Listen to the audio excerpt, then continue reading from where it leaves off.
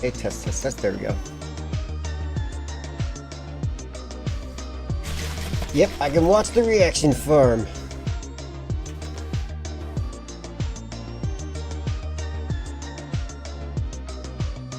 I'm sorry. But if it makes you feel any better, I was gonna probably ignore Black Ops. Because Black Ops is like a... I'm thinking that should be an end of stream thing. Seems like my OBS or something broke yesterday. What do you mean by this?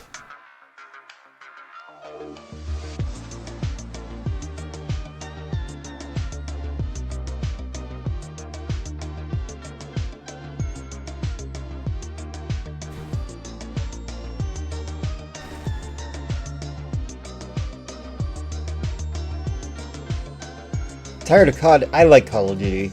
And Black Ops 7 might be one of my favorites.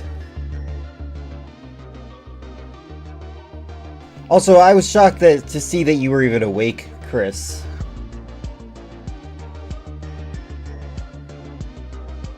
Where's my chat? Where did that go? There it is.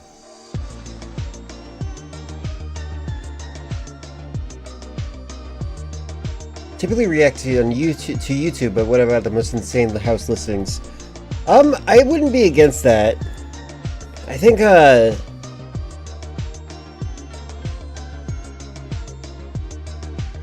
need to drink my energy drink, that's what I think. But also, I think that, it's kind of... YouTube is just my safe space. That's just the way to describe it. There you go. I was trying to think of how to think of what I was going to say. I was having a Joe Biden moment.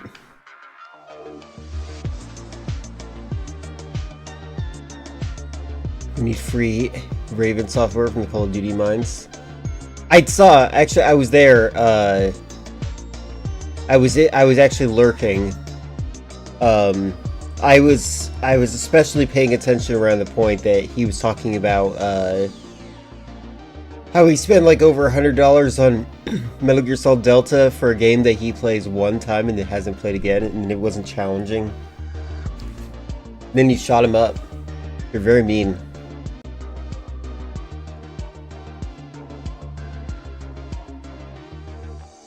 That's why I was shocked that you were here. Wait, did I say that? I said I was shocked that you were here. That's another thing. I interrupted myself in the middle of saying this.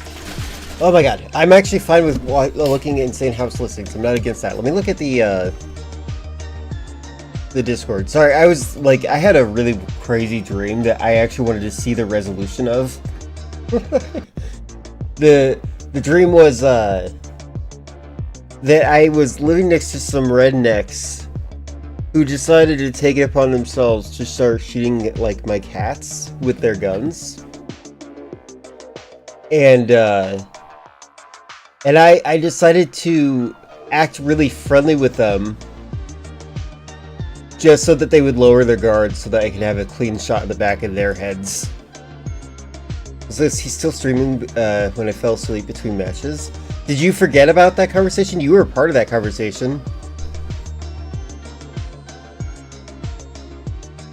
Oh wait, no, yes, that did happen too. You did fall asleep in his, I remember now, okay. Yeah.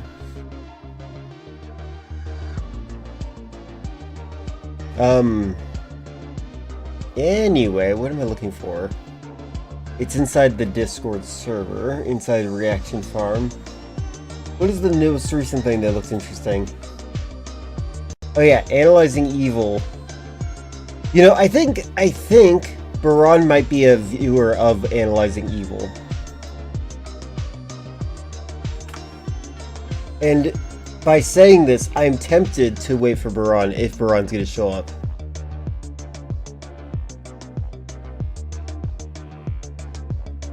I think I might edit this song, by the way, maybe today. For the heck of it. Doing everything but making a game, apparently. Oh, you are here. Hello, Baron. On YouTube. Wonderful. Not send my message again because Twitch Mobile. Well, you know what? I appreciate that you went through the effort of going through YouTube. Thank you for troubleshooting yourself. But have you seen the Analyzing Evil series? Because this looks pretty good. It's Analyzing Evil, My Stepdad.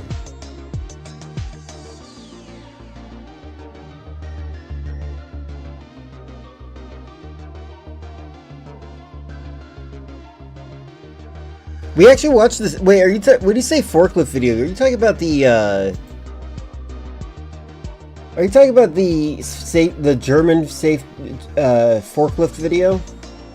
The one called Forklift Driver Klaus, English subtitles?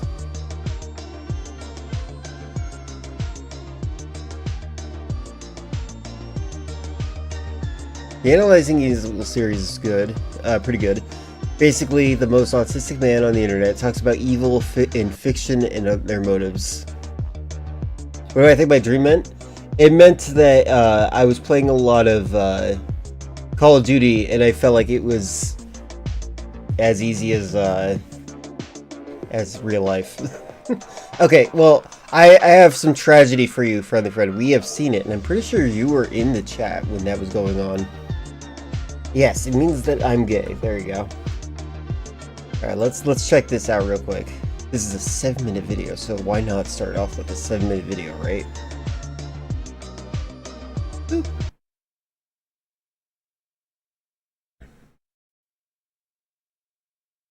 You know, I haven't memorized any of the gun names in Call of Duty Black Ops 7, so I'm just gonna assume that's the gun that I use all the time.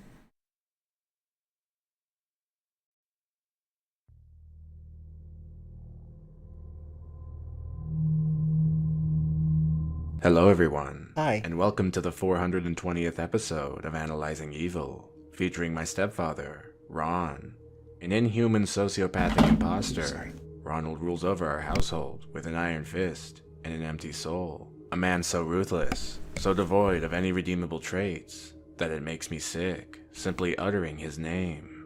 Ron, I think that it's not the chat is behind, I think YouTube is slightly lagged. In this video, we are going to explore what made him the monster he is today. And that is a crazy... Hold on, I'm sorry. That is a crazy widow's peak. And then move on to discuss the gory details of his cruelty. Now without further ado, let's begin.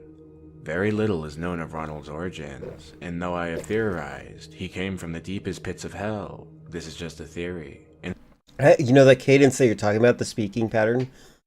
Interestingly enough, if you make it more upbeat, this is just a standard YouTube voice. This is the standard YouTube cadence.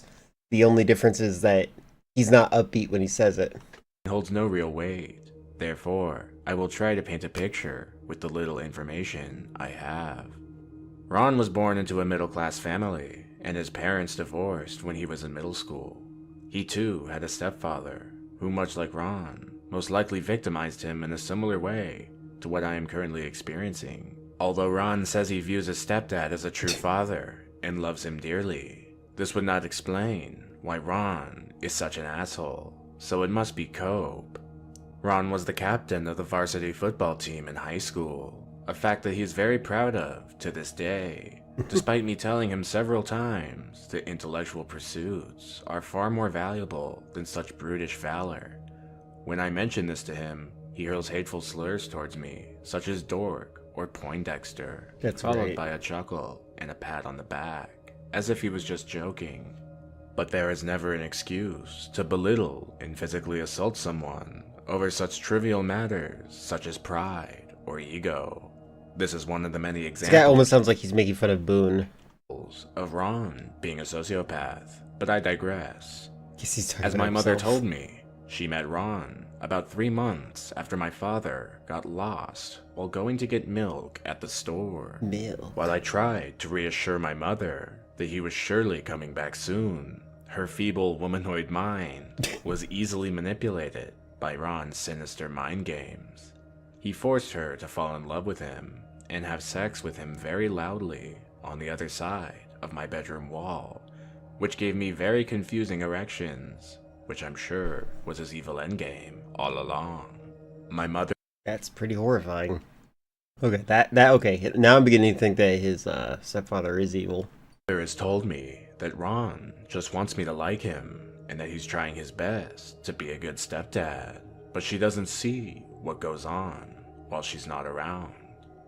One of the earliest signs of psychopathic behavior, particularly in teenagers, is the torture of innocent animals and the complete lack of regard for any form of life. And there is no greater example of this than the time he took me fishing. Well, this is a parody anyways. It is supposed to be a joke. A sadistic sport, fishing involves the gruesome mutilation of a fish's mouth, psychological manipulation of animals, and a ritual blood sacrifice. So it is not the least bit surprising that such an evil man would partake in such an evil hobby. Now Ron knows I suffer from attention deficit disorder. Well, and cannot it's focus. don't forget that Walt Disney's mother did die. It just perpetually became a theme in all of his movies. Stepmoms can be pretty bad. Well, gender is irrelevant. I actually one of my closest friends, she has a monster of a stepmother, like someone that I truly hate. But I can't do anything about it, so I'm like, just never talk to them ever again. On tasks without the proper mental stimulation. So when he asked me to turn down the Family Guy Funny Moments compilation on my phone because I was, quote, scaring away the fish, this was a direct and heartless attack on my mental health. After all, what kind of a good, decent person would ask another to destroy their own mental well-being so they could torture innocent animals much like regular with greater parents. efficiency? It's all relative. Another example of Ron's unyielding... That's why it goes without saying, and that's why I'm like, okay, I know stepmoms can be bad too. It's okay, you don't have to defend your gender. malice is last Thanksgiving. I have a big piece of advice for everyone who's listening. You never have to defend anyone that you feel like you have something in common with. I'm not saying that you feel this way, that you're feeling in common with the stepdad, the evil stepdad in this story. But you just have to not be that, you know? Like kind of like when a woman complains about complains about men, but they're talking to you and you're a man. Then they're not talking about you until you defend that man. Then you've aligned yourself with that man. So, like, just think for a moment, take a step outside, realize they're not talking about me. They're trusting me. I don't have to feel upset. You should defend me, though, in all instances. I have no reason to not defend you in all instances. I will currently. Imagine being male. I know, right? Asked me to say grace before dinner, Sorry. knowing I am a proud atheist intellectual. While being Christian alone. One thing I really hate about Islam is the multiple wives thing. They treat marriage like a joke. You think it's a joke? Wait. I know I have lived among them. Actually, I'm really interested in, like, I don't know the reason to get married. Like, I'm sorry. I'm not trying to be insulting, but I genuinely don't understand the concept of getting married. Like, you might as well just have a party. I know someone's going to bring up tax money. But, like, Mormons. Yeah, Mormons. I wonder, what do you mean by marriage is a joke in this circumstance? Because I feel like it's just as valid as a marriage in Mormonism or Christianity. Makes one an accessory to the murder of billions throughout the course of history. And certainly... Oh, they treat the multiple wives thing as a concept, as a joke. Okay, so when people say the multiple wives, it's a joke. Sorry. I thought, when you say they, and the last thing you said was multiple wives, I thought, with the context that you were saying, is that the people in Islam say that marriage is a joke, and I'm like, what the heck? What is your definition? I see. He solidifies one as evil. This was only a footnote of Ronald's overall It's a step further in relationship? toxicity. Okay. Knowing he might ask such an insulting and ridiculous thing of me, I made sure to wear my I fucking love science t-shirt and Pickle Rick snapback to the Oh my god. dinner table, hoping he might This was posted 3 years ago. catch the hint and be too intimidated to ask. But I underestimated the caliber of villain I was dealing with. I complied with his demands so my mother would not revoke my PS5 privileges. But I made sure to thank the flying spaghetti monster for the meal, and not Jesus. Now, we have gone over some bone-chilling instances of evil from this man, but I must divulge in his most despicable act to date.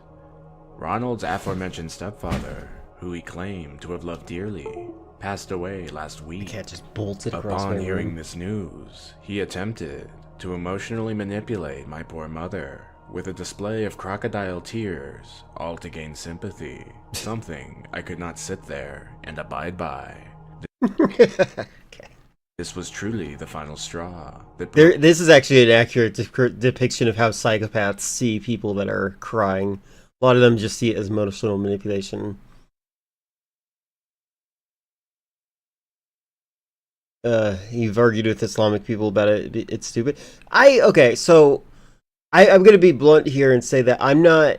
And maybe this is because I'm a cult leader of you guys, but like I'm not against, like, I don't think we should judge polyamory type people. Like, if people are getting married to multiple people, it's fine. I'm not fine with the cult concept of polyamory, you know what I mean? But like, I think that we shouldn't, like, just let people live their lives. We're all dead soon. Yeah, most people can't even handle one wife. Exactly. That's my mentality. And if they can handle it and it's actually working out for them, we have no place in, like, judging it. the camel's back. Every hero has that moment where they truly define what they stand for. A moment Also, I don't when feel the jealousy. odds are That's another stacked problem with against me. them, and the villain is advancing. A moment where a hero decides that it's time to end this once and for all. After Don't watching touch any electronics. several Marvel movie scenes on You might kill YouTube, them. I was ready to save my mother Okay, from that's funny. Watching several Marvel scenes on YouTube. this madness. I walked into This is the a very room specific type of person, and it's not wrong. and sternly informed Ron that he will never be my father, and that I wish my stepdad was dead as well. I told him if his childish fairy tales were true, he would be burning in hell with his repugnant stepdad for eternity.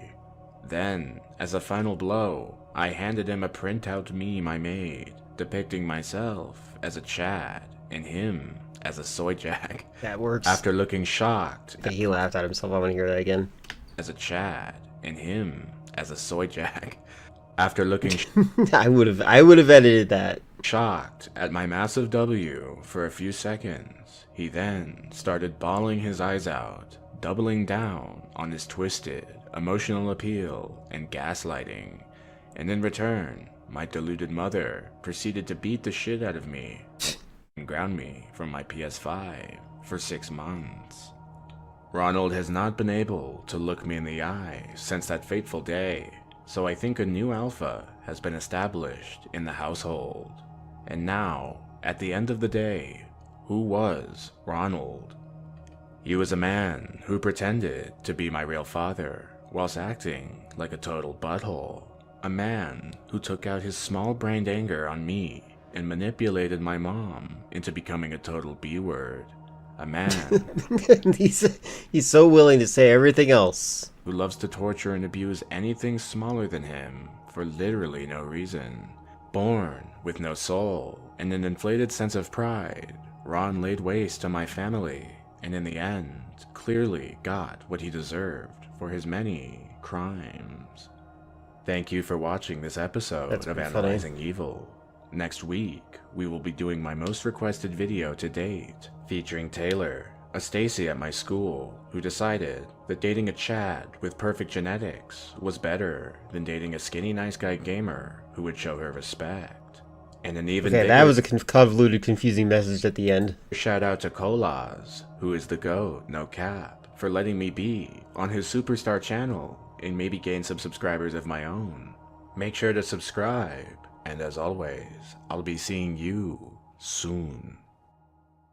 We should allow people to do steroids. Do soda cups at fast food places still have those buttons where you can push that says it's Coke or Diet or whatever?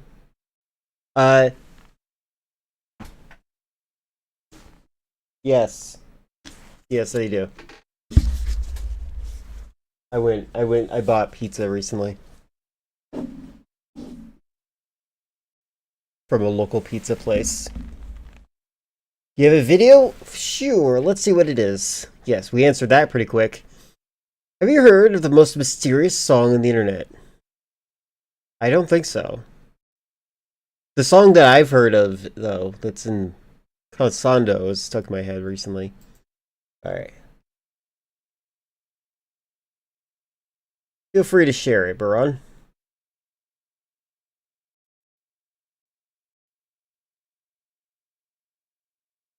Is it going to be about marriage? Are we all going to get married? You also found a video? Oh, it's there? Okay, cool. I see it. Yeah, don't forget that. So I'm aware that YouTube has a slight delay. Like, it's significant compared to Twitch's delay. I can fix it, but I do have a selfishness to me that wants to encourage people to watch me on Twitch. Interestingly, if you were watching this on YouTube, I am noticing that I have like 50 people returning to YouTube every so often to see me, which is pretty cool. The fact that there's like a recurring 50 people. Feel free to jump back and say hello at some point on Twitch or like at all. But if you don't want to, I also don't care. I just like Twitch is my favorite between the sites.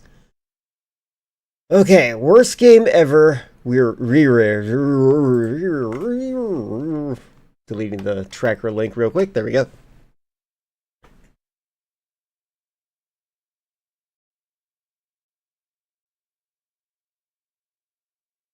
You want a pizza from a pizza place? I love local pizza places.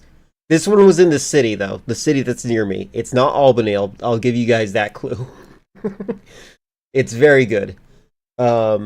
If we ever met up, I might actually have you guys go to that city. But the problem is that it's listed in the top, 20 dangerous cities in the United States. It's not that bad. I swear to God, people are crazy.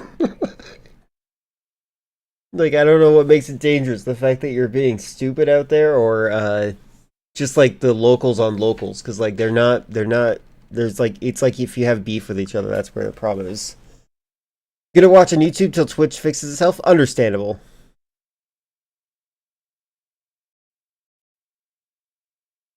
Wait, who is she? Oh wait, were you talking about the person that was on screen? Yeah, I'm gonna try to get you guys killed. You know, a part of me does want to just say what the city is, because I live like an hour away from it, so like it's difficult for you guys to track where I am from that information. But yeah.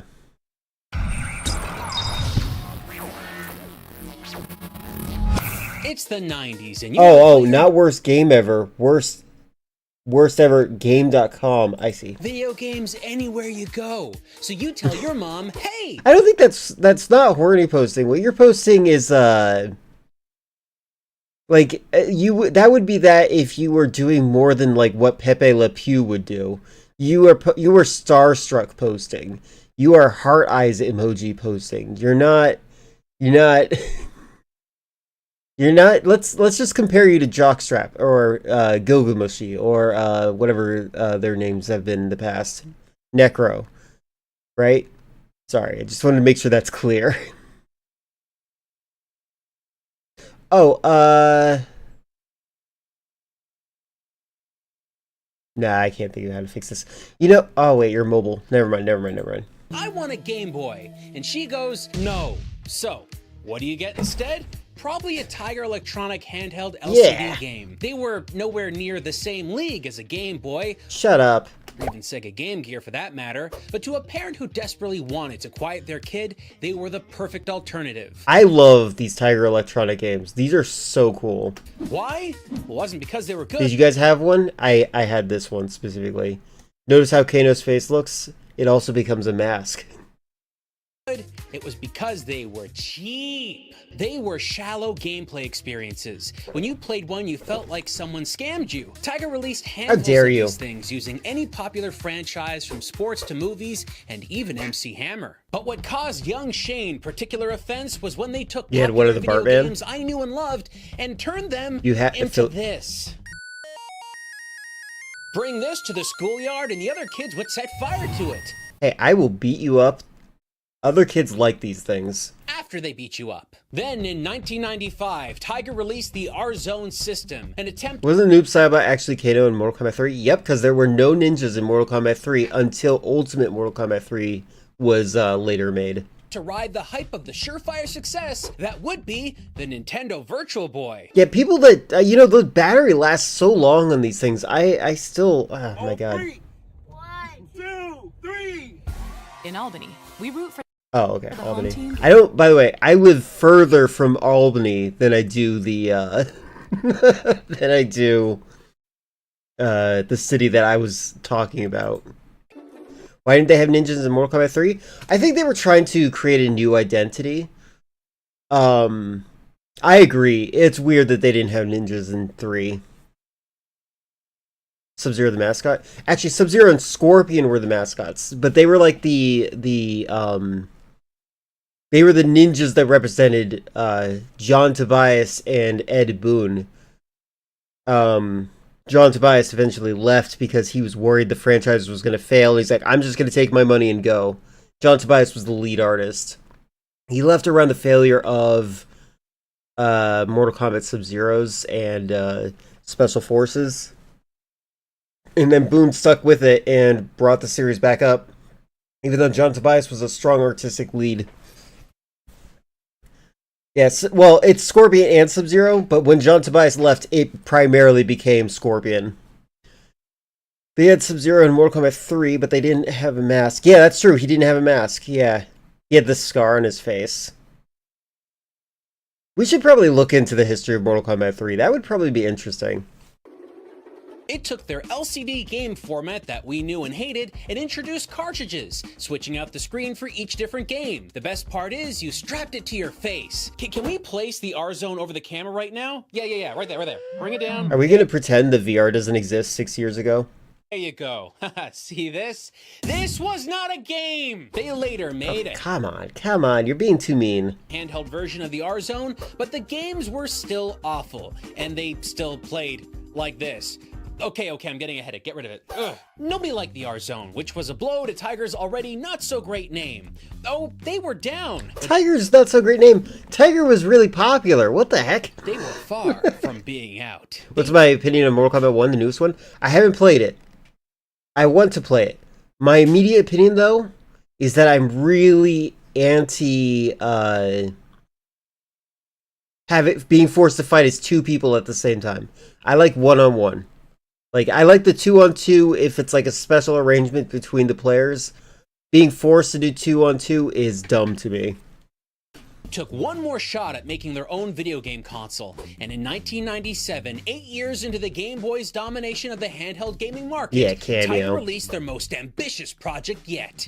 It would be modern, edgy, and have all the games the kids wanted, plus more. I have a surprise for all the slackers, but nothing better to do than play games and surf the net all day.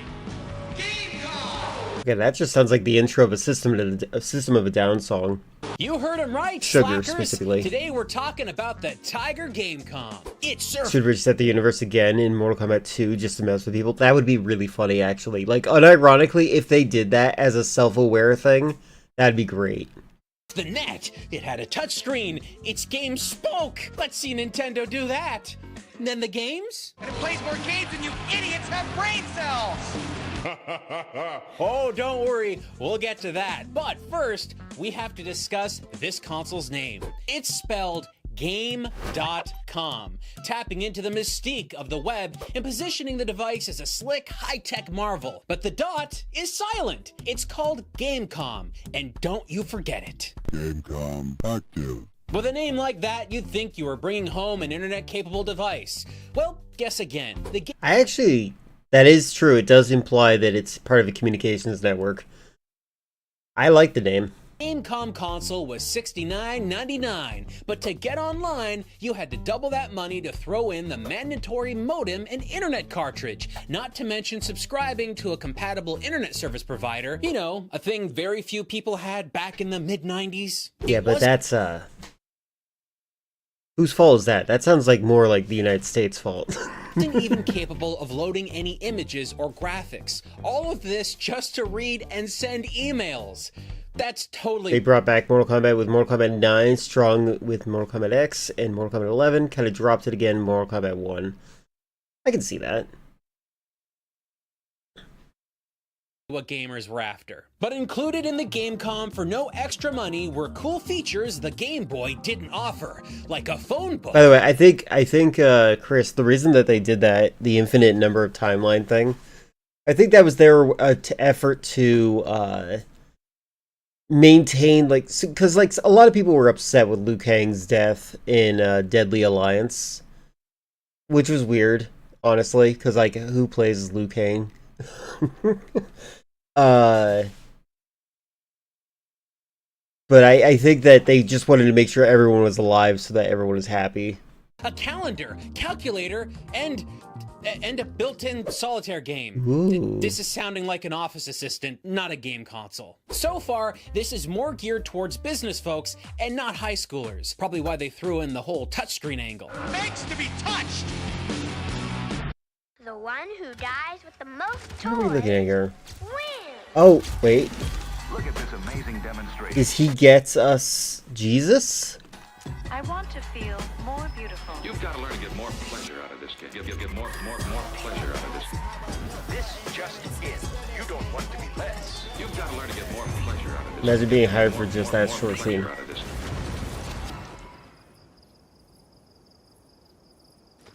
Okay, that was a really weird thing to start with, like a child beauty pageant, isn't it? Is that crazy?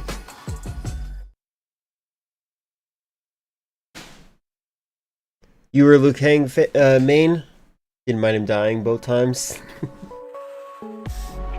Everyone likes Scorpion. They did a Death of Superman thing. Oh, interesting.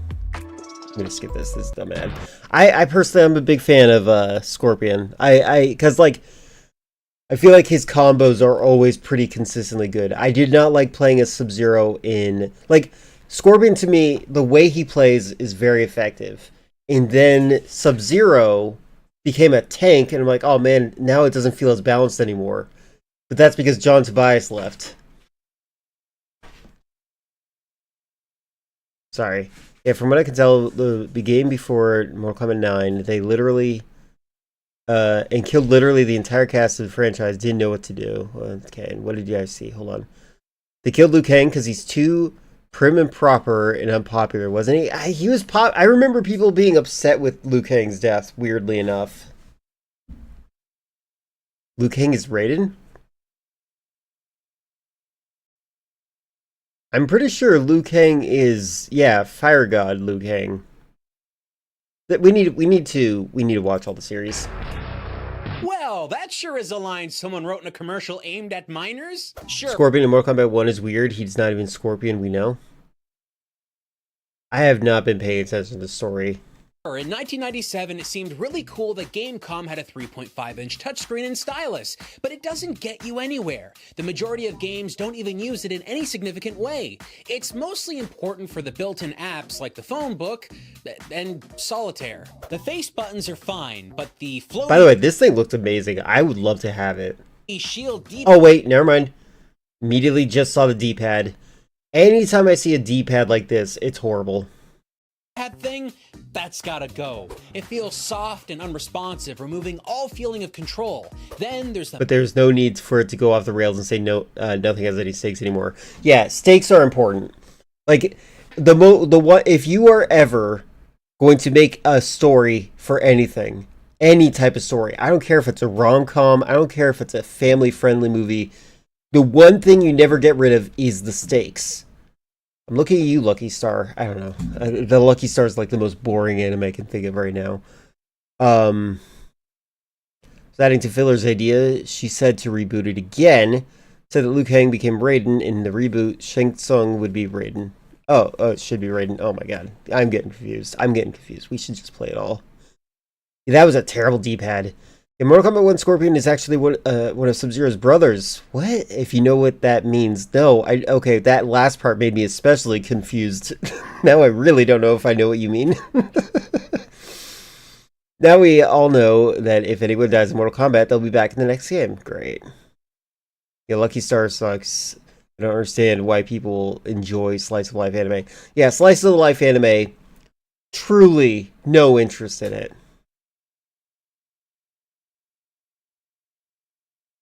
To be fair, Sub-Zero dies in the first game. True, he does. That's so weird. I guess I'll have to see that story at some point. A major unique feature of Gamecom, the touchscreen. Now, it functions with a supplied Sounds like an stylus. extended Rick and Morty gag. It probably was inspired by the multiverse concepts like that. Heard the show called Ted Lasso is super wholesome. Did it have stakes? I've never heard of that. That would have gone right here, but ours was lost before we got it. But it's no trouble, your finger works perfectly fine. Typically, with portable video games, Some people have really fat fingers. Not me, but some people do. You need to think, Rerez. consoles, you have a cartridge slot to put in a single cartridge into the system. But Gamecom had to do things better than Game Boy and Game Gear, so you've got 2 cartridge slots. You can only ever play one game, so having 2 workable cartridge slots makes no sense. Maybe in the future they were going to make some really cool double cartridge games, but that never happened. To add to the That's unfortunate. challenge of playing this thing, our Gamecom screen is kind of busted, so that's fun. Probably from one of the too many intense games of solitaire, I No, because fun fact for you about LCD screens, the liquid crystal eventually evaporates. think. And the screen is grayscale with no backlight. The more the image moves, the blurrier the image gets. Playing Oh anything wow. of consequence Hold on. This thing's...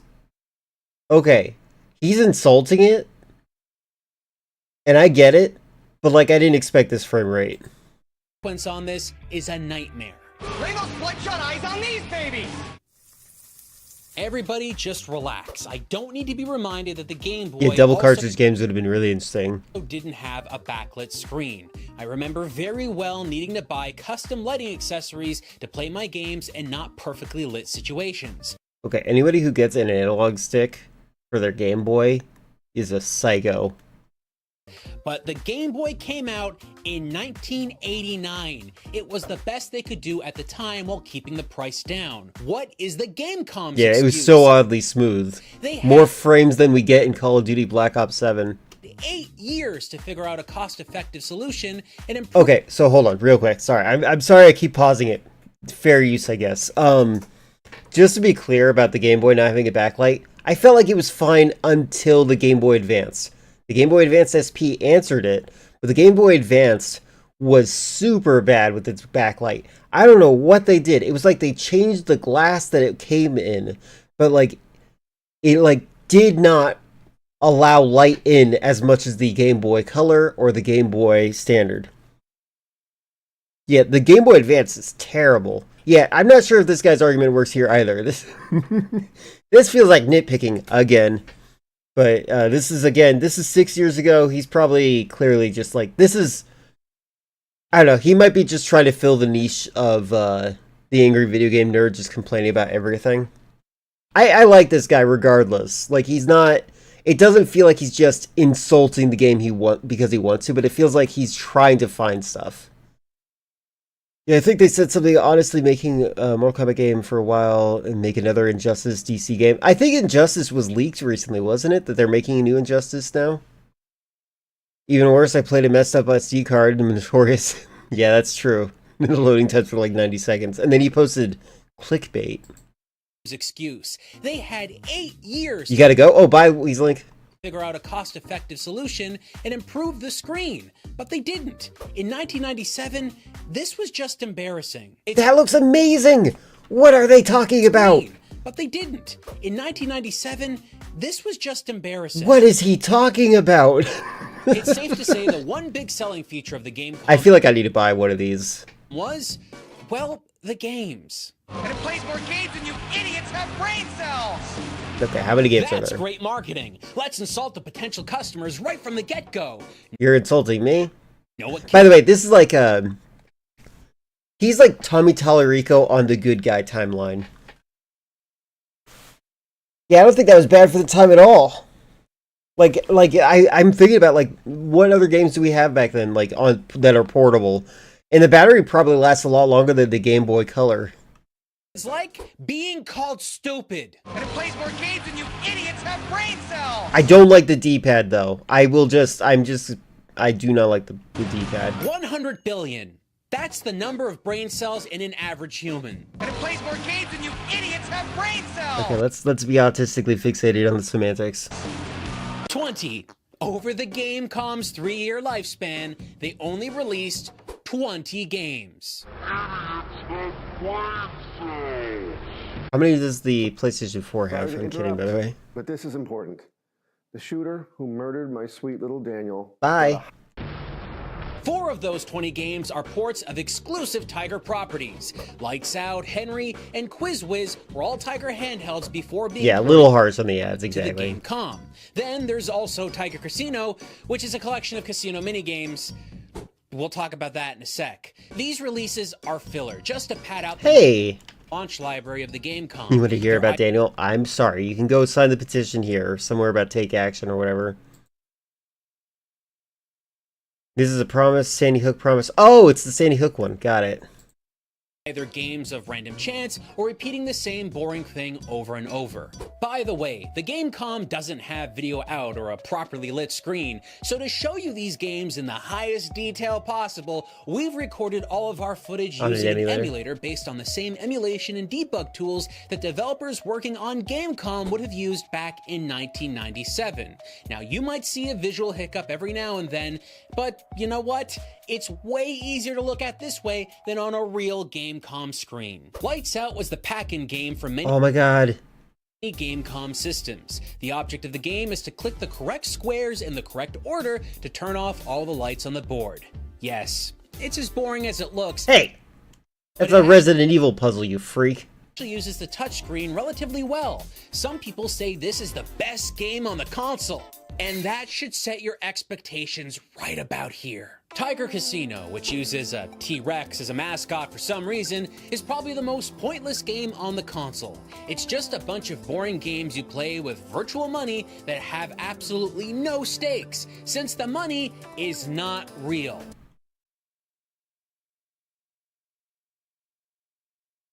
Am I supposed to be getting the money from video games, like, sent to me in the mail?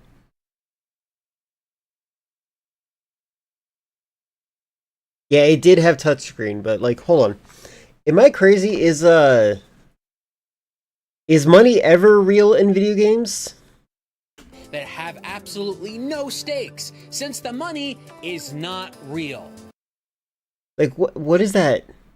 Oh, and look, slot machines. I hate slot machines. You'll even find card games like High Card, Low Card, otherwise known as War. You click deal and see if your card is higher or lower, and it never changes. There is no strategy. And for 6 minutes, Okay, I hate gambling, so this is dumb. This is a dumb game. To see War, which is what happens when both cards match up. But it never got to War, which probably means they didn't program that in. Lazy. Then there's Lazy. Yeah, no game has stakes. A game of matching sounds. It's memory, but with sound effects. That's really it. Yeah, the argument of it not being real money, that was a real stretch. It's hard to believe that teens that they were marketing the GameCom to would have enjoyed spending $20 to play this game for hours on end, but... This is a package, right? What do I know? Speaking of appealing to teens, here is the last of the Tiger original games, QuizWiz Cyber Trivia. It's a digital version of their at-home game simply called QuizWiz. Why would it appeal to high school kids, though?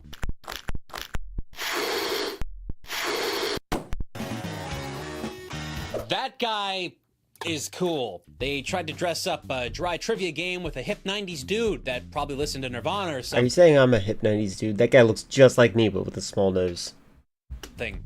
This doesn't work. The over 1,000... This guy's videos are hit and miss.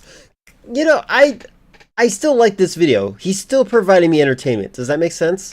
Like, although I fundamentally disagree with him, I'm entertained. Questions are generic and uninteresting. Nothing can save this game, really. Not even the impressive sound... Who wrote the classic children's story about the noble king, Bertram, and the kingdom of Bin? Okay. Okay, what? Capabilities that the game Good thing the timer's off. has. Every time you answer a question, you'll get an animation like this. Yeah, that painful noise gets old real fast. If you're I'm a 90s guy who is not really changed at all. Whiz whiz, you'll hear that sound a lot every time you get an answer right, because there aren't many other clips in rotation. It's all flash and no substance. Ugh, we're really not starting great, folks. The remaining 16 titles on Gamecom all use the name of some sort of known franchise or brand. After all, how else would you get people to actually buy this thing? Now, okay, seriously. Those Tiger Electronics gizmos were super cool back then. Let's keep the fun train rolling with releases based on TV game shows. It's every video game slacker's favorite programs, Jeopardy and Wheel of Fortune. Wheel of Fortune is a really popular one. Both of these games are nowhere Wheel of Fortune is just glorified Hangman. As fun to play on Gamecom as how they look on TV. Let's take that struggle again. to True. enter your responses in Jeopardy using the Less to on-screen compare with. keyboard, and in Wheel of Fortune, you'll always hit bankrupt on the wheel. At least I did. I'm pretty sure it's because the game hates me. But it must have been well received because they actually released a Wheel of Fortune 2. Oof, that's it's stupid. It's basically the same game, but with different puzzles. If they made that within 3 years, that's pretty bad.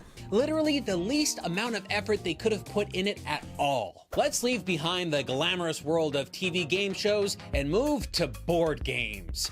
You get two to choose from on Gamecom. I hate Scrabble Monopoly. and Monopoly. Both of these games are poor and frustrating versions of their famous physical inspirations. They're more clunky than if you just took out the actual board games and played them that. I don't know, you could put this thing in your pocket and take Monopoly with you and then like sit next to your friend. I'm not a fan of Monopoly. I hate Monopoly. Scrabble is visually dry with little to no animations, but that is something that Monopoly can't help but show off. You feel more like a viewer. That's a lot than of effort right there. Despite the Gamecom marketing itself as an awesome new handheld system with Monopoly. graphics. You roll dice, coincidentally land on important properties, and eventually you have more money than everyone else, and if you don't have enough money to survive the next one, then you lose. Games feel significantly 3D Company releasing Wheel of Fortune 7 after releasing Wheel of Fortune 6 with minimal changes and no carry forward system. I get the joke there. To be honest, if you're out with your friends, why would you even play Monopoly? I don't like Monopoly. So like if I'm out with my friends and they want to play Monopoly, I'll be like, I'm not playing this. Yeah, I'll sit out. The game mechanic is busted. I hate it. Uno is better. What is actually, you know what is everyone's go-to board game? Because like if I was going to have an emergency game inside of a tote for like a hurricane kit, Uno is going to be in there for sure. And underpowered than original Game Boy games. Our next batch of Gamecom titles are perfect examples of this. Let me present the arcade ports. Centipede and Frogger, both standalone games, both very uninteresting. Oh, I like these games in their original arcade formats well enough, but they were over 15-year-old games. Okay, do we not remember what Grand Theft Auto 2 looked like on the Game Boy? Should I look that up even? Hold on. One moment. Because, like, I have to defend this right now. Because, like, this is not bad looking at all. This looks great. For a Tiger Electronics game.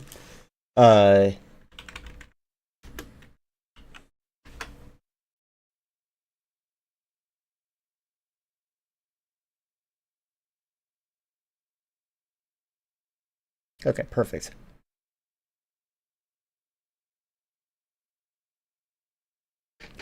One moment. If I were him, oh my god, shut up. Does Dungeons and Dragons count?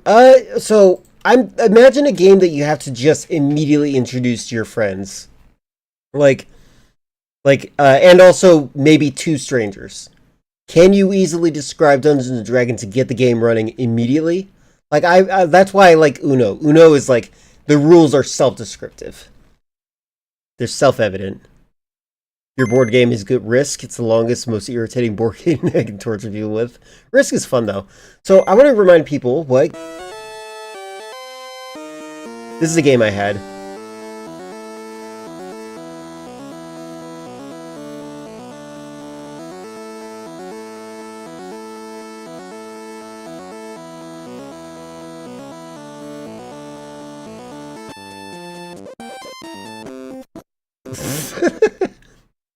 So fun fact, choosing your character doesn't really change your aesthetic. It's funny that they went through the problem. Anyway, look at this.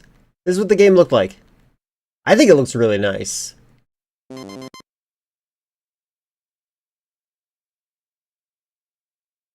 Notice how it's lagging? It was one of my favorite games, Chris. This and Ghost Babel.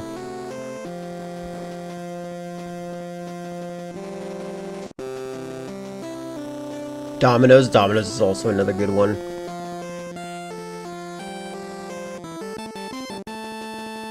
I'm getting nostalgia remembering this.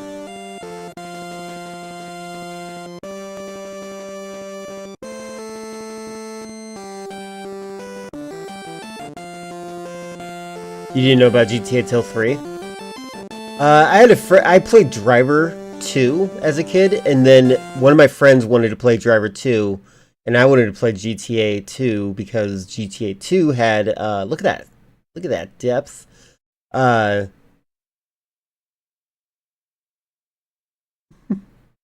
Hey Gecko. Anyway, GTA 2 let you have a pistol, and I wanted a gun in Driver 2, but there is no gun in Driver 2. But my friend is like, but this game's 3D! I'm like, alright, fine. I want to trade games? And he's like, no! Anyway, that's what that looks like. Compared to this, in their original it's really not that bad. But they were over 15-year-old games by the time they came out on Gamecom. Like, we're not judging in the context of the times if we're gonna look at this, right? Used to compliment Avowed. Seems to have soured on as time goes on. I like Avowed. I do like it. By the way, both of these... I do also want to say, though, that it didn't have passion behind it. You can feel that. It feels like a game that they wanted to make because someone on the team wanted to make it, and they obliged them. Games have brand new and unique updated visual modes, exclusive to the Gamecom. Check this out. How is this bad? Whoa, tilted mushrooms. The next port is... Come on. Is Williams Arcade Classics Collection. This collection appeared on all the major systems at the time, and even PC. But the worst version has to be on Gamecom. You got Defender, Defender 2, Joust, Sinistar, and Robotron. These are all the worst ports for these games I have ever played. The graphics and animations feel needlessly slow, like they're missing frames, and on original Gamecom hardware, they're very blurry and it's near impossible to see. Okay, I think that's literally his Gamecom losing. The ink in the Gamecom of his is fading. You can even see some dead pixels over on the left side right here. What's going on? The same collection on Super Nintendo is a night and day difference. The games actually function and are fun to play, and sure, it's a home console with more power. Yeah, I was gonna say, what are you doing comparing a home console to a portable console? This is like the same thing when he complained about the Nokia, and oh my god, there's a moth that like wants attention in front of my camera, but they can't quite reach it. But this is like when he compares the Nokia to like the PlayStation 5. It's like one of them is portable, one of them is not. The trade-off from console to handheld should still leave a playable game and not this irritating mess. Speaking of you know, I'm beginning to think this guy's just bad at playing video games. He hasn't even complained about the D-pad yet. Irritating messes, let's play Indy 500. This is the only racing game on the Gamecom. And yeah, the PlayStation 5 Pro is way more powerful than the Steam Deck. Why is he comparing old handheld to modern console? Exactly. You're about to find out why. This is a port of the 1995 Sega arcade game. Oh my god, look at how amazing this game looks! And it's not even portable! Indy 500 got two home versions. The first one on the Tiger R Zone. Yeah, remember this? And the not really. Second one on the Gamecom. Okay, look at the frame rate though. It's a racing game with basically no view distance, so you're constantly hitting the sides of the road you're driving on. Okay, I will say that probably is irritating, and I probably wouldn't play this game. But like, this is still impressive for what they're doing. Upcoming turns. So far, you might be asking yourself, but Shane, why should I care about any of these games? I've never heard of Henry, and I can play Centipede anywhere these days. And yeah, you're right. But you see, I had to lay down the foundation for what's going to be happening next. PlayStation 5 Pro is cheaper than the Steam Deck. You know, I do okay, so a lot of people are saying that the Steam Deck shot itself in the face or whatever. I feel like it's been out for so long that, like, who's buying it right now? Plays more games than you idiots have brain cells! The Gamecom has proven it can't provide a decent platform for even the most basic gameplay experiences. But you see, they didn't stop with board games and long-in-tooth arcade titles. He was good with the Ouya Stadia videos, but he's doing a little too much. Yeah, he's nitpicking too much to spread out a 30-minute video. Which, I want to just say, I'm not, like... I just think he needs to find some of the good and the bad and judge it within the time frame that this was released. No, there were Gamecom versions of modern titles. Titles like... Grab kick. Wait, I've got a plan. It's just... But, who... Are you Anthony Constantino? You look like an idiot. I'm Anthony Constantino, yep. And I'm not a politician. I'm a businessman that built an incredible American manufacturing company right here in upstate. God. Guy literally looks like a stupid person. Like, he's just got the face of an idiotic duck. Batman and Robin. This is just a basic side-scrolling... A back credit card? beat-em-up game. You start by choosing Batman or Robin as your hero. This time around, Batgirl isn't even a choice. You choose your weapons without any idea of what the level will require, and then you're into the action. The combat is so bad, like, so bad, you'll be yeah, this does to look just like a run bad past game. enemies as fast as you can to end the level. But then, you'll hit an invisible wall and not know why. Well, it's because beating up the baddies earlier on literally progresses you through the stage. If you skip past them, you cannot progress through the stage.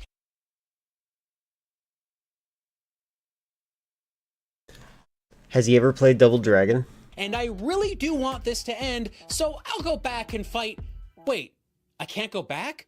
The game won't let me retreat to kill enemies I missed? It won't let me move forward to get to new enemies. Okay, that's pretty awful. And isn't sending any into my new little tiny screen here. What am I gonna do? Are you kidding me? Am I actually stuck? Batman and Robin. It's bad on PlayStation. By the way, I think the Switch 2 is going to increase in price pretty badly pretty soon too. Just so you guys know. It's not much. I think we shouldn't blame Valve as much as we should blame employers for not giving us enough money. Better on Gamecom. The next console port we have Mortal is Kombat. Mortal Kombat Trilogy. Keeping with the Gamecom tradition, Ooh, look at the this speed. is the worst way I've ever seen to play Mortal Kombat. It feels slow, glitchy, and awkward, and anticipating your opponent's next move is near impossible with these muddy graphics. I don't think this looks bad. Trilogy's a tough game. Not to mention, this game really highlights how awful the jelly-filled D-pad is. It's a mess. And to make it Jelly-filled D-pad, okay. worse, they removed some of the most used characters from this port. Sub-Zero, Scorpion, Liu Kang, and Sonya Blade are all missing from this game. That's like not having Ryu or Ken in Street Fighter. How dare they? Oh, sure, they included 2 unlockable characters, but why would you Wait, who's that ninja? How dare they? Oh, sure, they included 2... Rain. They included Rain. Wait, is that not Sub-Zero? Who is that? Ryu or Ken in Street Fighter. How dare they? Oh, Melina. Oh, they started on Melina. sure, God they dang it. included 2 unlockable characters, but why would you want to play this thing long enough to get that far? They managed to squeeze out one more fight. I don't know. Again, that looked pretty neat. I think Trilogy's best with friends, not the... I've beaten Trilogy one time, and that was when I was moving. I didn't record it. I'm sad about that. But I did beat Trilogy. It's a tough game. I think we need a Mortal Kombat professional to comment on this. I'm a Mortal Kombat professional, I think. Yeah, Rain. And he's purple. He's a reference to Purple Rain, the Prince song. He's also a prince of Outworld. I thought Ninja's Sub-Zero, Swerving Sub-Zero, Reptile, Ermac, Sub-Zero, or Noob Saibot. Now you're telling me Rain as well? Yeah. You haven't played Mortal Kombat in a while, have you? You like waterbender characters? Yeah, that is what Rain is, basically. He also has this power to, like, manipulate you. There's also Smoke, yep. Is there anyone else we're forgetting? I'm thinking about the girl ninjas for some reason, but that's not who I want to think about. Oh, yeah. Oh my god, what do you call him? I want to call him Tectonic Plates, but that's not what it's called. He's orange. He's an orange ninja. He's very... He has power of, like, controlling earthquakes.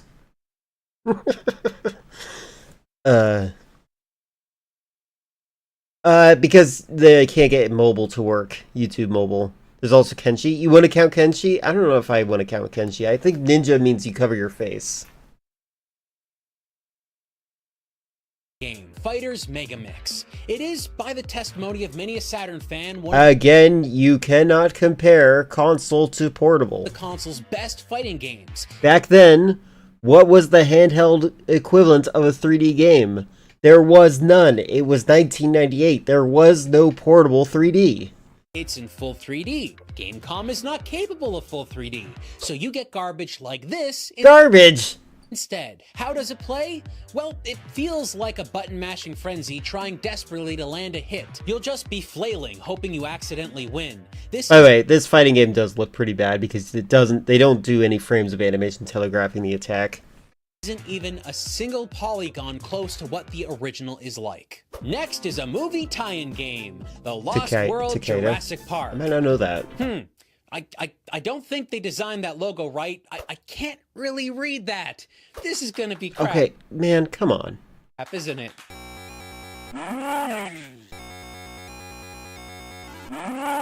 Yup! This sure is something. It's a hybrid game mixed with platforming and Seriously, this would be fine in 1998. driving sequences. The driving sure Oh, sucks. with Kenshi Sun dinosaurs and... constantly Oh, right, hitting you right, from right. behind, which defeats I feel like Mortal Kombat X was a giant fan service game. They're like, hey, those characters that you love, we had them reproduce, and now they have children. And those children are hybrids of those characters you love. the purpose of a forward Yeah, everything that he's saying, he's complaining about with the Game Boy. game. But how about that This isn't even a Game Boy. That's what I'm saying, Leafeon. This is the Gamecom. Well, making a jump from one ledge to another is so poorly designed that you'll fall. A lot. You're just bad at the game, maybe. And surprise, you'll take fall damage, so you will die. I do hate fall damage in these kinds of games, though. I will say that. Oh my god, red, white, and blue? Is this really the time to be... Oh, wait. Oh, commercials are about to become unbearable. The point of the game is to collect eggs, but if you play this enough, you'll lose your marbles. If only someone could have made a better platforming Lost World game. Well, they did! And on a system years older than the Gamecom. Is it portable? The Game Gear release. Oh, the Game Gear. Color Okay, there you graphics go. With great animations and pretty decent gameplay. Okay, that's pretty cool. They definitely did a great job. If I was going to play between one or the other, I definitely think the Game Gear is better here. But the Game Gear, took, 12 AA batteries and died in 6 hours. Put these games side by side, there is no Years way after? Oh, did he? Lost World game. Well, they did! And on a system years older than the Gamecom. Oh, years older. Meet the Game Gear release. Wonderful color graphics with great animations and pretty decent gameplay. If you put these games side by side, there is... Can't wait for the 250th anniversary of America, because in non-Trump years, you people are insufferable Independence Day. But during Trump years, Americans are silent out of shame. It really is funny how bad he is at this. Did you see the funny UFC, or is it UFC? I think it's a UFC cage for... It's weird how WWE is less MAGA coded than UFC these days. By the way, I don't care what he does. Just so you guys know, I'm a transhumanist. I really believe in progress at any possible rate we can possibly reach it. I don't care about the destruction of the White House. I do care about the idea that it's a bunker to protect J.D. Vance from protests. That I do care about. A transhumanist. Which, by the way, I do know that it is actually... I think that other people that would call themselves transhumanists are like Elon Musk and Peter Thiel, to name people that are bad people that are that way. I don't think Mark Zuckerberg is. I think Mark Zuckerberg wants everyone to be stupid. You don't think it's a bunk for Vance specifically? Yeah, but I think it might be for someone like Peter Thiel. It's a bunker nonetheless. One that is... in fact, I feel like it's inspired by the fact that Trump used to hide in a bunker, and he's like, this place isn't good. It doesn't have Wi-Fi. I can't go on Twitter here. This is lame. I'm like, unironically, I think that's what's going on. You're a transhumanist. You want cybernetics to happen so I can get your eyes working properly. Yes, yes, yes. Like, literally. I don't even have anything wrong with me. Like, we need to advance humans so that their lives are better. I don't see a problem with that. Yeah, transsexual is the old school word for it. Nowadays it's transgender because, like, the semantics wise, transgender is more appropriate. Like, it was that's like an antiquated term. You don't want to use it anymore. So I've seen people complain that you can't use the word transvestite anymore, but I'm like, cross-dressers are still a thing. Transvestite just means cross-dressing. Like, there are in fact men who dress as women who still identify as men. Like, that is a thing. And it's not just a stepping stone. Like, that is one of the variety of, like, gender expressions. And I think that saying that transvestitism is an inappropriate word is coming from people that don't quite understand that it's still part of the spectrum. I wonder if the next admin will have to do a deep inspection of the new underground building to make sure it's safe. Yeah, they might have to do that. Unfortunately, you know, oh, wait, I didn't finish what I was saying about transhumanism. I say I don't hold any idols. I don't care about buildings and their historical value. Demolish them so that they're more efficient in the summer. I don't care. But that's me. And I would only do that for places that I own. I'm not gonna try to buy up any properties either. When I hear someone say transvestite, I think they're like 65 years old. Yeah, well, that's what I think of with the word transsexual. The word transvestite, again, just means cross-dressing male. And it is a form of gender expression. It means that they still identify as male, but they dress as female. That's just what it is. The White House has a roach infestation. Does it? I hear someone say transgender. They say pronouns. Yeah. Anyway. Animations and pretty decent gameplay. If you put these games side by side. Oh yeah, by the way, the word transsexual is not just antiquated, but it also is a fetish term. So, like, a lot of people probably would be offended by hearing it. And in my opinion, it makes sense. If they're offended by it, you can't control whether or not someone's offended by it. Understand and adapt. There is no way you would think the game was the newer system. And then when someone says evil stepdad, I think, well, moms can be evil too. But it totally is. So now we have 3 games left to talk about on Gamecom, and these last 3 are pretty special. Right. Each one, in my opinion, was designed, developed, and released solely to cash in on much bigger and far more popular game franchises of the time. Is the Gamecom the one that they were going to make a Metal Gear for that they never released? Other games might have had a chance, these ones could never have worked. Let's start with the least offensive and work our way down, shall we? Resident Evil 2, the only officially published handheld version of this groundbreaking title. If I were them, I wouldn't go bragging about that though. First off, they removed half of the protagonists. RE2 is known for having 2 heroes, Leon and Claire. Well, for Gamecom, Claire is out and it's all about Leon. Off to a great start. The smooth gameplay design from other versions of this game is gone. You still have tank controls, but you're limited to just left, right, up, and down. It's a slog to play, and aiming your gun is so poorly controlled that you're forever missing what you're actually trying to kill. Instead, you're going to be constantly shaking off clingy zombies. The best part of the game is the interface. Your map and inventory and files, it's all just like the original game, but because of how small the screen is, it can be a little bit difficult to get through, especially when trying to organize everything. It would be easy to point to the original PlayStation game to show how bad a port this is, but I don't Are you stupid? have to do that. Enter Resident Evil 2 on Nintendo 64, an N64. You can't compare portable systems to something that can't leave the wall jack.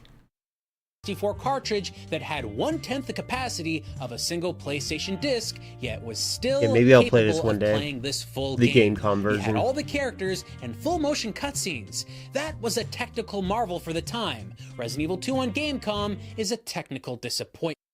Oh, come on. They couldn't even keep the narrative in the game. You start with a brief explanation that Umbrella made a toxin that turned everyone to zombies, but that's kind of it. Interactions with other characters in the game, like the store owner at the start and the injured officer at the police station, are completely The injured officer. Couldn't even name him, huh?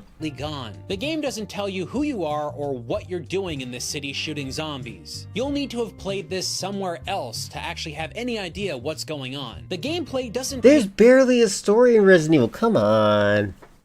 an engrossing world Better for you than to the get lost Game Boy Color version. I actually don't know what the Game Boy Color version of Resident Evil 2 looks like. in Wait, why isn't he comparing that? anywhere near the same way that Resident Evil 2 on Nintendo 64 PlayStation 1 does. This game is a straight up biohazard. Our second to last game Like, is they are limited by the power of their the battery draw, right? Like, the reality is, like, you can only make something as good as the battery power itself.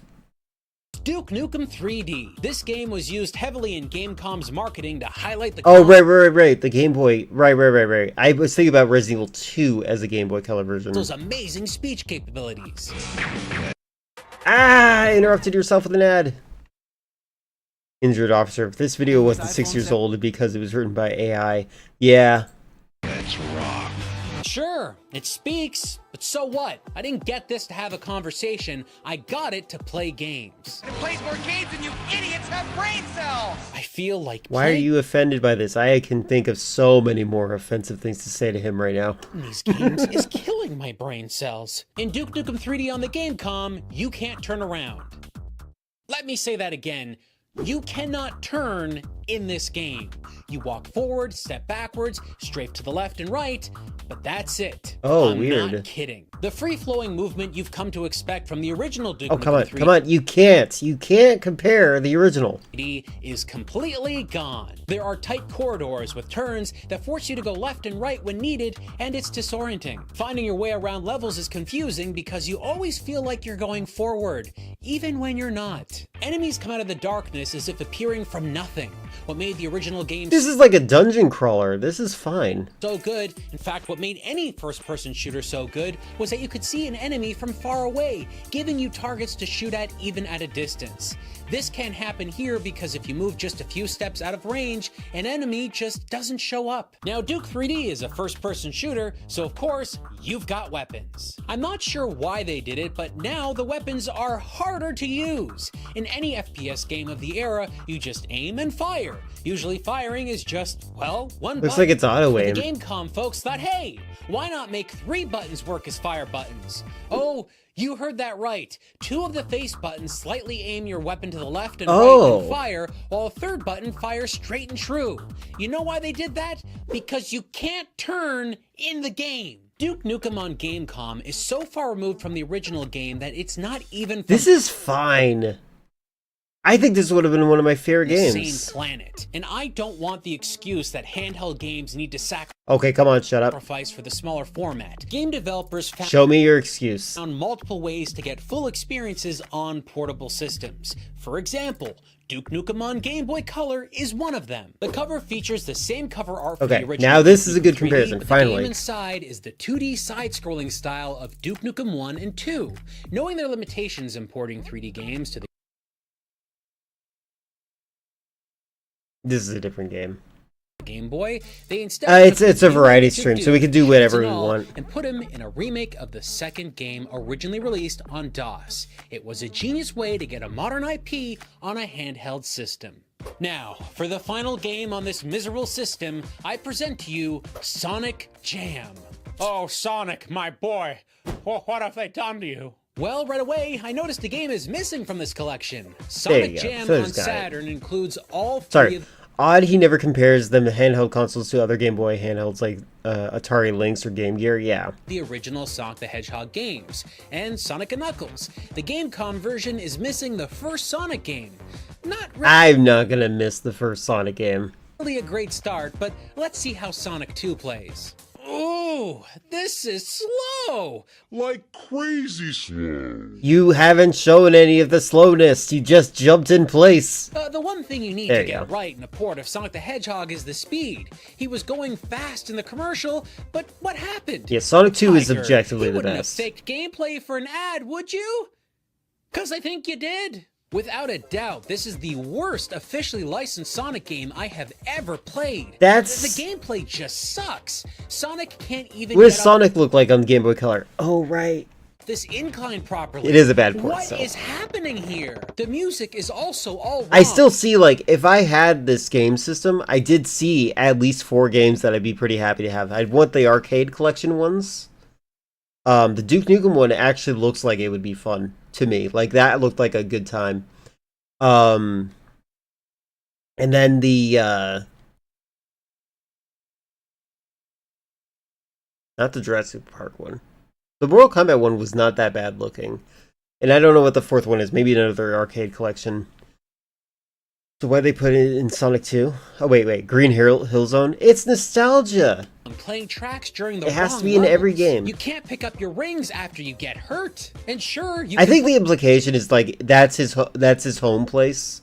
And then he wanders around on his island until he encounters the thing that's the story beat. play as Knuckles, but he plays the same as Sonic. They took away his gliding and climbing abilities. I would be upset What's about that. the point of being Knuckles if you can't do those things? Tails can still fly, but his power is completely unchecked. They didn't even design the levels with flight in mind, so between no obstacles and Tails' overpowered flight ability, you That's just the normal game. can easily just fly over these levels and just get to the end. It's crazy. There had already been multiple traditional Sonic games on Sega's handheld system, the Game Gear, and these came out... The Game Gear... Hold on, I need to find out. Hold on. I had to find out how many batteries the things took real quick. 1 second. Hold on. How many batteries did the Game Gear take?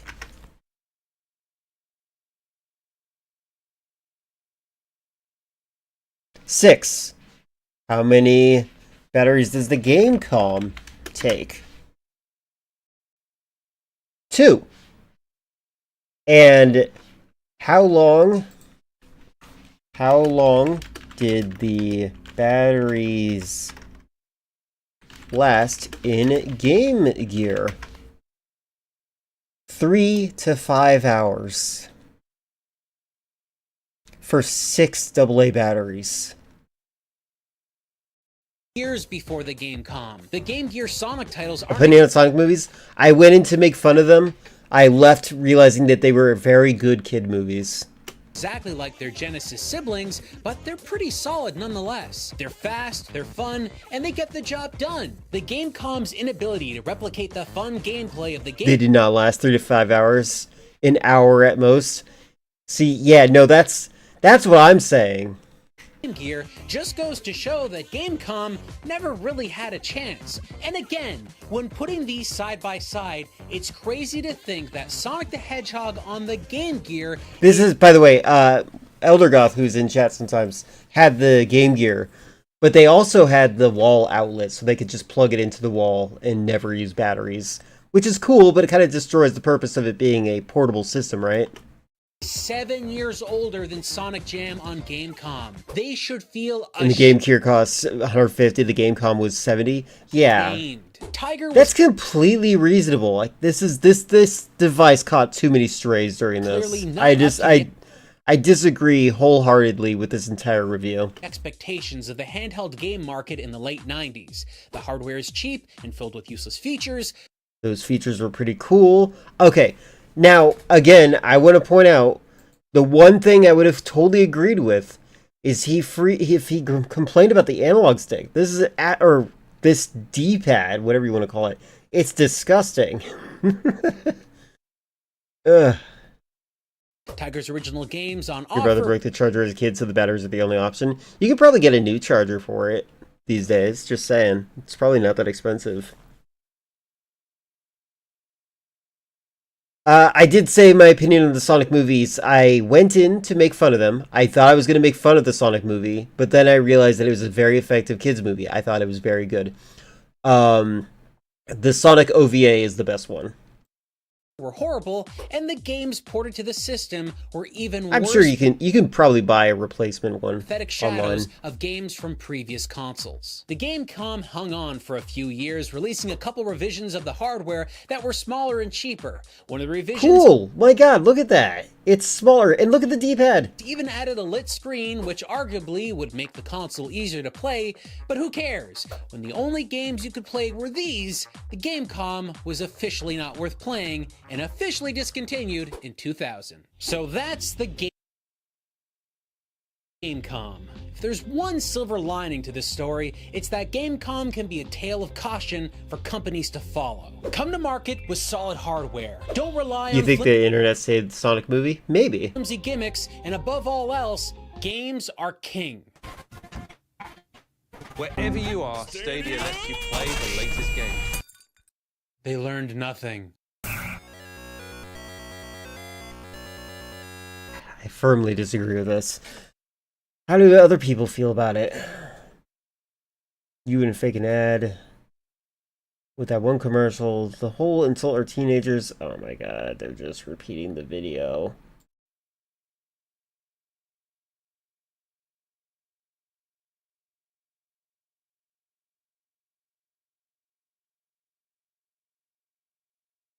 God, people who write in the comments are like actually stupid, I think. Hey, Weezlink, are you lurking? Because we can watch the, we can watch your video. See some of Avatara before I get sick of it? Avatara? The heck is Avatara?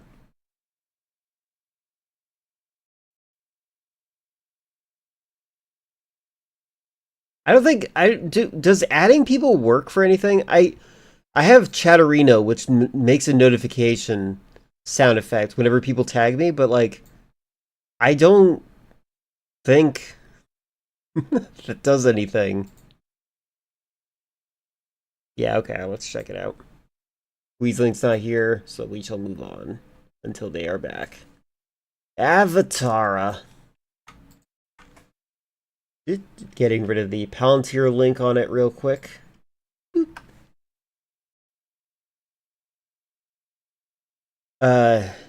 They see your favorite YouTuber complaining, and no matter what, they will agree with him. I don't know. I think that you're always gonna have different cultures of people in the comments. I don't know what kind of YouTuber comments I would generate. Currently, nobody really comments on my stuff, but I did notice again that there are 50 people that are regularly returning to my YouTube videos, and again, I appreciate you. It's interesting to me to see that there are 50 people just kind of hopping in and out.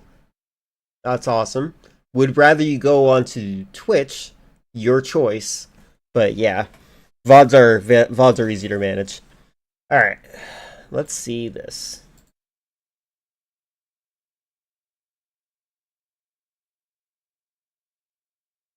Avatara. The Avatara is a Hindu concept meaning the descent to earth, Ava, down, of the deity, particularly Vishnu, in human, superhuman, or animal form. I wish that we had one of our Indian viewers. We have 2 Indian regulars. Rose Armada and Zhao. The Avatara is the incarnation of the deity on Earth. Oh wait, sorry. Do you ever see any more shorts on how to defeat a boss in Dynamic Robots? In the science section of the Discord, I shared one, like using mirrors and stuff like that. I thought that was kind of cool. Yes, I do know what you mean. I've only seen the one. In internet culture, an avatar is the image that represents a user in cyberspace. What year was this? 6 years ago.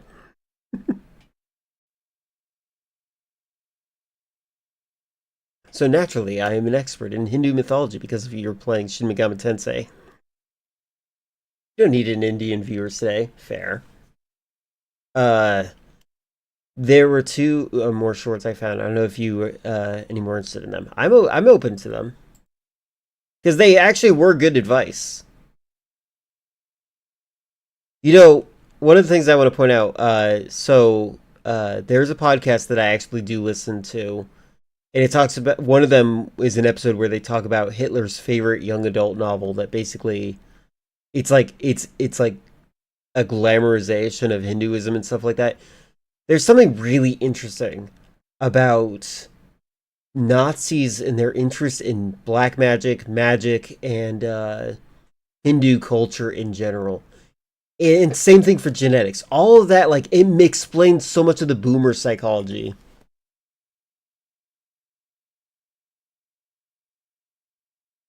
Saw a video of some kind of robot at a bar I worked at, was walking around, don't know what the context was. Was it the one with it asks you if you want a drink, and then it gets sad if you don't want one?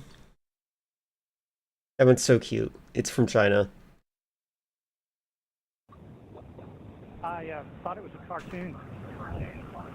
When I came in, it was before I'd gotten my first PC sound card. I didn't even realize there was voice in it. When I came in, there wasn't anyone in at that point. And I didn't even realize it was System Shock right now? a chat where multiple people could come in. I mean, after all, it was 1993. You can get inside of here, and if you spend a lot of time in here, you begin to adapt very readily to a completely different set of... This is cyberspace as rendered by the Gamecom. Of environmental rules.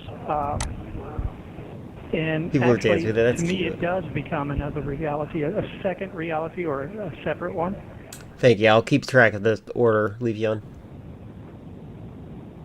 Inside of here, we are an anonymous being, and we can conduct ourselves as such. Very slowly, the human mind will subconsciously adapt to this environment, and as it does, you don't notice the changes that are occurring while you're in here. You're not the same person in here. Is this like the first version of Second Life? If we were actually in here, and all of the criteria that Hold on, is that me? we were actually in here, That what? Oh, and all of the yeah, right. It's not me. criteria that we have here, like there's no death, there's no injury, there's no physical pain, there's no hunger. What about phantom pain? Or phantom sensation syndrome? Have you guys seen those videos of those people that get really upset if you move through them in VR? I've seen a lot of cringe videos for cringe compilations of like people in VR like overreacting to things and trying to be dramatic. Just being mentally ill. I don't want to make fun of them at all. It's just something I've noticed. But you played MGS5, so I'm an expert in Phantom Pain. That's true. I think it would be funny to have one of those robots as a trivia host and ask the worst AI-generated questions, and then I come over and shut it down, and then continue the host. That'd be cute. Honestly, you could probably... If I was a... If I was living near you, Chris, I would set up a puppet system where I would use... They would be AI-generated responses, but I would use, like, text-to-speech from, like, the original Mac TTS. And then I would just, like, have it give these answers and stuff like that. And, like, maybe it would go through 3 questions, and then you maybe kick the head off the robot and say, "I'm back!" With the operator, okay? But when I see people getting their legs hurt, they say they walked away from painful stuff. Legs, feet also start feeling pain. Oh yeah, you mean that's empathy pain. Phantom pain is like phantom limb syndrome, where like, let's say my arm is cut off from here on, it would feel like my arm is still here. In fact, it'd probably feel like this, like my hand is like extended and like out like that, maybe even. But like that's what the phantom limb syndrome is basically. The sensation that something's there that isn't there anymore. Weirdly enough, I realized that it doesn't necessarily have to be attached to you for you to get that. Sometimes I walk around and I still feel like I see a dead cat of mine that isn't there anymore. avatar never gets hungry.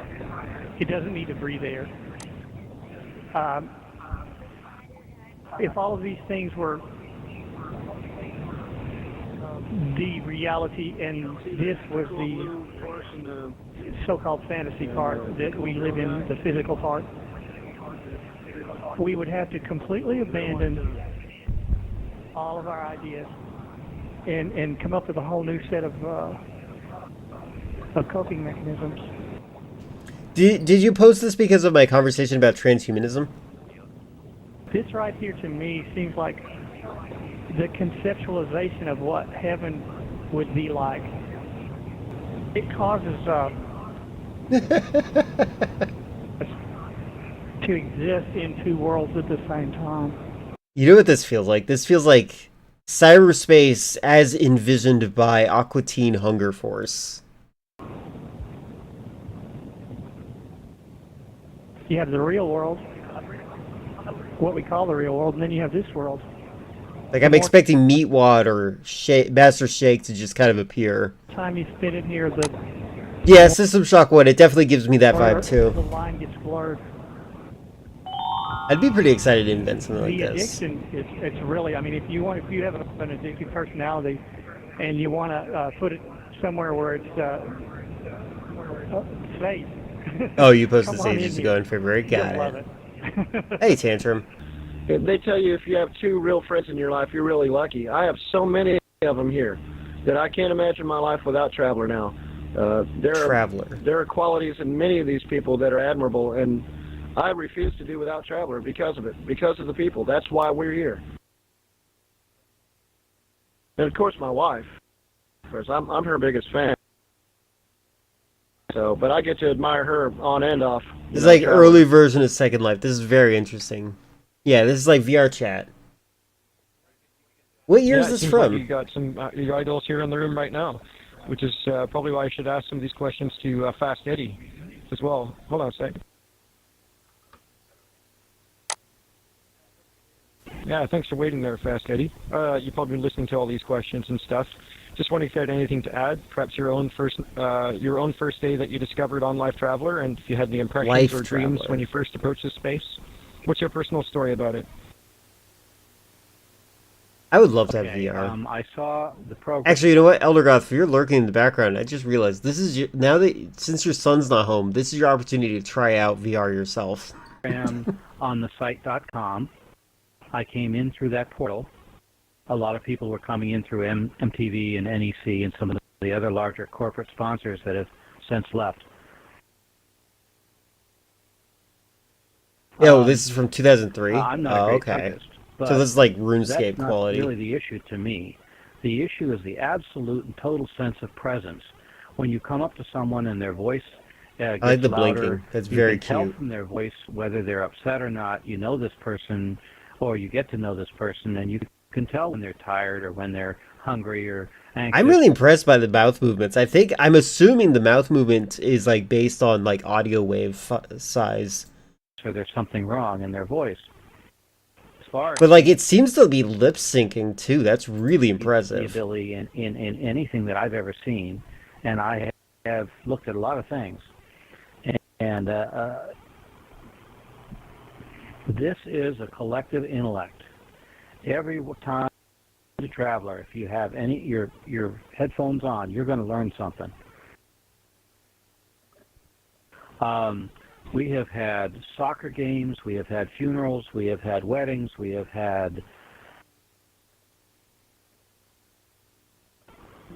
any number of events, live bands playing songs. This is not an insult question, it's an actual curiosity question. I wonder how many of these people are furries. Because like furries are usually like the pioneers of this kind of technology.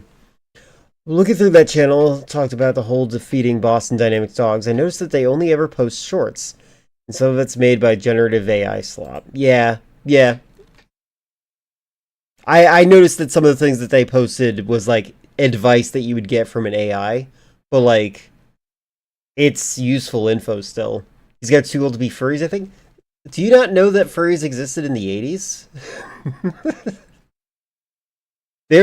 furries loved things in the 80s. Like the first FurCon was like 19. Oh my god, when was it? It was a long time ago. But like, there's a term called gray muzzle in the furry community where they are the ones that were like the pioneers of everything. Yeah, there were furries in the 80s. I feel like I gotta show you guys like the history of furries, just because like I feel like they're a subculture that there's so much bigotry and hatred against them, and they're like the most accepting community on the internet. It's so awful. Not all of them. Humorously, lion furries and bear furries tend to be the bigots within the community, which is just so funny. The lion furries are especially they are very rigid on their views on gender binaries because of the lion mane and whatnot, and and then the bear ones are like right to bear arms, but also I'm conspiring against the government. This format permits any number of things. I personally don't think Egyptians qualify as furries, although I totally understand why people would think that.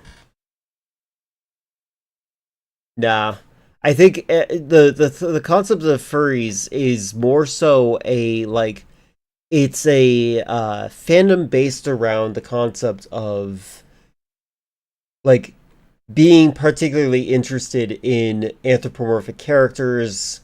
The word furry itself is short for furry animals. Like they're talking about like a very specific type of cartoonage. Yeah, they got a lot of bird animal deities. I know, you're right. They got Anubis, they got a crocodile guy, they got a scaly. I understand that. But like they weren't necessarily like fans of them. They were just personifying concepts. Being into Zootopia, yeah. I actually have 2 documentaries on furries in my hard drive. Maybe we should watch that one day. But I don't believe that any of this would be here if there wasn't really a community. There is no money in Traveler. Nobody's ever made a nickel. And the bottom line is we're here. They had an Among Us god. The Egyptian god Medjed. Hold on. I'll just use this real quick.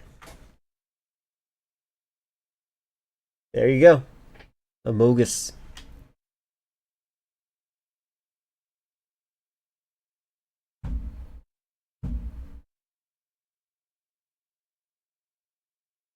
That's cute. Here because we like our friends and we want to come see our friends. By the way, a lot of furries came from like Disney specifically. Like not from Disney inspiring them, but like the animators themselves. Here in social skills alone is a valid tool. I've seen numerous people come in here with problems, attitudes, issues, and begun to realize that they talk too fast, they type too fast, they're too hyper, they need to slow down, they need a little more patience.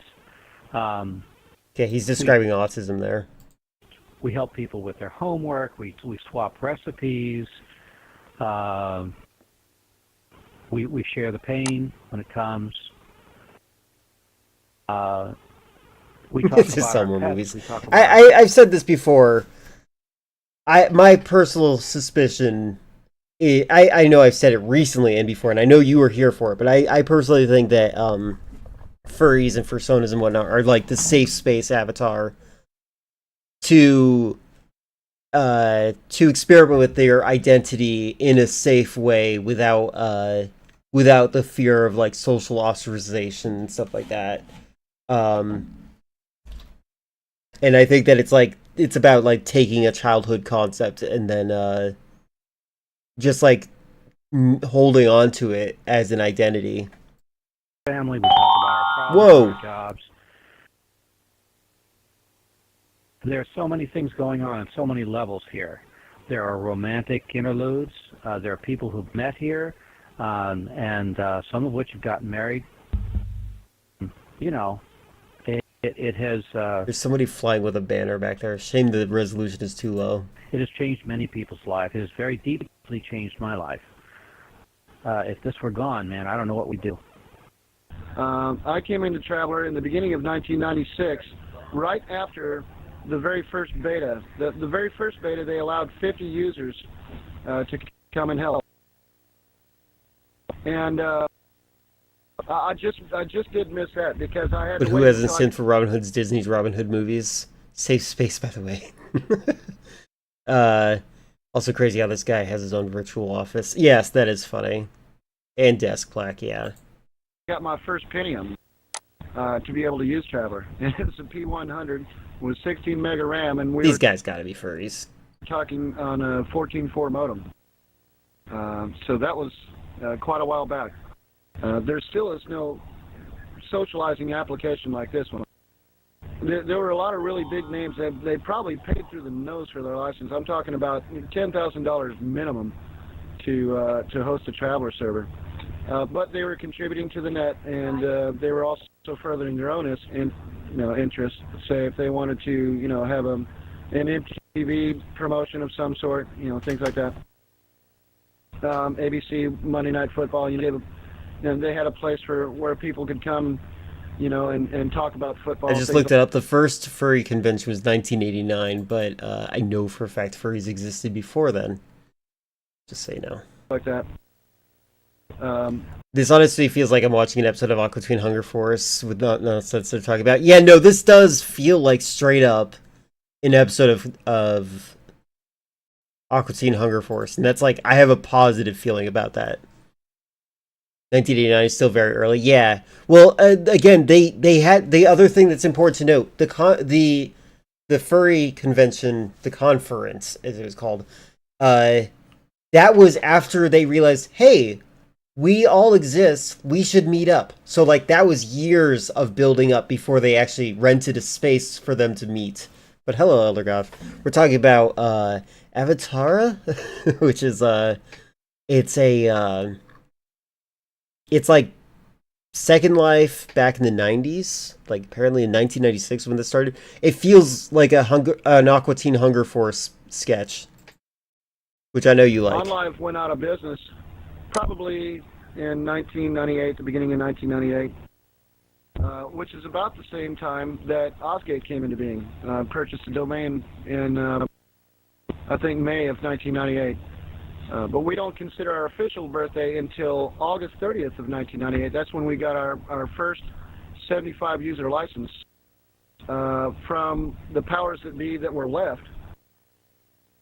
And so what was left of OnLive was folded up into another company along with Electric Communities and the Palace, and they formed Communities.com, and they had to go Chapter 11 also. And so once again, the online domain was off the net, and they were literally hauling computers and desks and things like that out of the building. I mean, they literally took the servers out of the building and all the old code and everything that was on the machines and shipped the machines off to other places that were, where the disks were wiped and used for other companies. So I'm impressed by the frame rate. This is a really good computer that they're recording this with. A lot of old code and history like that was lost in the process, but I mean, we didn't let it die before when that happened, and we weren't going to let it die again this time. So along came Bruce Damer. He got there just in the nick of time, secured ownership of the platform. Hit the wall. So once again, the community is the old school clicking sound effects is so funny to me.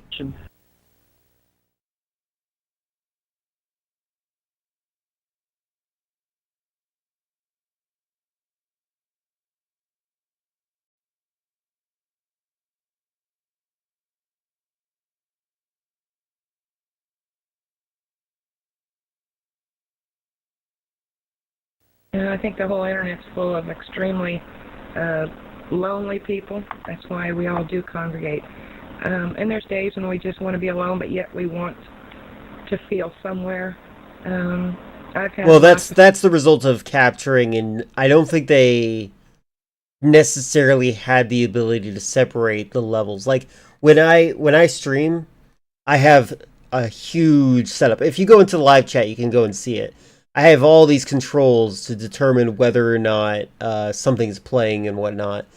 I don't think that they had such an ability. Back then, they didn't. Like, this is the best capture you could possibly have. People go and just sit in some of these rooms that I've made the more depressing rooms. And they just sit there for hours. The song in the room, you know, touches them in some way. Or, oh gosh, there was one room. I can't remember the name of it.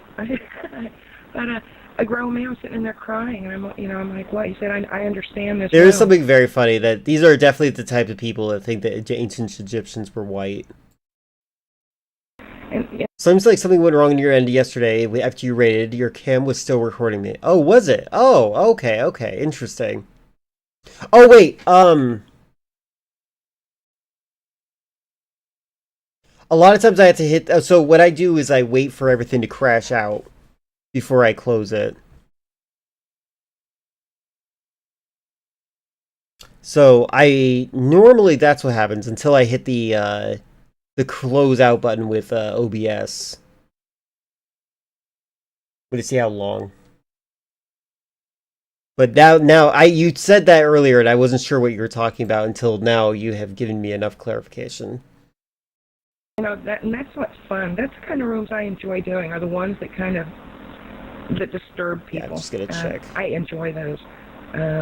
If I get somebody upset by a piece of, you know, a work that I do, I win. I mean, I did good because they understand and it did touch them.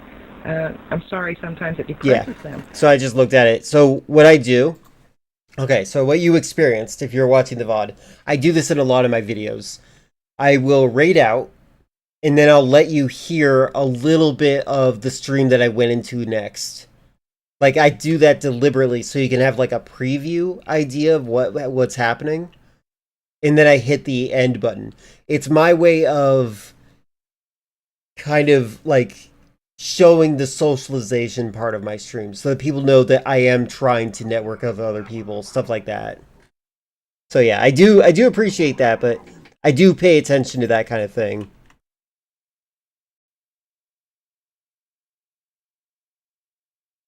But yeah, it's a thing that I do that not a lot of people know because they're usually in the raid. But sometimes it's also a place where they can go and get in touch with themselves. A lot of times 2 or 3 people will just go in there and sit and discuss the room and then end up in discussions about things that's happened in their lives. We don't always need the soda pop room where people can go in and be cheerful and happy. We're very emotional people, beings, so I think we need all kinds of rooms. If I go near... The guy having a guitar Sona is so Aqua Teen Hunger Force coded. It'll make a bong sound. That's the same thing in real life. You know, we have this personal space. We have a certain area around us that we feel like if somebody gets in that, we feel like they're in our personal space.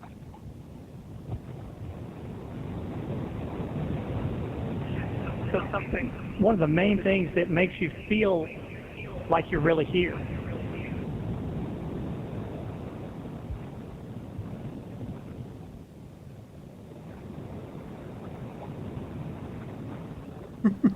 And what that does is that even just with the physical presence, there are other programs that have that, but they don't have the feeling of actually having personal space.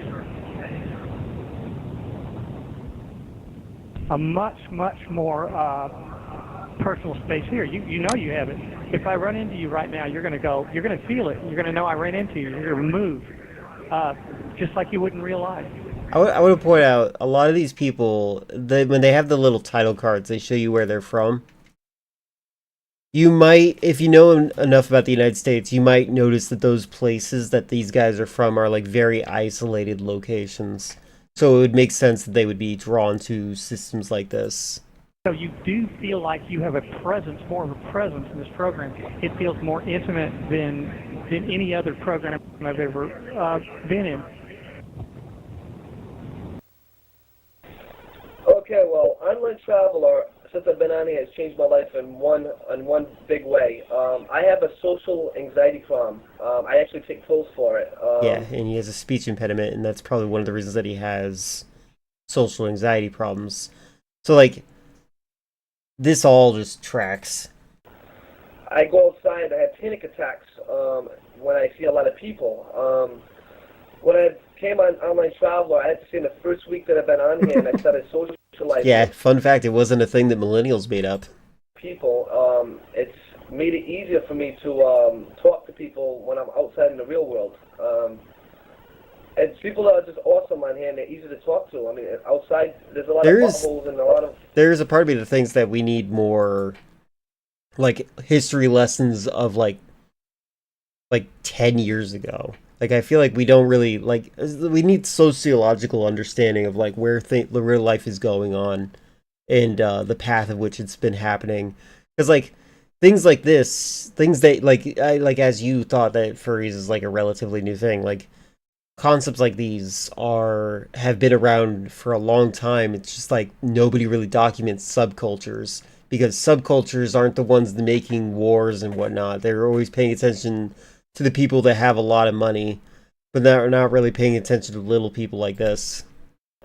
Thought back then you just give you electric shocks if you had mental disorders. That was the 60s. You know, a lot of mean people. But I learned how to open myself up to people in the world and socialize a lot better than before. And I've actually talked to my doctor, and he cut down on my medication and everything. Before Traveler, well, let's see, before I got on Traveler, I was campaign manager for some different candidates in politics. I'm not surprised. Like I said, and I give these parties at these... She calls herself Baby. ...hotels for people, and I would, get them organized. I'm an organizer, and I guess you would call me, well, they refer me as, I guess I'm a leader. I've been referred to as a leader. And I wonder if she's someone famous. I wonder if we're going to hear anybody famous and not know who they are. But I'll tell you this. But a long time ago, when I first got on here, I was referred to as Baby is a calling card. Baby's a calling card. You know what that meant? That meant put Baby in a room, and you're going to get a crowd. Now, why? I don't know. The biggest challenge of overcoming Traveler, I guess, was when, well, I had to start out. I had to start out from somewhere, and I knew that what I wanted to do when I got involved, I got to, like I said, I've worked all the servers, but my first impression was when I got to WWP. I saw the big guitar, the big entrance, and all that.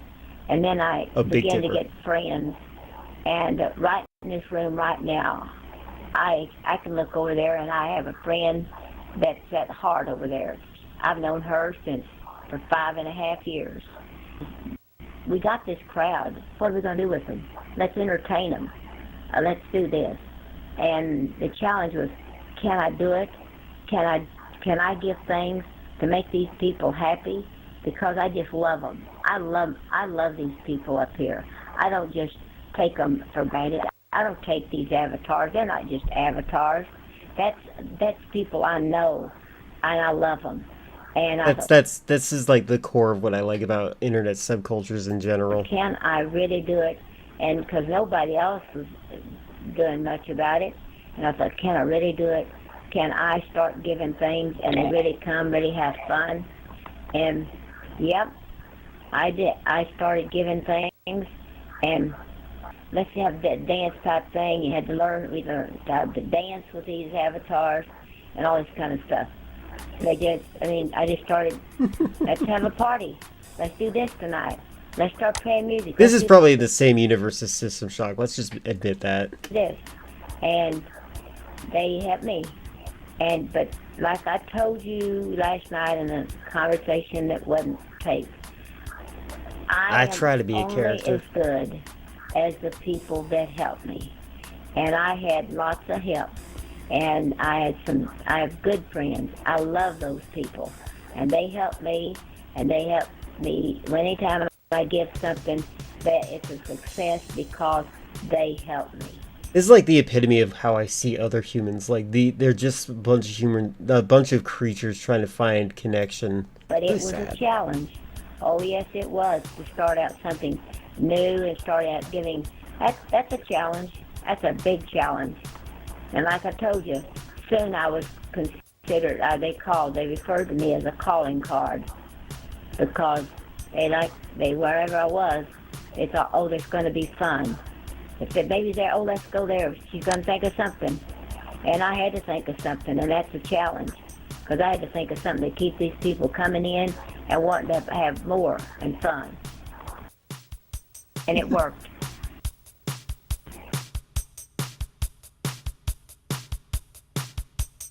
That's cute.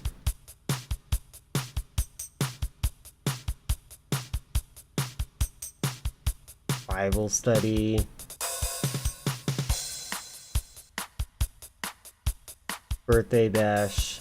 That Avatar drag? Is that like... Yeah, it's important because we have access to so many more people out there than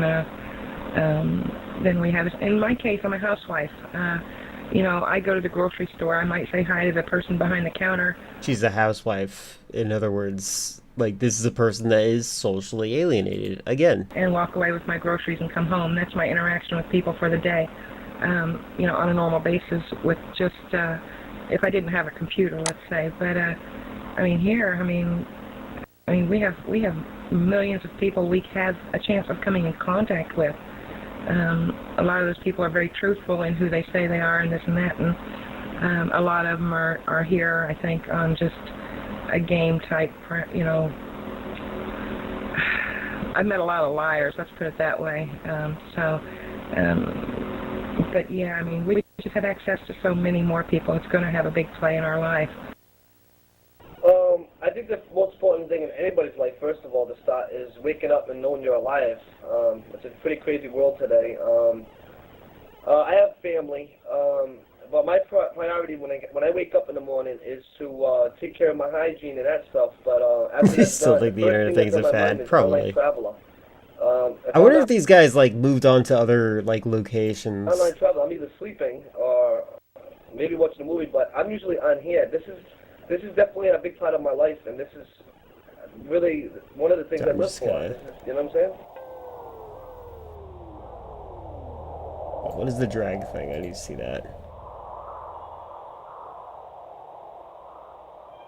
I remember one time we were over in Utopia. Drag stripping. And, like Drag Race, maybe? There were 7 of us, and we were around in a circle, and we solved every single problem in the world in 7 hours. And it was a constant conversation, and everybody gave their opinion, and then one would pick up on it and go on to something else. And we had different degrees of intelligence, some very high IQs, some just normal IQs. And normal IQs. Very, very interesting conversations going in here. We have individual birthdays. In fact, I have a room, a big pretty room, and it circles their name. It's called Birthday Bash, and it circles the name. Happy birthday, whoever it is. Happy birthday, Star. This is like reminding me so much of like the old school internet. The other night and all that.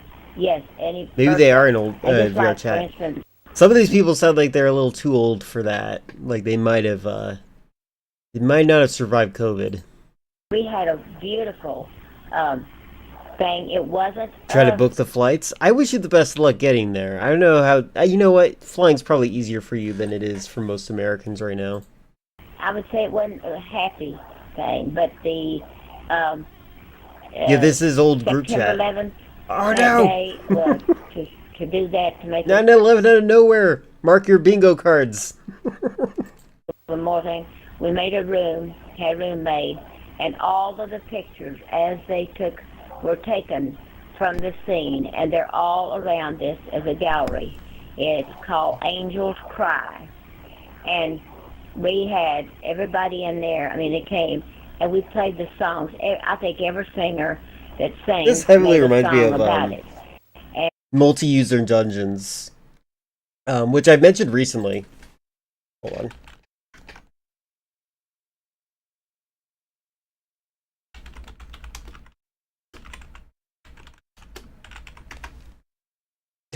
They know they hit the second tower. True. So, like, back in the olden days of the internet, there's, like, when chat rooms were just kind of starting out, there was this concept called, multi-user dungeons.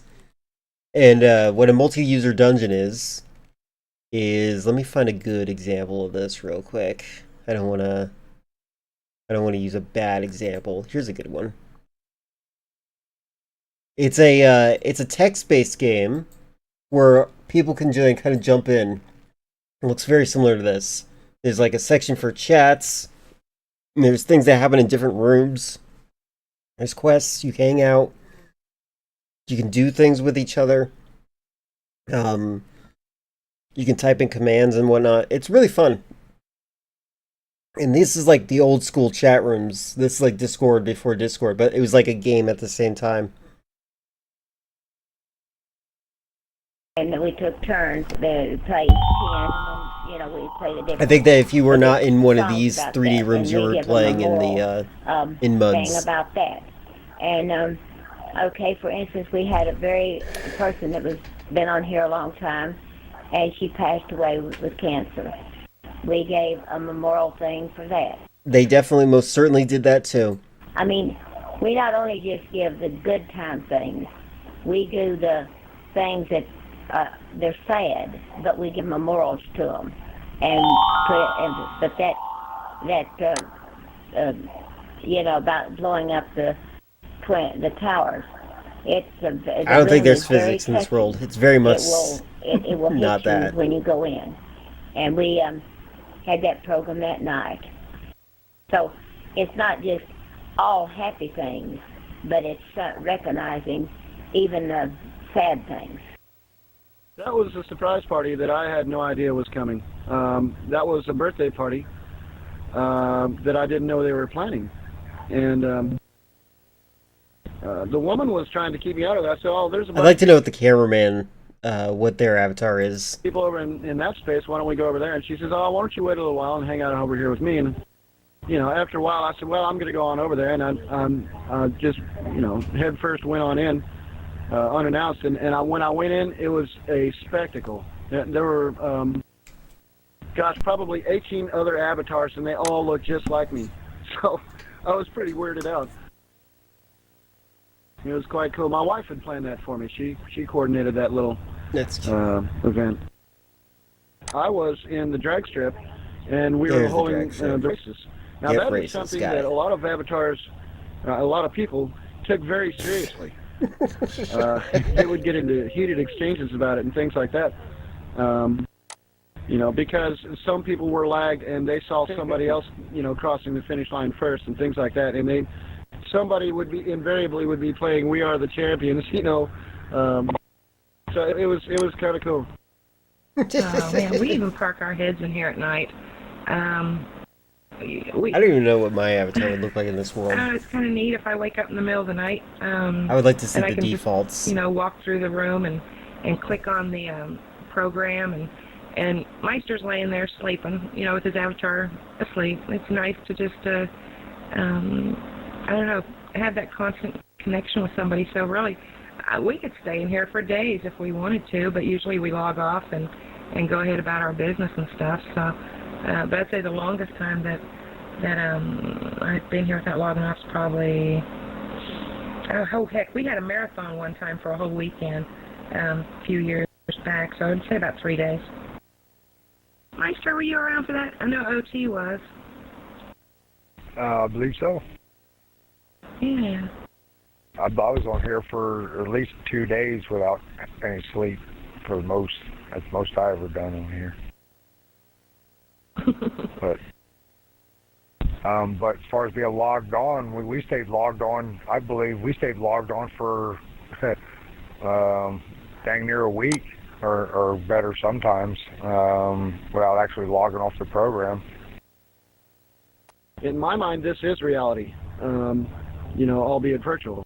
But okay, let's say we hold church here in Traveler. We have, you remember how we were talking Holding about the church in carnival where a we have virtual different simulation events, is a very strange concept to me. storytelling or drag races or what have you. There are people that I've known in Traveler for 7 years, and that certainly is community. Because we allow no abuse, as opposed to complete anarchy, we have a rule set, and certainly that is the beginning of civilization. That is the beginning of culture. There are a lot of people who come in here seeking answers. Hey, I'm trying to do this. Has anybody else done it? I mean, it's a real mecca for minds like no other. Well, we were playing one night over in Repair. Alan had just put that room up a couple of months before, and there was a group of us over there. There was 8 of us, I think. And all of a sudden we decided that we were playing Truth or Dare around the fireplace on the rug. We were all sitting on the... Oh, sorry, cough.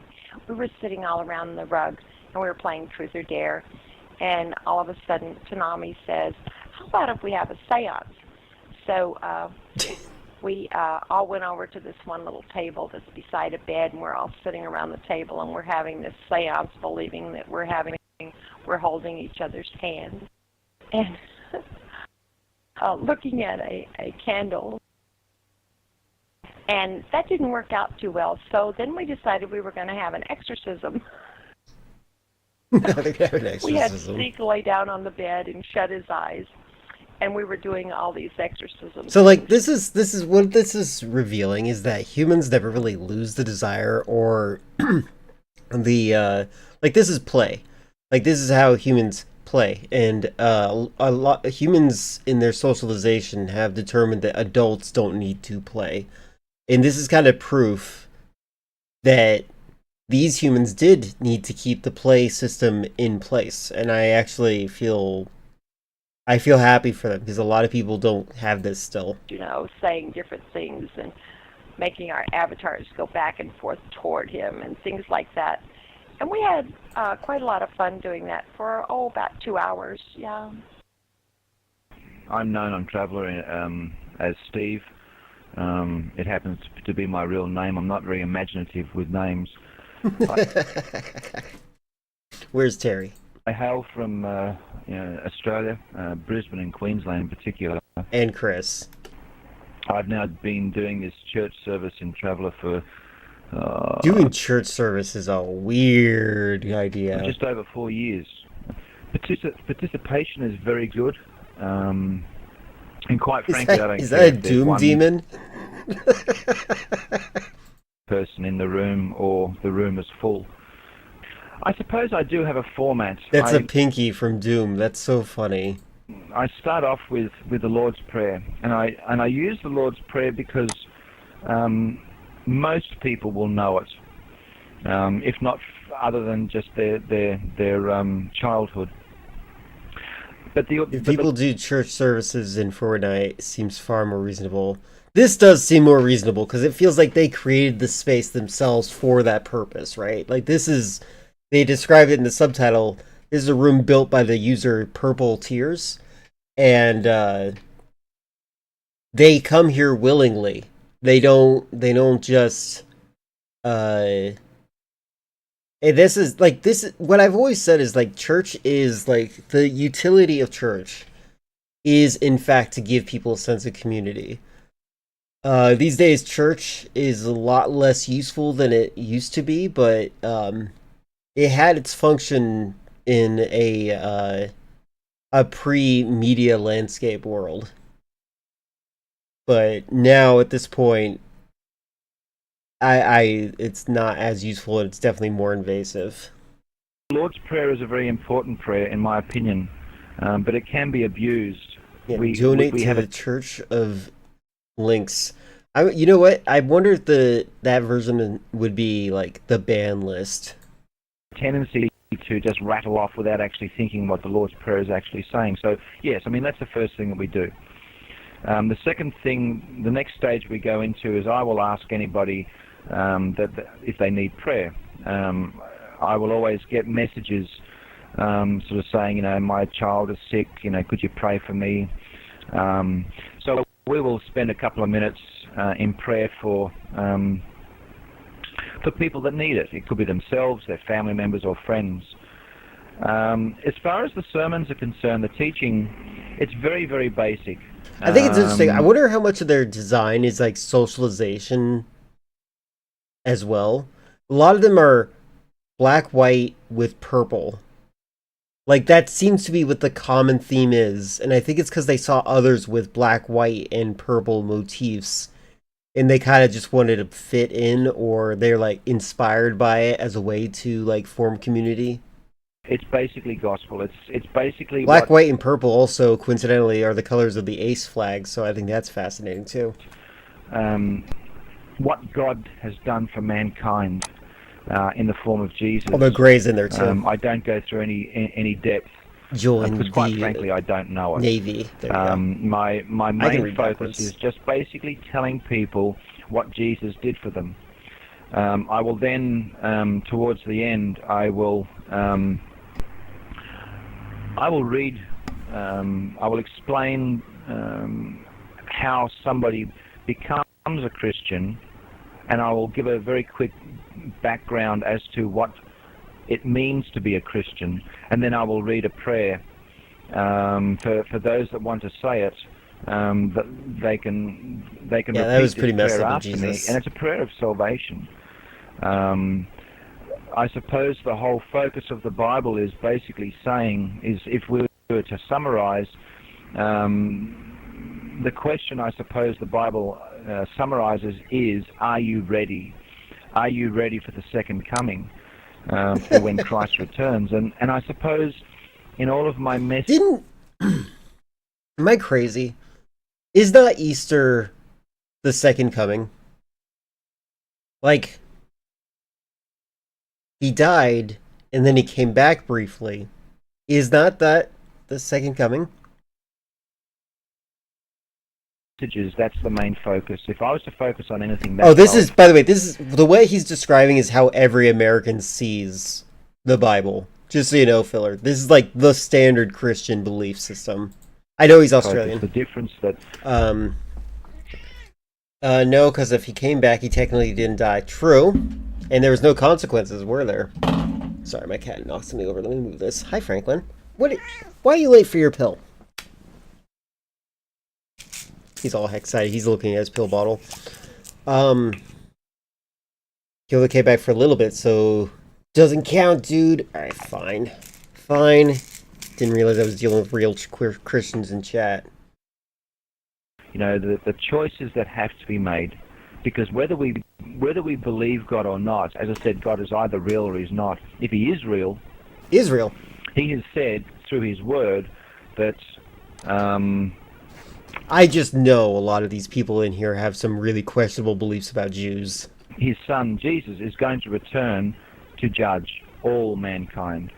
And I don't want any of my friends, any of my family members not to be with me in heaven. So that, I suppose, is the most predominant feature of my sermons, if I was to summarize. All of us regulars can't imagine why this isn't propagated around the world. Well, certainly everything we do here is global by the average modern Twitter user, yeah. But why aren't there more traveler servers all around the world? Why isn't everybody doing this? I can't imagine. It's because we can't afford it. I mean, he mentioned that he spent $10,000 to get this all working. Yeah, I can understand why big business doesn't really want back this, but I can't understand why the general populace won't. I think it's mainly because most people don't know about it. But fair. Yeah, it is intimidating for a lot of newbies. You know, they come in and it's just too real. Too real. I don't think the problem is that it's surreal. I think that it's too real. They're intimidated. These are people who came from the text chat world, and now, you know, they feel actually confronted. You know, even though that isn't the atmosphere, they feel. Judge everyone, and everyone will retweet my judgment. I thought God was supposed to judge. Elon does judge. You know, they feel like people are actually in the room, or you know, or they're expected to behave a certain way or things like that. It's too real for them.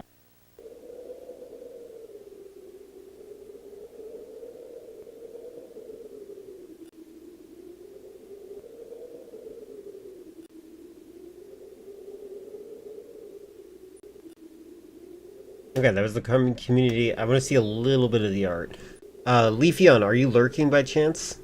I really thought these spaces were made on your kitchen table with little cardboard cutouts and stuff, and then there was some way that they had little cameras. I mean, I had it all figured out in my head how they were done. Of course, I had no clue that there's 3D software out there, and you had to put textures on models and blah, blah, blah. But that's how I learned, and I would probably have never built another one after the first one. Okay, I like... Purple Tear's role in this little group, this community, is kind of amazing. She's built, like, places for people to hang out in. She's the one who built the church. She built a little bit of a train station type thing, and this is a little campsite. People didn't like it so much. You know, the encouragement that everybody gave me with the space and how much they loved it is, you know, what made room number 2. So, room number 2 led to room number 60. Uninvited would probably be the most shocking. In fact, I think they renamed it on me without my permission at one of the other servers. But it was called Uninvited, and it happened. I was seeing somebody here online that was very, very, very jealous. I mean, this man, if I could just be sitting here quiet and he would be accusing me of being in messages with people that I had absolutely no clue who they even were. Wow. I was smothered by this person. And so the song Uninvited, I listened to it one day. I'd heard the song forever, but one day I actually listened to it and had to build a space for it. Whenever you come into the room, you actually land in a little cage with keys that float around the cage. And it represented being caged, and all I really had to do was say, go away to this person, but I couldn't. And so it was right there in reach. I just couldn't get it out. If you looked up the cage, which very few people actually look up when they land in a room. I like to put things up in the air for those people that do like to explore. But if you look up, you'll see this type of demon thing holding the rope of this cage. Along the walls, you'll see a woman screaming up into the sky.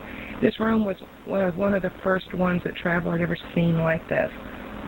They were more into the social rooms. I had people, asking me, what is this room about? And I wouldn't tell nobody, because it was my emotion that I needed to put out.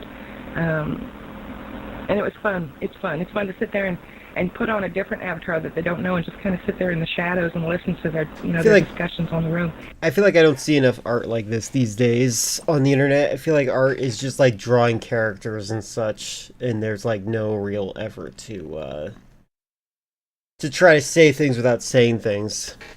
And oh boy, they come up with a bunch of different explanations for the room. Very few people ever really understood it. But it's fun. It's fun.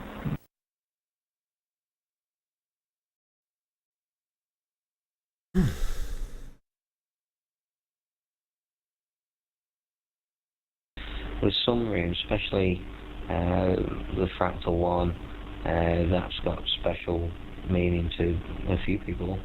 The old Doom rooms which I've made, they hold nostalgic value. This avatar I'm wearing actually is a remake of 5158. Yeah, I might as well jump into that. 51. This is close enough for now.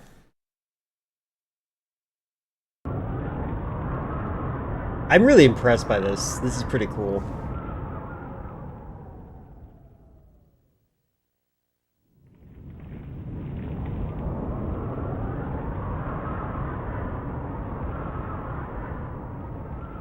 Well, I never come in here with the attitude that everything is going to be hunky-dory, shall we say. Therefore, there's been a bit of hell on Traveler. We went through a period in 99 into 2000 where there was a free speech war in here among some of the users, and it was felt on all of the servers. And some of the servers were ruined and had to be completely redone, et cetera, et cetera. I would say that's a formal tale in here. Have your experiences in Traveler made you more careful about how you talk to people? No, when they say free speech warriors, they're probably talking about someone else. Because of my experiences in Traveler.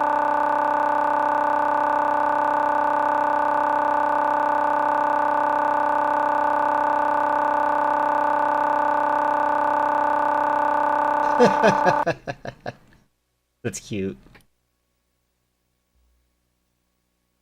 We had these different forums where people... That poor lady was probably talking by herself the entire time. They were web-based forums where people would go and slam each other in text. You know what?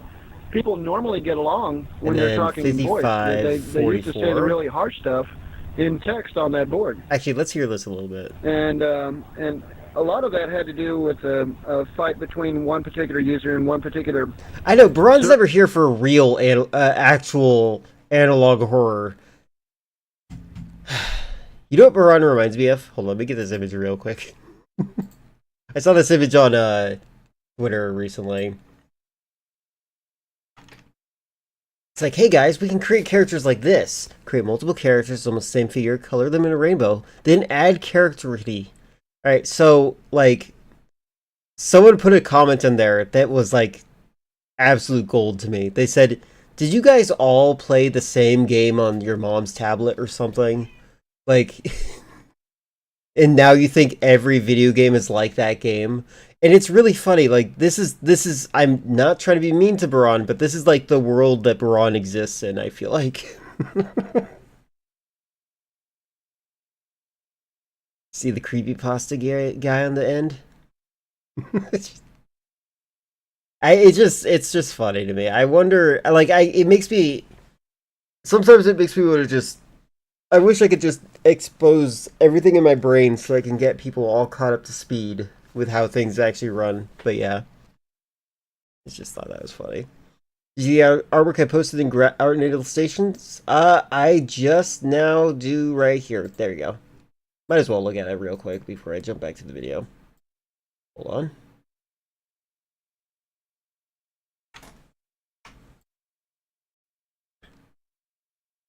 Is this Madagascar? Hold on, where is it? No, it can't be.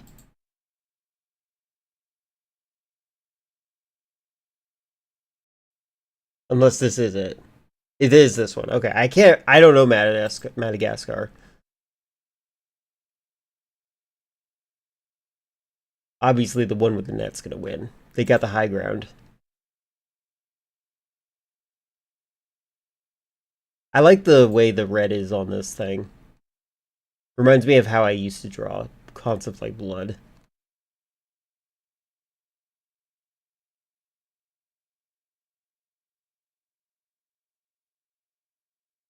This person looks like someone I know. I don't see the absolute peak. I'm sorry. What is the absolute peak that you can clarify? Oops, wrong button. This one.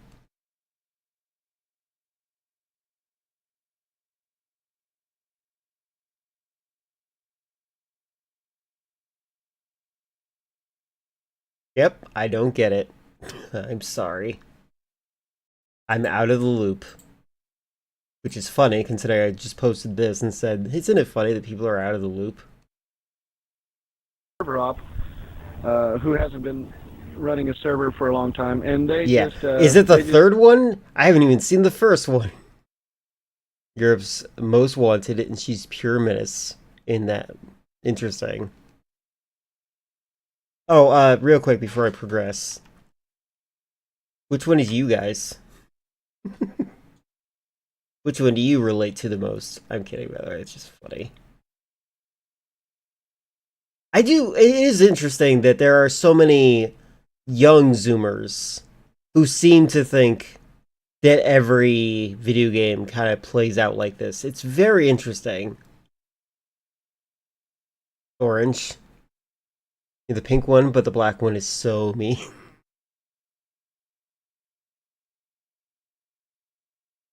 You think you're yellow? I think I'm the green one. But I think the green one kind of implies that they're high.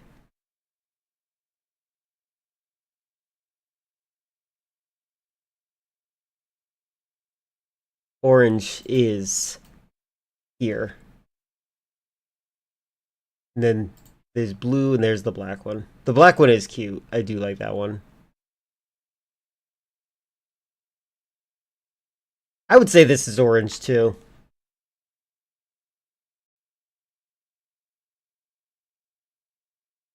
But like, orange is a color that was defined out of necessity to help distinguish between yellow and red. 1 out of 10 people are, or males, are colorblind, so no shame in that. Had at it all the time. They had at it in world, and they had at it on the web-based forums and all that. And I wouldn't call it a freedom of speech war so much as these two guys were pretty much the ones sparring, and everybody else was just kind of sitting on the sidelines watching to see what happened. I've had several dreams about being in Traveler. The one that I found that was the most fun happened during the free speech wars. And I love when subcultures have wars. Mentioned the servers being damaged, and this one night I had gone to bed and I started having this dream about someone going into Oz's computer, into his server, and his avatar just zoomed right up to them. Oh, they could see it on their one, screen instead of the text and what have you. And it said that you have 10 seconds to get out of my server, and then your computer will blow up. And then I woke up. See, a lot of people here don't even remember the quote-unquote Avatar Wars. There was this huge donut-shaped avatar, and I mean it was absolutely massive. That would span the width of the Old Gate entrance space. And when you do like something like that, just turning the avatar would bonk tens of people at a time. So that was abusive. Just by its very creation. Some kid came in, and after he got done bonking everybody and was warned not to, you get that sometimes. You get the adolescents in here who are always towing the line, and so get the adolescents towing the line. Dressed up his avatar painstakingly to look like mine. Then he went to his profile and had it to read exactly like mine. And I didn't mind that. I wasn't really worried about it. People in the room could hear my voice and they'd know which one was me. Then he went to another room and started raising hell. And the only time somebody ever tries to assume somebody else's identity is to, perpetrate something bad. There's never been any good come of it. I would wake up in fear. And then as I had children, and I started reading them storybooks, I discovered how the spots came into my dreams. One of the storybooks that I was reading to them was one, we're getting attacked here. Hang on a minute. Oh, that's the bonking sound. I can't figure out what I'm running into.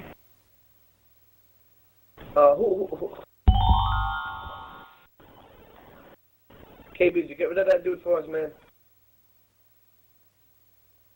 If you keep stopping people, I'm going to have to call Oz, and you don't want me to do that. Sorry. Go ahead. He keeps bumping into people. I'm going to have to tell Oz, okay? So just stop it. Yeah, that's all right. Thank you. You're welcome. I'm sorry for interrupting you. Go ahead. Sorry. Oh, no. Okay, this is getting ridiculous.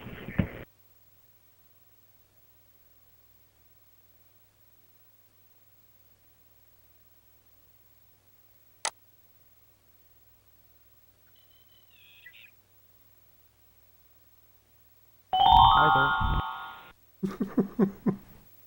Okay, I'm back. I'm sorry. Should I start over? This is a This is basically Second Life before Second Life. You guys might call it VR chat nowadays. This is a subculture of people in the pioneering days of virtual social 3D interactions. And it's very amusing. It's great.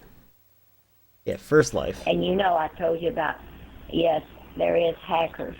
Yes, we've been hit several times. But does it get us down? No. We got a backup server. We can be back up and nothing flat, because Star sees to that.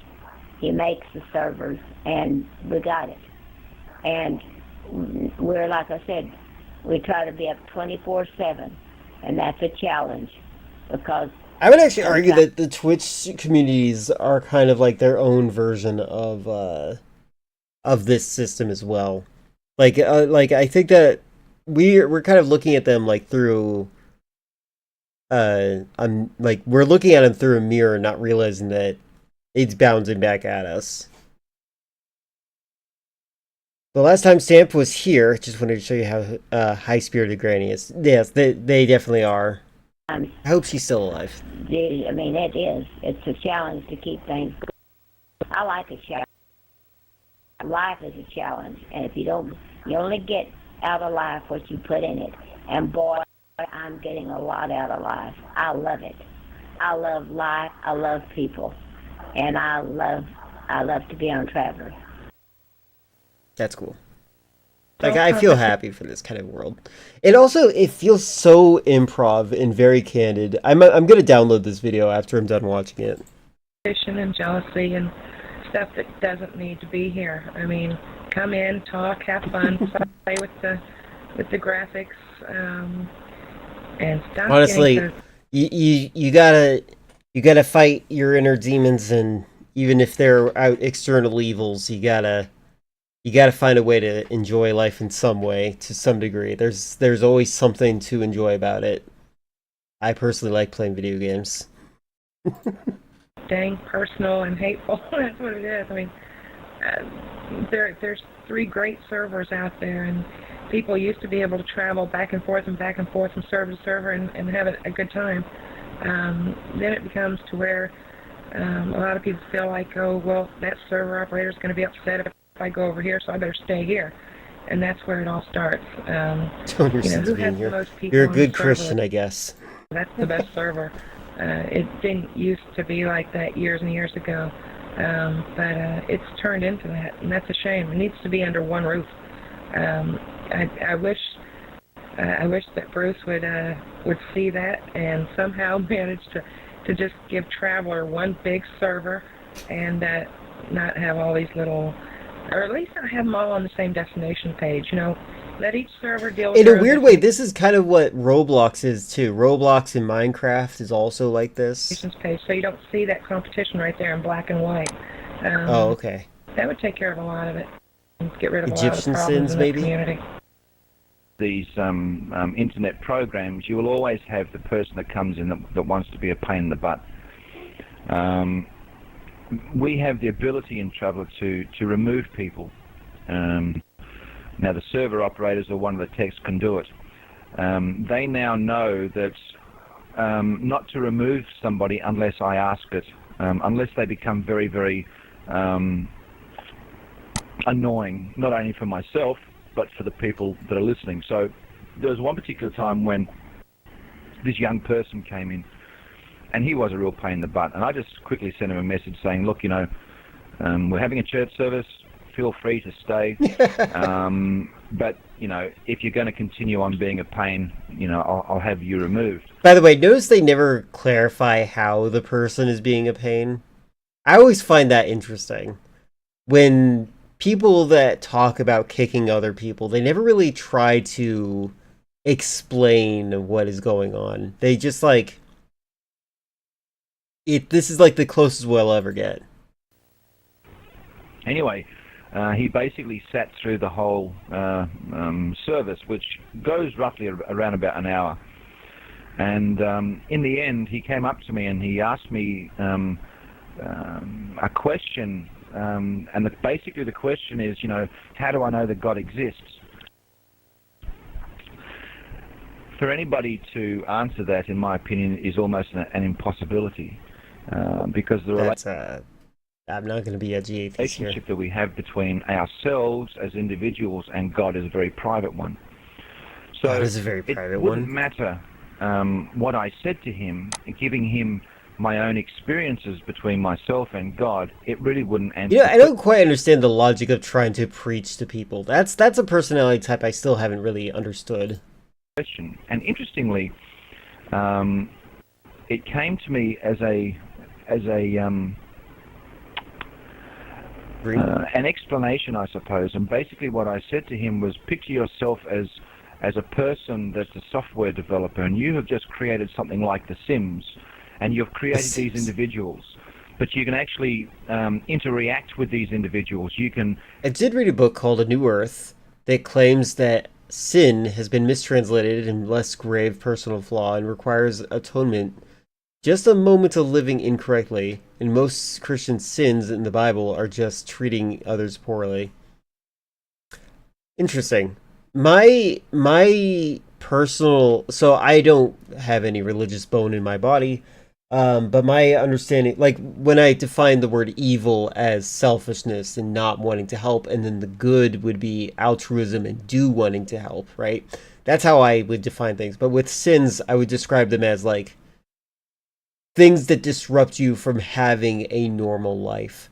Like I would qualify addiction to gambling would be a sin. It's not your fault. It is the sin that is distracting you from having a normal life. Something like that. But like I don't go into you should feel bad for yourself territory. Or not for yourself, of yourself. You should not feel bad of yourself in my mind.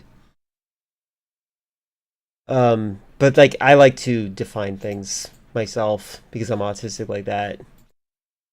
I've never heard of the New Earth thing though. That sounds really interesting. I do believe that a lot of things are mistranslated in the Bible though. There's so many different versions. And the King James version sucks the most. Come in from your real life and go into your software life that you've created, and they can see you and you can see them. And I could see this as a good example of the relationship between us and God. God has this, he can, he can move within his own realm, but he was at the very beginning able to come and go into our world and his world. And it seemed to hit the nail right on the head for him. He could get an understanding of what my relationship with my creator is. It's a mindfulness and vaguely Buddhist book. You know, I do approve of those kinds of books. As long, like, I think the only thing I ever disapprove of those kinds of books is when they try to preach against materialism. But, like, I'm not a materialistic person. It's probably meant for someone else, but I'm like, well, you should have some joy in video games.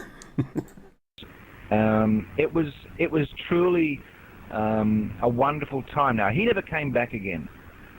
His parting comment to me was that, you know, you've given me so much to absorb.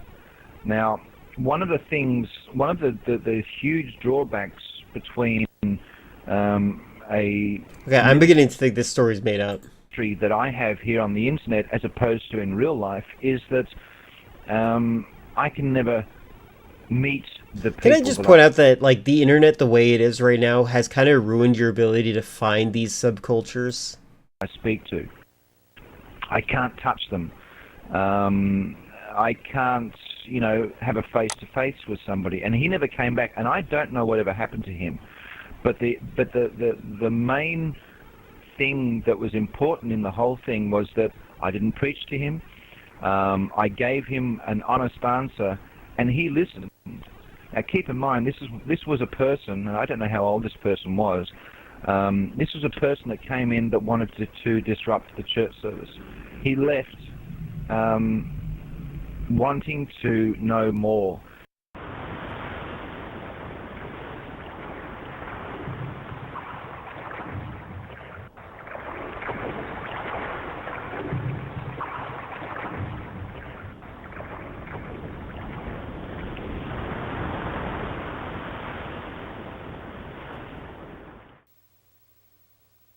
Well, what would I do if Traveler disappeared tomorrow? I would just sit down and cry. If you want to know, I'll be honest with you. I would sit down. I and hope cry. she did not outlive Avatara. Because there's nothing like it, and I don't want to go to a text chat program. I don't want to text and write and type. You can't feel the emotions. You can't hear their voice. You can't tell if they're sad, they're glad, they're happy. You want to hear them talk. You want to hear their expression. You want to know if they're mad, they're glad, and they're happy. Take Traveler, and I'd cry. I would. I'd cry. Because if we lost Traveler, I'd lose a lot of friends that I dearly love.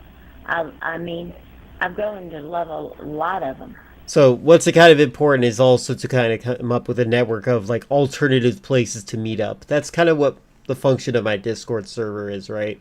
It's like an alternative place to meet up. I hope that they thought that far ahead. When I say love them, I would go out of my way to help them and do anything. I talk to a lot of them on the phone, long distance. I don't think a thing about paying out and calling. So, get lost, because if you'd been doing something for 5.5 years and it fold up, and you'd lose all the contact of some friends you've known, and I don't just have 5, 15, I got bunches, a lot of people. Wouldn't you want to just sit down and cry? Oh, I would. I'm honest about it. And I hope that it don't fold up. Because Star and I will be doing everything we can to keep this server running. I mean, this server's going to run, and we're working and keeping it. And we hope nothing ever happens to Traveler. I do. I would be hurt. I have a lot of friends on here. I would be quite lost. This is like a second life to me. After I take a shower. Like a second life? Uh-oh, careful, buddy. You just gave someone an idea. Eat my lunch. I mean, this is where I spend most of my day. I mean, this is a big part of my life. People on here are like my family. And I've only been here for 3 weeks. Well, first of all, let me say this, that I come in here to better myself. So I leave my name and my reality, in a chair over there somewhere. So I try and be a better person. I try and raise the standard. Secondly, let me say that I have this weird idea that somewhere down the line in the future, someone will be able to extract your entire conscious state and plunk it on the internet. So that I could be sitting here talking to my great-great-great-grandchildren, telling them about, how we used to have gasoline engines and telephones that had cords on them and things like that. Even after the physical is gone, that a transference to the conscious state, a Tron scenario, could be possible. They just want Tron to exist. I still have never seen the Tron movie, by the way. I know it's a hugely popular movie. But, and I also want to say that between being able to hear someone's voice and seeing the animation, the reality of body language and of your own space is so much more powerful than anything I've ever seen anywhere else. I don't know. I think it's possible that somewhere down the road we may find a way to have a bot emulate our avatar. I don't know. There's all kinds of possibilities here. A bot emulator. He really has given this thought, like making it so that like there's like a sort of emulation of the personality that is like a bot scripted to respond to specific events. Didn't see it until Master Pancake Cleaner streamed it a few months ago. This is very fascinating in general. New things happen every day. It's strange. I'm downloading it right now so I don't forget. Yeah, it certainly is strange. I find that story really interesting. What comes to mind for me is that he's finally saying Edison, something. Just before he made a machine, or tried to make a machine to contact the dead, but he died before making it. That's one reason we thought of this question, because he was trying to deal with spirituality in the telecommunications environment. Do you have any more thoughts about that? He's a little bit okay, he's having anxiety right now. there's something like very like cult-like about this mentality that they have. They're looking for community, but also they're looking for an answer to their fears, and this gives them a sense that there's something beyond themselves because their avatars exist, and this like the baseline requirement for them to be satisfied in this way.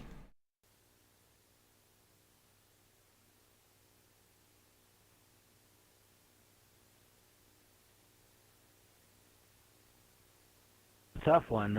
You got me on that, but I'd like to think that, I mean, there have been a few travelers that we know that have died, and they will be remembered for a long time. Rooms have been made in there, you know, in eulogy to them.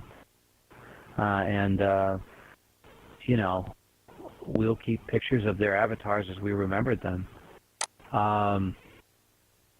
I don't know if I've told you guys this. This week I actually archived a website that is... the owner has gone missing of this website. And I realized that there's like a time limit before that owner's... until the owner is actually like they're probably never going to come back because they're probably dead. And when they're dead, they'll eventually stop paying their bills, and when they stop paying their bills, they'll stop being able to host the website. Their server might be just taken down. So I quickly archived it as fast as I could, and yeah, I got like 500,000 files, and it's like all 16 gigabytes, which is just crazy that it's so slow, or so low, but like that's what it is. It's really, like, it's a shame that, like, the internet dying, like, gets rid of spaces like this. But as far as communing with the dead, I don't know, maybe they get an internet connection in heaven, maybe we'll we'll be seeing some of these people. An internet connection in heaven, I love it.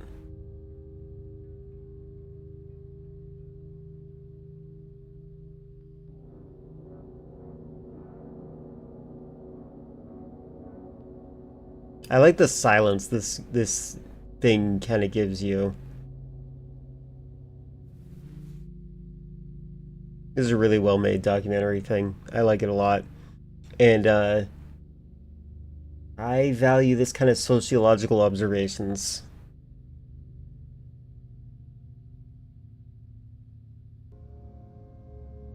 Yeah, I like this for a variety of reasons. This is very good. I have downloaded it. This one's important.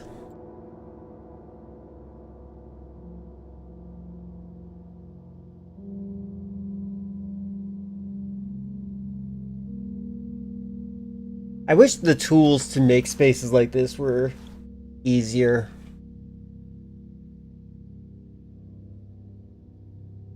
Oh, this is literally Flick Harrison's video. Okay, this is literally a person who did this. I thought it was like a news thing. This was very well done.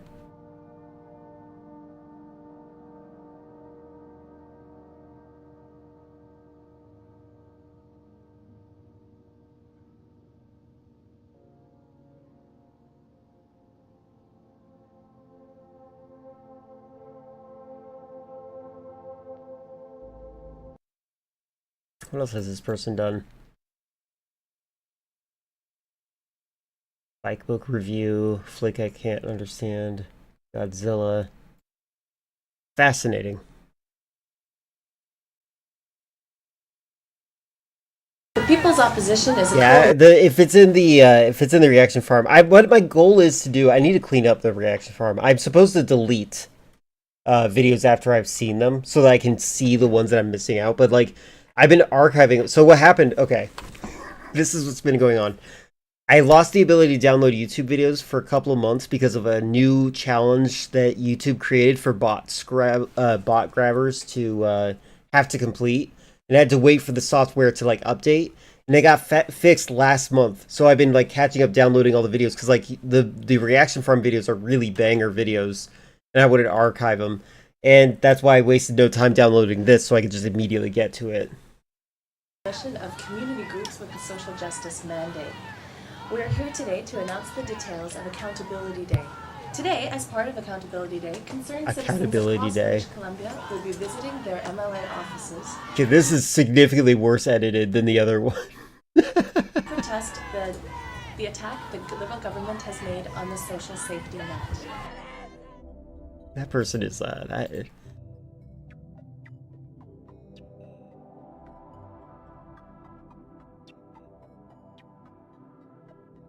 We have demonstrations organized at least 42 MLA offices across British Columbia, including Vancouver Island, Lower Mainland, Okanagan, Northern British Columbia, Kootenays. And most of these demonstrations have been organized through our networks, through women's centers, poverty groups, Aboriginal advocates across the province.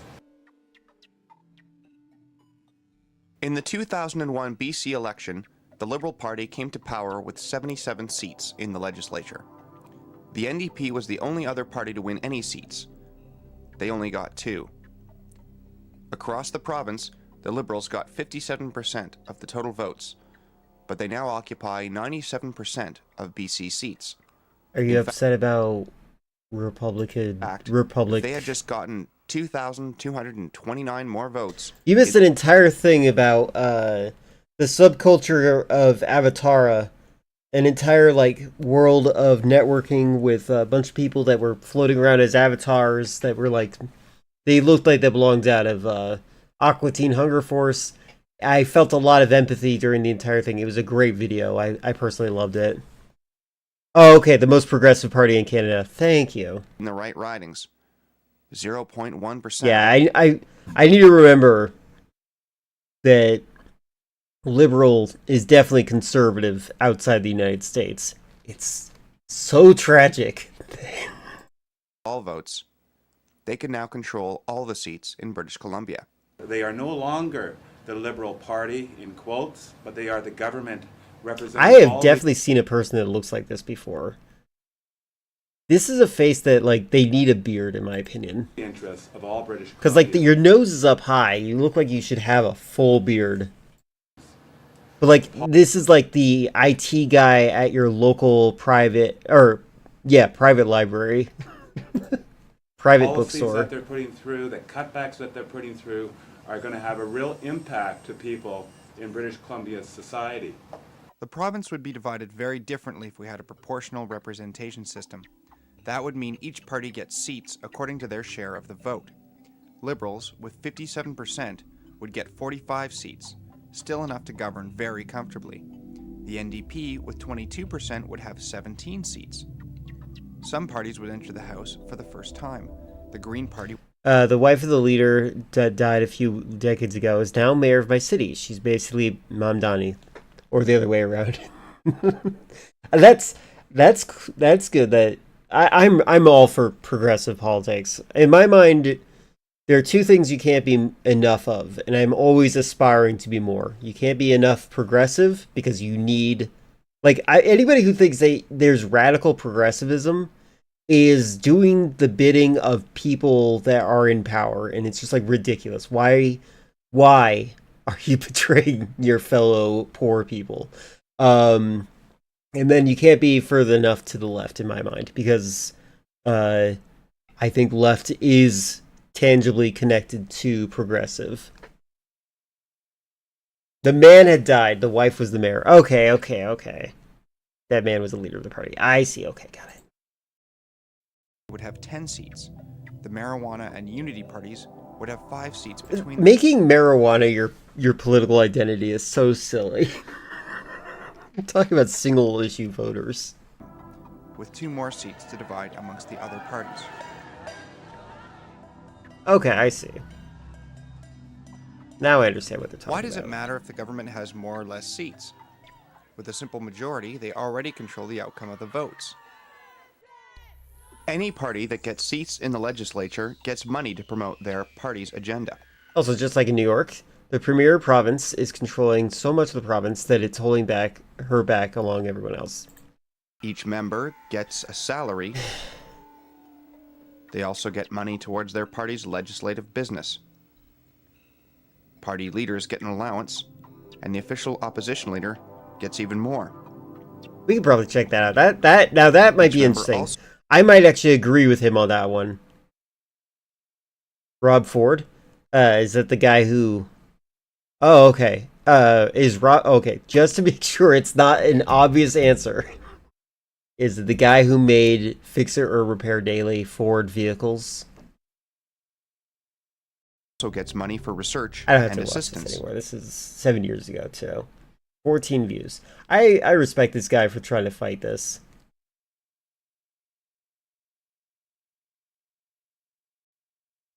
No? Okay, then I don't know who Rob Ford is right now. Absolutely need to see it. Alright, feel free to throw one in. I will just jump right to that. Here's a name that's sure to send a chill down your spine. I might know him. There's a possibility.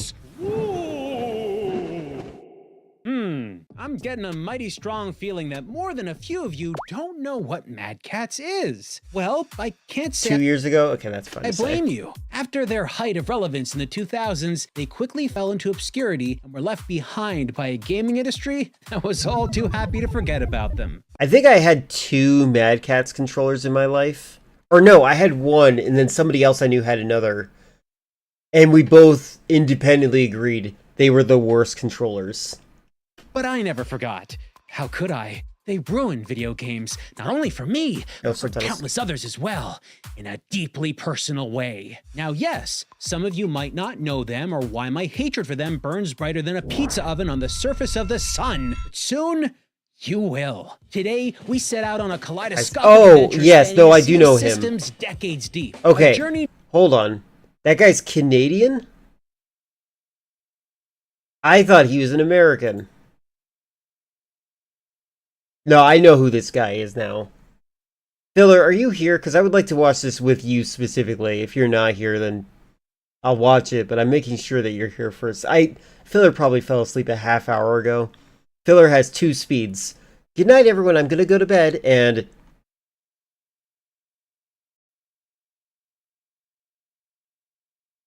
Friend called me this morning because they were using VS Code and accidentally added an entire hard drive to a project and committed it to GitHub. Oh my god. Caught it at the last second, click delete, which it sent every file that wasn't bolted by the OS to the trash. Oh my god. I've never thought about that as an error. Oh, that sounds horrible. Filler's not here, but I'll show you guys real quick. Oh yeah, this is another thing. Chris, this is kind of funny. So, somebody posted this on Twitter, and I saw someone with a wonderful comment. They said, did you guys did all the Zoomers play the same tablet game as a kid, and they think every video game is like this now? It is kind of funny, because like I do get that vibe culture-wise about Zoomers and even Gen Alpha, that they seem to all think that this is how character designs work. And I don't really understand this, because like TV shows don't even do this anymore.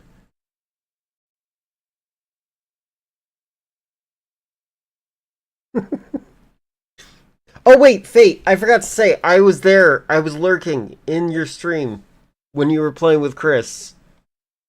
I forgot to say that. That's what I wanted to say. I'm like, there's something I wanted to say to Fate. But because I talked about it with Chris already, I forgot entirely that I wanted to also say that I acknowledged that too. I saw the one-on-one and such. And I also heard you and Chase like go on talking about stuff as well. Yeah, I don't... Oh man, I should have waited for you to be here. I've already... Like, when I get things out of my head, I get them out of my head. But, yeah, it is a great game. Hold on, we're gonna just... Unfortunately, Filler's not here. I have to download these videos too. Because they are culturally significant. They're calling a friend of mine a prostitute. Alana is not a prostitute. She's a friend, and it makes me sick how people are saying this. So unfortunately, I have no other choice. I'm the last one to take legal action. I can't put up with it anymore. So I've named the names. Litigation will be starting shortly. I've had enough. That's why I warned you guys yesterday, be careful what you wrote. Okay, so that's all I have to say for now.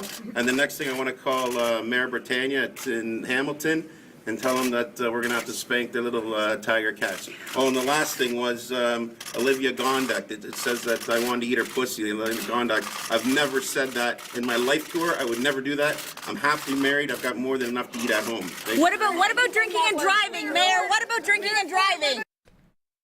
He's like in trouble for like doing a lot of cocaine, right?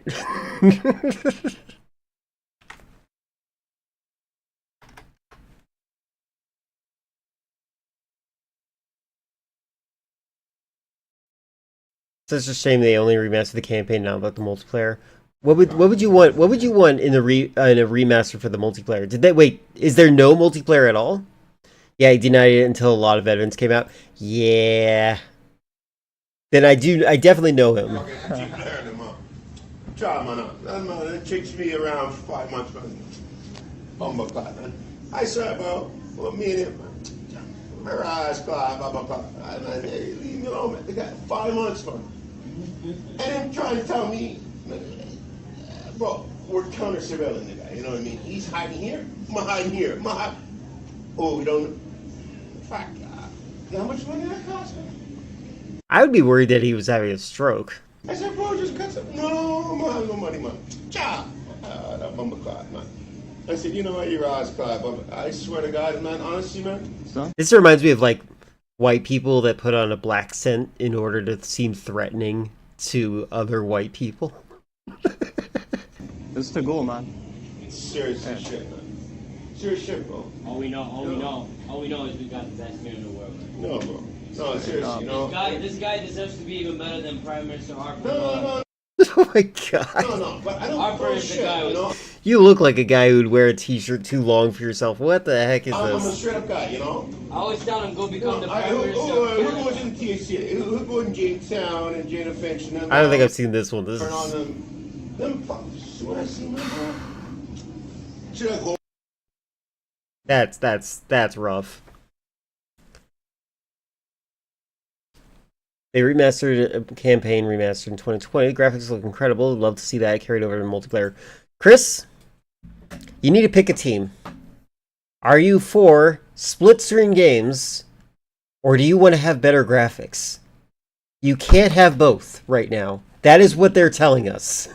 You can't have both.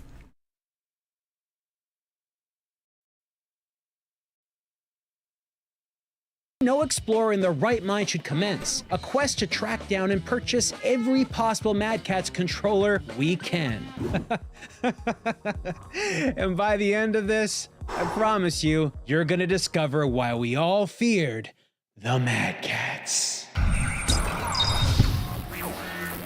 I feel like I should wait to watch the Mad Catz trailer. What is this? I will become the Oh, look at this. It's censored. nightmare of this realm. So why can ads run stuff like this, but I can't? By the sun and stars, we will prevail. Like, for real, am I gonna get in trouble, YouTube, for showing one of the ads that you've given me? My ascent begins, and I shall never falter. Spirits reveal much to those who listen. Like, this is what is this? By drawing upon the souls of the living, we have the chance to recall them into being. Like, this is the type of double standard that I genuinely get irritated with.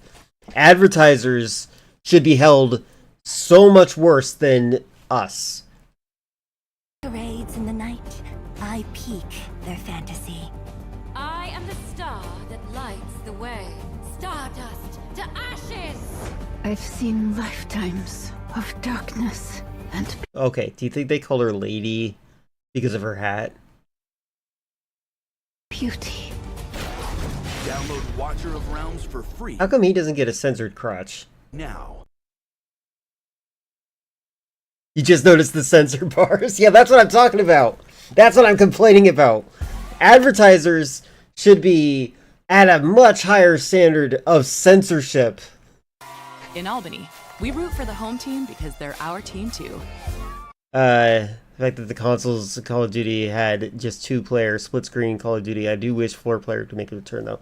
4-player has to return. Networking has to return. And with over 5,000 Chase branches nationwide, we're right beside you, Albany.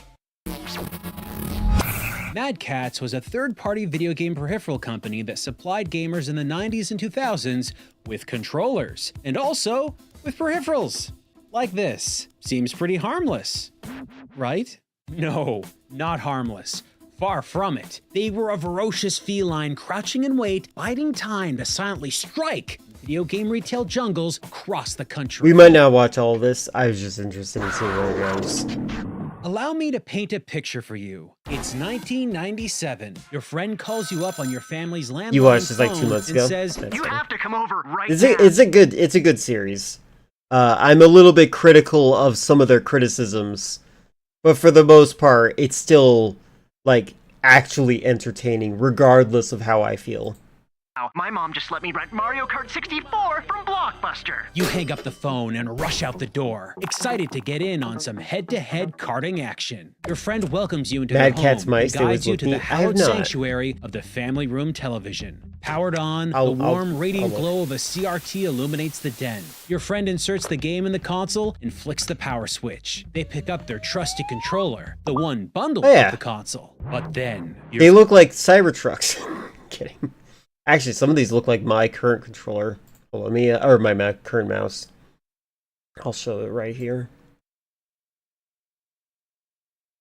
That's pretty cool.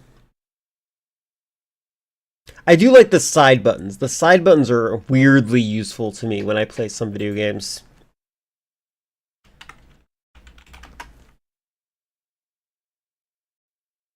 I'm gonna blame Mad Catz as the reason they got rid of split screen. Yeah, that's a good idea. friend turns to you and speaks these exact words. You can play with this controller.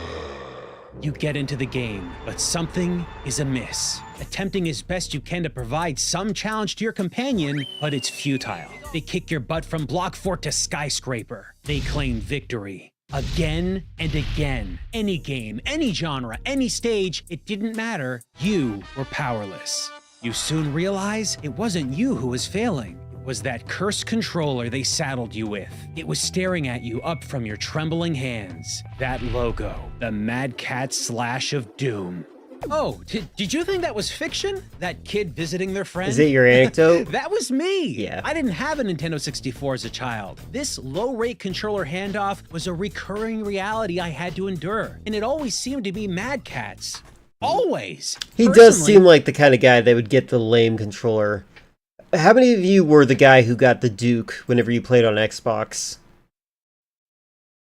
I didn't have experience with the brand before. Like, which these controller would you rather have? A Mad Catz Xbox controller or the Duke?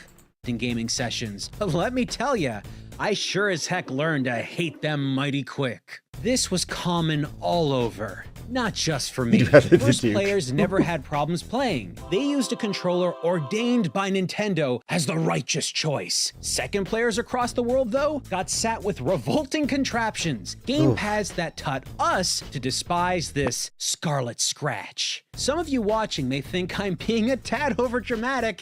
Sometimes you are. And to you, I say, I don't think I'm being dramatic enough. How can I convey just how hateful it was to use these specific gaming products? You had the I Super figured Pad 64? The only way is to show Interesting. firsthand how inferior Mad Catz quality was, controller after controller. And that's the journey I'm taking you on today. You will see for yourselves how Mad Catz got their tainted reputation. And I will hopefully hold on to my mental faculties as I play more Mad Catz controllers in a row than probably anyone else on the whole planet. Can't believe we bought Mad Catz controllers. I seriously can't.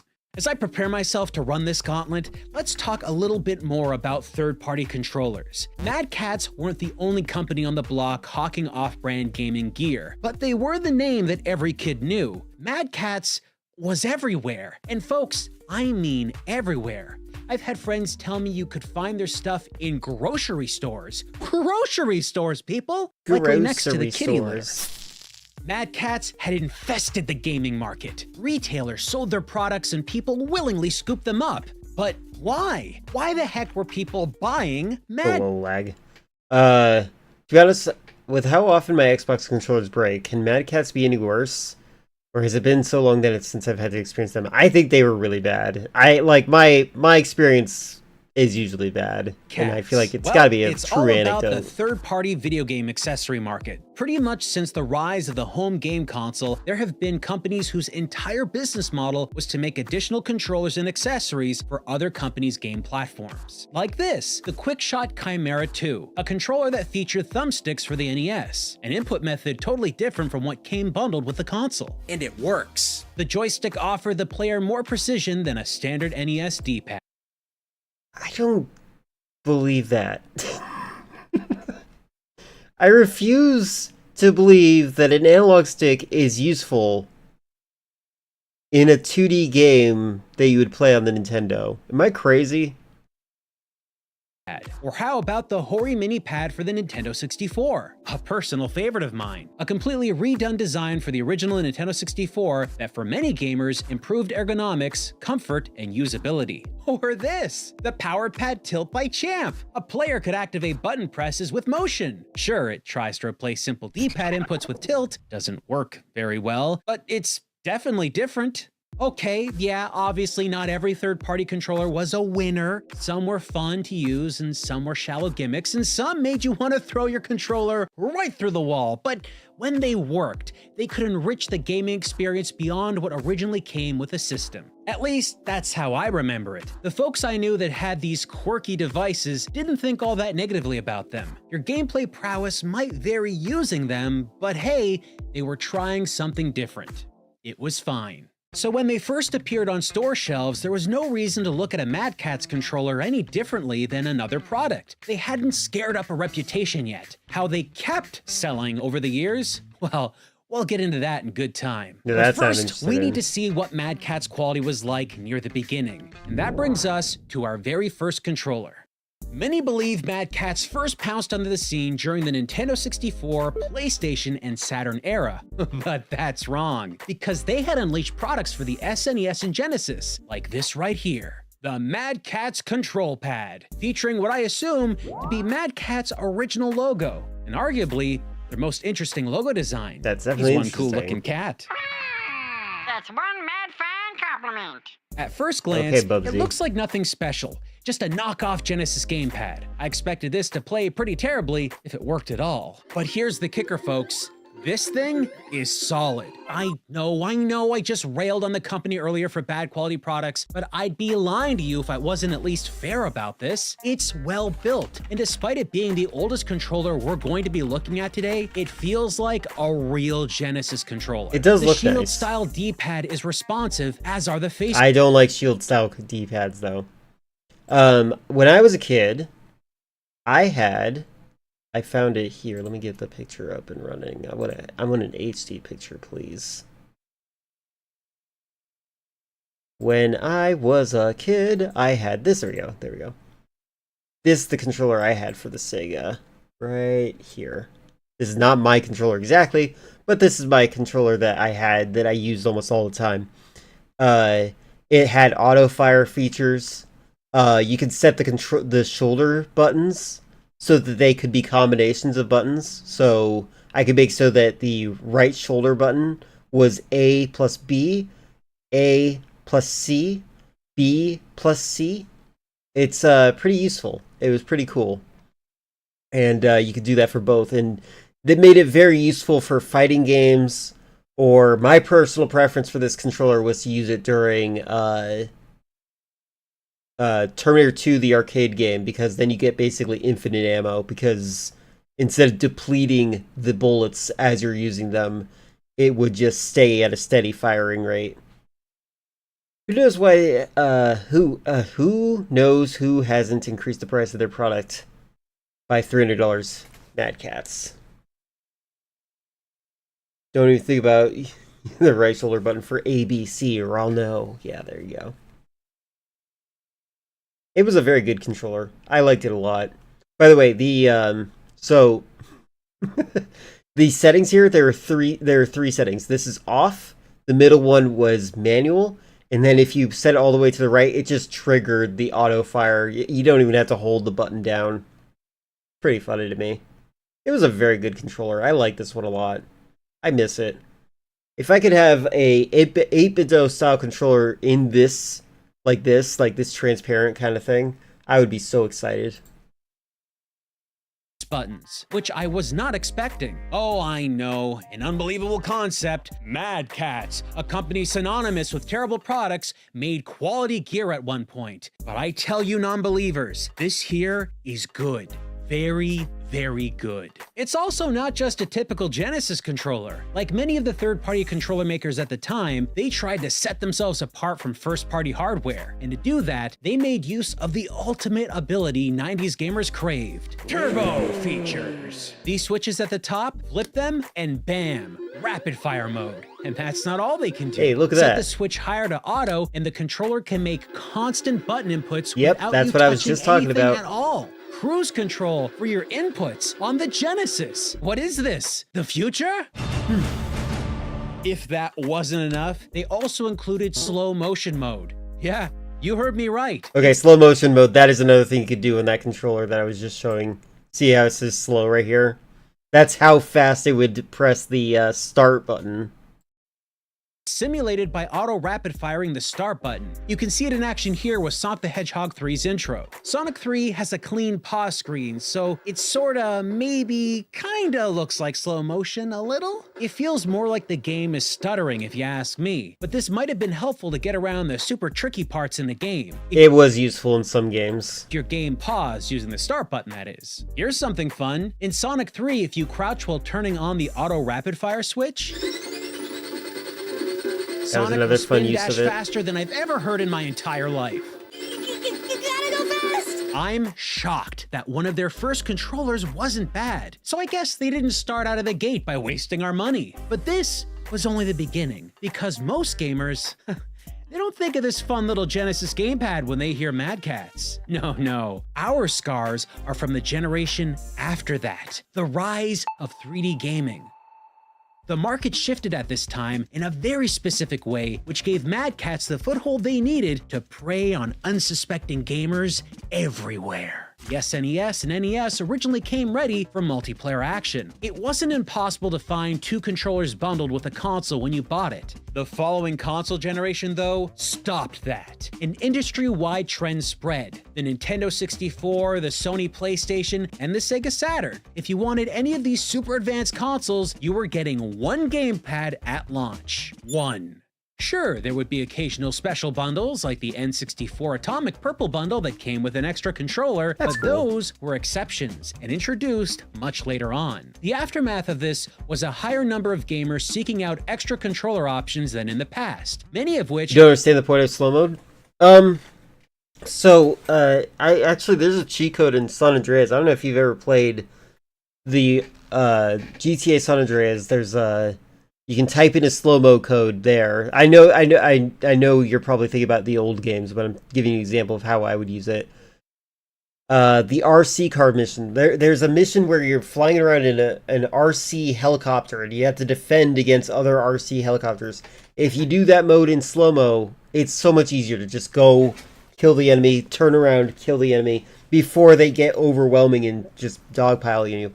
In the classic games, it was a little bit easier to dodge when you could see the enemy telegraph their attack, but not every game had a telegraph. were accustomed to having two gamepads. Thus, the massive rise of third-party controllers began. They were a side effect of systems not having multiple bundled controllers for players. You can blame the first party for this one, folks. They caused this unfortunate chain reaction. I've dreaded this moment since we started this video, but here we go. This is an original— For games like San Andreas, I played on PC. If I wanted to cheat, use a trainer. Ah, okay. unmodified, mint condition, according to its eBay listing, Nintendo 64 Mad Catz controller. A plastic monstrosity that haunted my childhood. All you have to do is follow the train. The train mission is also another one that's good in slow-mo. The biggest difference between this and an original Nintendo controller, Mad Catz changed the direction of the expansion slot. It's supposed to point down from the back of the controller. They decided to have it sticking out of the top for some reason. It just gets in the way of the controller cord when you plug stuff in. I really don't know what they were thinking. I'm sure you're all looking at this and intensely wondering, how broken is that thumbstick gonna be? Well, let's find out. We're gonna play an imported Japanese Nintendo 64 game that was never released for the North American Nintendo 64, Irritating Electric Stick. This game completely relies on the quality of the analog Oh. stick your controller is armed with. You gotta pull through an electrified maze My under a God. set time limit, rushing down paths while slowly cutting around corners. You need precision to make this work. Any issue Okay, maybe I'm crazy. So as Chris pointed out, I like games to be difficult, apparently.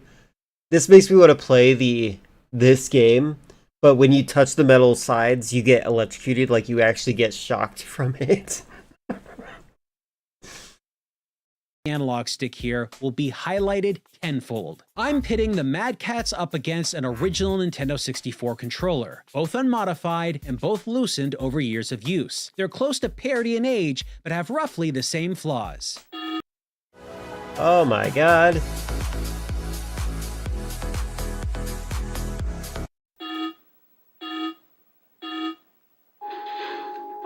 To my surprise, the analog stick wasn't a complete fail. It's worse than a real controller, don't get me wrong, you just might not notice it unless you compare them back to back like I did. It was important to equip both controllers with a rumble pack since the violent shake of your controller every time you touch the side of the course and fail is instrumental in the tension this game generates in the player. Not a problem. That would be a huge hit at Dave & Buster's where the person actually gets shocked, yeah.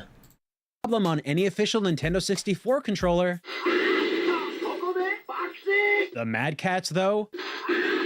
I quickly discovered that this gamepad doesn't work with the rumble pack. This was really stupid. It's probably incompatible with other accessories as well. This is apparently a known problem. The only remedy you'd have is to buy the advanced gamepad they released a year later to get rumble support. Doesn't help you if you bought this craptastic one. Mad Catz might have cheaped out on their expansion port or something. I think, you know what? I think one of the issues I had one time was like, my Mad Catz controller was wireless, and it like had difficulty connecting. But I really don't know. See this?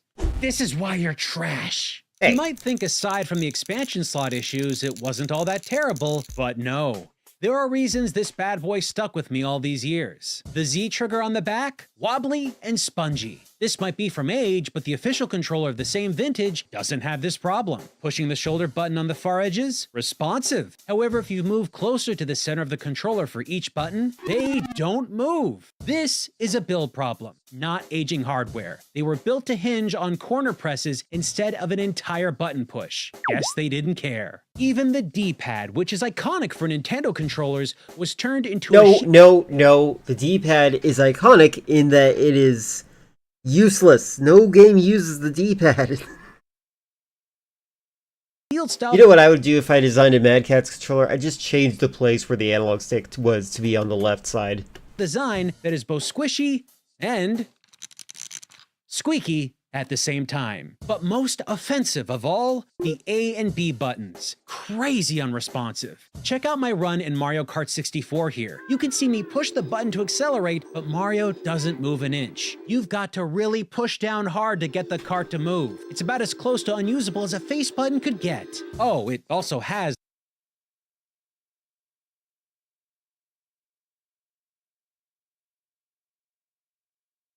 I don't know. Maybe because they have a filtered internet that prevents things from getting out? They gotta exist. the slow. Most Israelis I know are just like living in this state that I live in.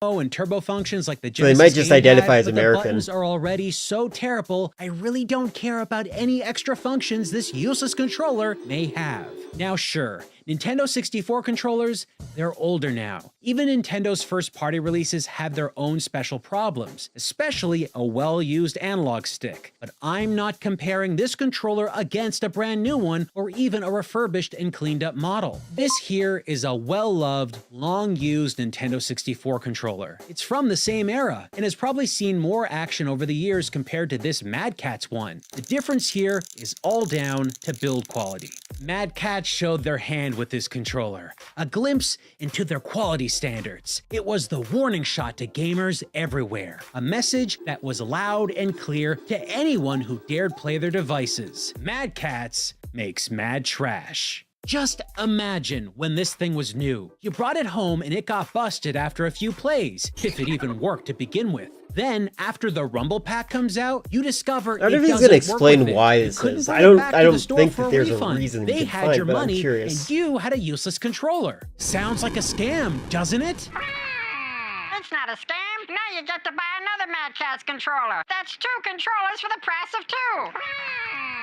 The company wasn't just making their own cheaper variations of stock console controllers. They were also making specialty gear for simulation racer fans. This is a Mad Catz steering wheel for the Nintendo 64. It's got an analog wheel, built-in rumble, and a set of analog pedals for acceleration and brake. I saw this advertised in gaming magazines back in the day. It featured 2 guys stealing a steering wheel straight from a race car during an active competition. The message here? They were dirty thieves! Or probably they were making quality steering wheels that were at least as good as the real thing. Yeah, well, past experiences make me believe that this will be very unlikely, but let's give this thing a whirl anyway. Regardless of what I played, I found that the wheel fails half the time. Sometimes it would break down on the same game the second or third time I played it. If it did happen to work mid-race, it would lose connection. I don't think I've really seen a disconnect warning with a properly plugged in wired controller before. So I thought the connection cable might be damaged, but even when I didn't touch anything, you'd still see the warning randomly turn off and on. It's like it's got a poor wireless connection despite it being wired. For brief moments, I did get some titles to work with the analog steering, but in other instances, it seemed to function more like a D-pad. It took sharp turns left and right instantly, and sometimes the controls would lock up in one specific direction. And the issues aren't only with steering. So many aspects of this controller are shoddily built. This little stick shift isn't a stick shift. It's just a pole with C buttons on it. The stick itself is very wobbly. Age? Bad build? Your guess is as good as mine. The controller plug doesn't sit flush against the port on the console like other controllers. It's also insanely hard to properly insert. It seems to get jammed once you plug it up, making it so hard to pull out that I'm afraid I might damage my Nintendo 64. This is an original build quality issue. These ports didn't get bigger or smaller with age. The buttons are squishy and the D-pad pops right in all at once without a central pivot point, which is always a sign of a lack of care. This is totally not the quality that magazine ad was bragging about. The only thing these 2 thieves were stealing was my money from buying this thing. Folks, I gave this sad wheel of doom way too many chances, and it failed on all fronts. The moment I gave up and threw in the towel was when the built-in vibration motor seemed to malfunction and get stuck on earthquake mode.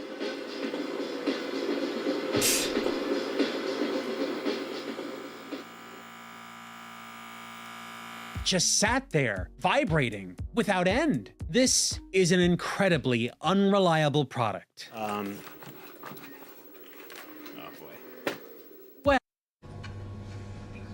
There's a time and a place for a Filet-O-Fish. Okay, bye. Well, so far, Mad Catz Nintendo 64 devices have lived up to their legacy. Poor quality designs with components that do not hold up over time. But they weren't only making inferior N64 products. I found one other relic from this generation, this time for the PlayStation. I couldn't find any regular Mad Catz controllers for the console, but this looks like it's going to be even better. This here is the Mad Catz Phaser. I feel like he would want to put out, like, I wonder if he did. I wonder if he put out a request like, hey, if you have a console, Mad Catz controller and want to donate it so I can do a review, and then if it breaks, we'll pay you back. Arcade-style light gun. That's the official name. Phaser. You know, like from Star Trek. This one, to my eye, specifically looks like the Type 2 hand phaser used in the first Star Trek movie from 1979. Not that I knew any of that off the cuff or anything. This was originally... Come on. Okay, what's with the nerd infighting? Why do people do that kind of thing?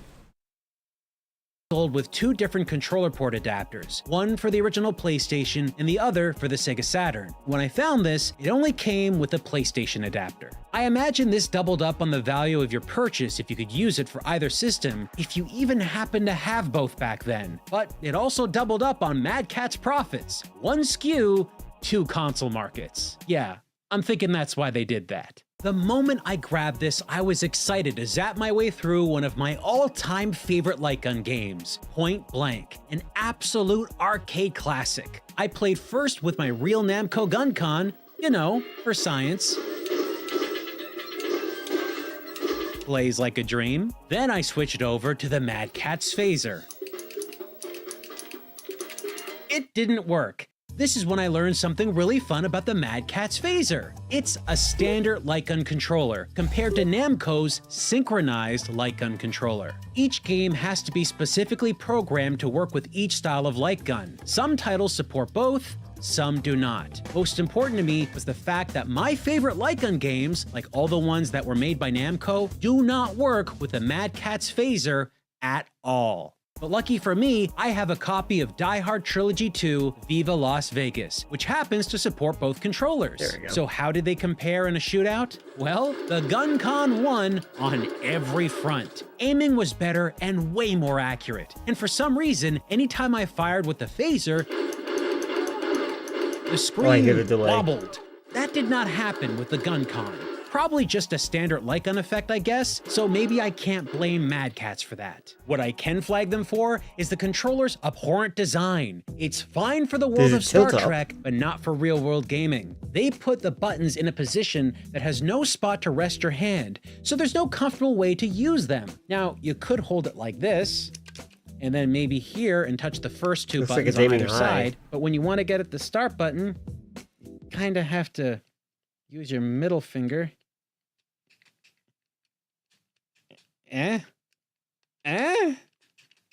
This sucks! Compare that to the GunCon's smart placement of buttons on the barrel, and it's obvious to see how the phaser is so much worse. I did it! Need a standard light gun? Look for a different model. Something that looks less like Captain Kirk has it strapped to his pants. We're a few controllers deep into our Mad Catz extravaganza. Yeah, this is being silly and some a of you little may bit. be I agree thinking, with that. well, this may have been your experience, Shane, but I never bought a Mad Catz controller.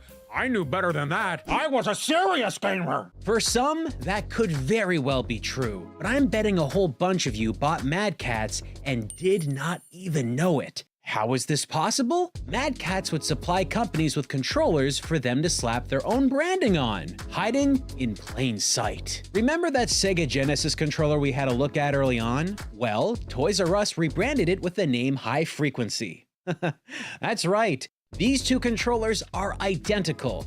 They're both Mad Catz. Did I really need to buy 2 ancient duplicate controllers just to prove this point? No, but I did.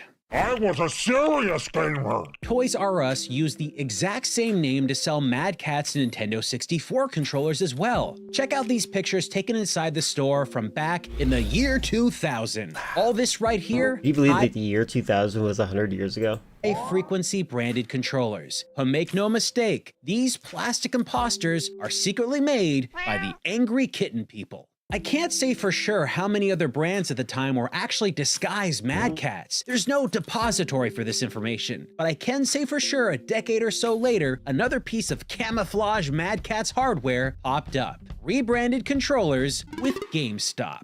This little wireless GameCube controller might say GameStop on the front, but it's hiding a dirty secret on the back. I think, okay, now I definitely know that is a This means thing. that over the years, some gamers out there were actually playing on Mad Catz devices all along and didn't know it. Dude, you're playing with Mad Catz. All that fun N64 and PlayStation stuff, that was just an appetizer for the main course that is the 6th console generation. If you know Mad Catz, this generation is probably why you know them. Their rise as a controller maker of infamy was during this time. And why?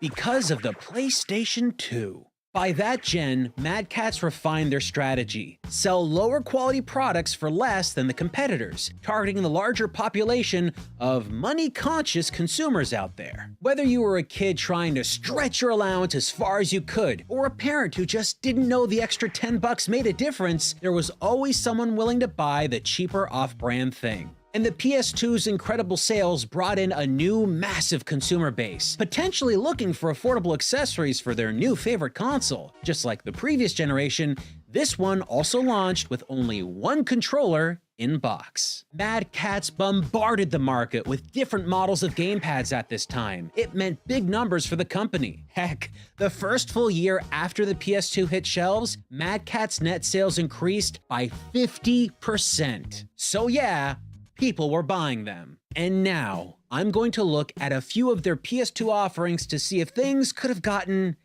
any worse. It's probably gonna get worse. Fun fact, during my Mad Catz Safari hunting controllers down, PlayStation 2 gamepads were the most common Mad Catz controller I came across. I found 4.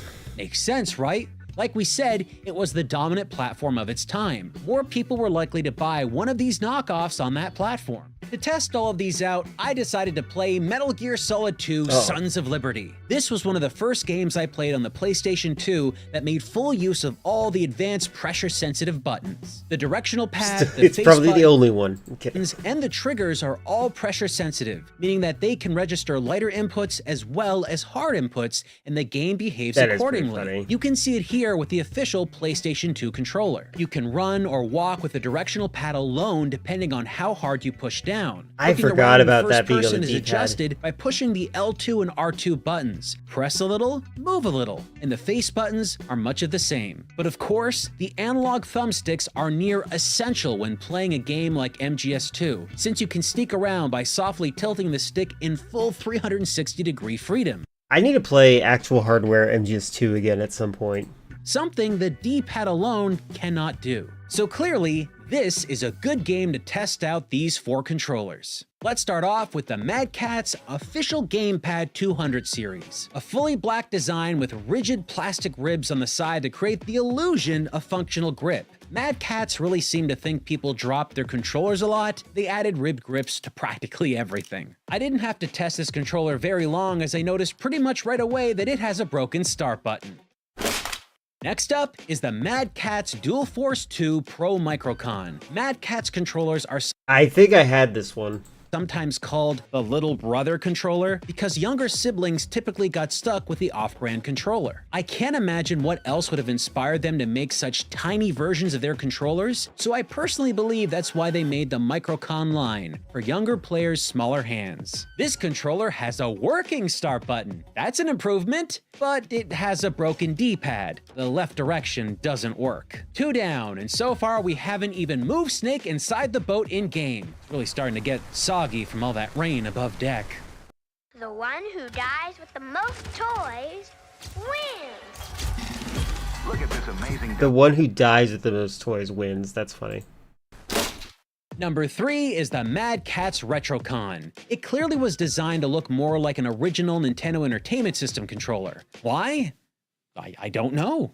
This design isn't all that comfortable, especially the shoulder buttons at the top. They're super squished together, and instead of them being one on top of the other, they're side by side. Now they're less intuitive to I like my 8-bit controller. They can't get me to complain about that. Switch between and way less comfortable to use. Despite its smaller look, it has all the functions of a real PS2 controller. Pressure sensitivity and rumble included, but the left thumbstick is busted. This is unplayable. It wildly jumps around when you move it in any direction, and if you leave it alone, it automatically moves down. I think you know where this is going. This here is the full-size Dual Force 2 Pro, the larger model of the blue Microcom with the busted D-pad. And guess what? Every single button seems to work on here. Nope. False alarm. Thumbsticks are garbage. They're way too sensitive. Gingerly nudging the sticks just a little bit instantly sends exaggeratingly heavy movement input, meaning the whole analog feature of these analog thumbsticks gone, making any game that requires precision input, like say aiming a weapon or sneaking around, something Metal Gear Solid is all about, well, it's insanely difficult to complete now, if not impossible. Even if I looked past the busted controls and broken inputs, the pressure-sensitive features of every single one of these controllers kind of felt stiffer and harder to use than my official PlayStation 2 controller. They're basically the same age, and my PS2 controllers have seen a lot of use. I also pulled out one with very loose analog sticks to give the Mad Catz a bit of an unfair edge, but even then, the official controller was still far more play-friendly than anything Mad Catz offered. To top it off, the Mad Catz PS2 memory card I happened to pick up, totally not working. The PS2 doesn't even register its existence. So that's one thing I definitely remember happening. I bought a Mad Catz memory card, and I had to format it multiple times. I was like, what the heck? Just as a point of order, don't ever buy third-party memory cards for systems made during this era, folks. The risk to your game saves isn't worth it. Anything that says Mad Catz on it, avoid. Which I think is becoming the lesson of this video. So that was it. Every single PlayStation 2 controller and accessory was in a broken state. Oh, that reminds me. That's where you belong. In the trash. A pile of controllers, and none of them are playable. I do think it looks cool. That's PlayStation 2 true. hardware still working great. The difference? As an adult, I'd probably just take an official memory card, gut the unofficial memory card, and use the shell housing to for the original. Most third-party What game happened, pads Cat? are Are made you cheaper okay? and with nowhere near the same build quality. However, I did get a 4-port Oh my God, what the heck? multi-tap adapter for the PlayStation 2 from Mad Catz that was totally functional. The 4 controllers I got to play on it weren't. Fate. That sucks. Cruel fate. That's cool that the multi-tap worked. I tried getting a multi-tap to work on my PlayStation 2 at one point in my life, and it didn't work, tragically. The PlayStation 2 ended up becoming one of the most with the black successful strip, yes, consoles yes. ever. And when they had the attention of the most gamers out there, this is what they were serving them. They thought they were making a lot of sales, but what they were actually doing was creating a ton of enemies who would never forget. And it wasn't just gamepads they pumped out for the PS2. The only third-party controller that I use that I still like is my 8BitDo controller. Like that, I don't know about back then though. I can't think of any. When the dancing rhythm game craze hit North America, you better believe they were all over that market as well, with dance pads like this. This one smells bad. Now, I've played Konami's Dance Dance Revolution series in arcades.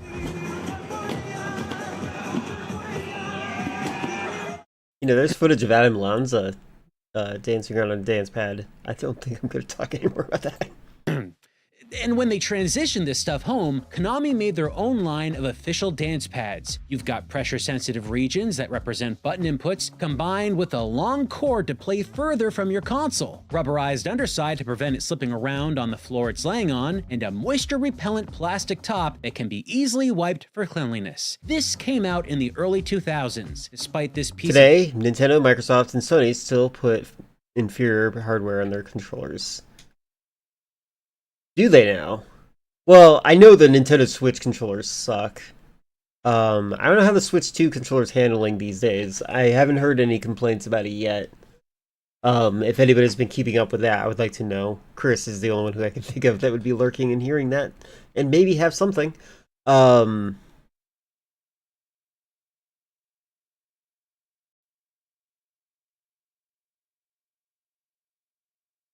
I don't know. I like the PlayStation 4 controller, but that's like the last one I've used. hardware being decades old now, this dance pad is immaculate. Absolutely perfect. This helped the home release of the DDR series become a hit. So, of course, Mad Catz tried to breakdance their way in. They undercut Konami's $49.99 dance. Nintendo has a recall system for the controllers where you can send them in once if you get stick drift. As good as that is, you don't always get your controller back, you don't get your controller back. You get a new one. So if you had like a custom paint job or something like that, a unique version of it, you're not going to get that one back. So I think it hasn't been enough time to tell about Joy-Con 2 yet, but I haven't seen any widespread reports of drift. That's good. Maybe they finally fixed it. Pad with their own Maybe pad for the PlayStation I'm 2 open-minded. at $19.99. That's a savings of $30. So what does that get you? A far worse dance pad. Comparing these side by side, all the imperfections Yeah, I come understand that, slipping Chris. out. It's missing that rubberized underside like the first party device, meaning it can slide under you when using it. The cord to Get a connect carpet. to your console? Way shorter. The top side isn't made of a moisture-resistant plastic. In fact, it seems to absorb moisture. Why did you do that? Disgusting. You better not Attempted to complain clean about it. the sensitivity of that button. It soaked up liquids like a sponge. This thing probably retained the foot sweat of all those who danced before me. Our DDR dance pads doubles as a PMAT for your awesome... Our Dance Revolution dance pads doubles as a PMAT for all you awesome Mad Cats out there. I touched it. And in true Mad Catz fashion, it isn't as responsive to your dance steps. Glaringly terrible in comparison to the official dance pad. Maybe all that gunked up foot sweat damaged the components inside.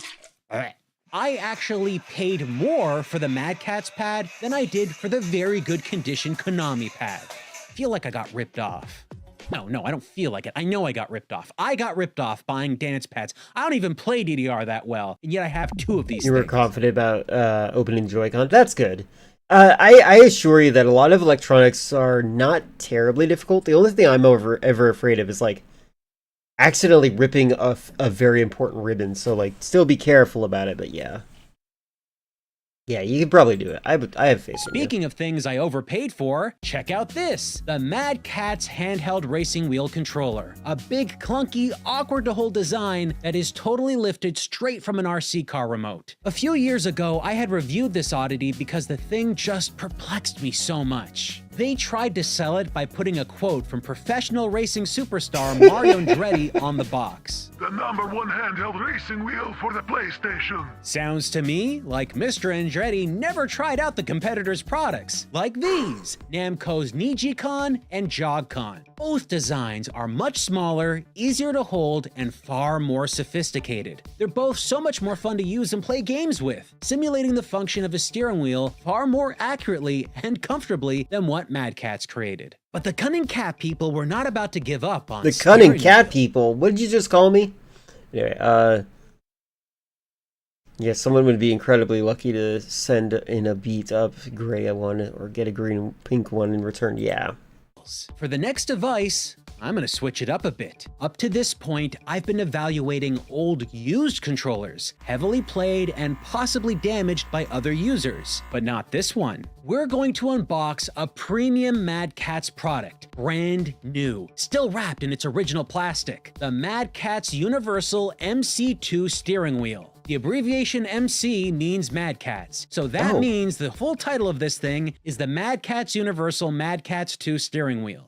That's a really stupid name. Unlike You're the a stupid Nintendo name. 64 wheel we played with earlier, this is designed to work across multiple consoles. Oh, wow. PlayStation 1, GameCube, Xbox, and most importantly to me right now, PlayStation 2. If we're gonna be testing this thing out, One controller for all game consoles is actually pretty interesting in concept. I can only think of one Actually, I just realized that's what my 8-bit though is.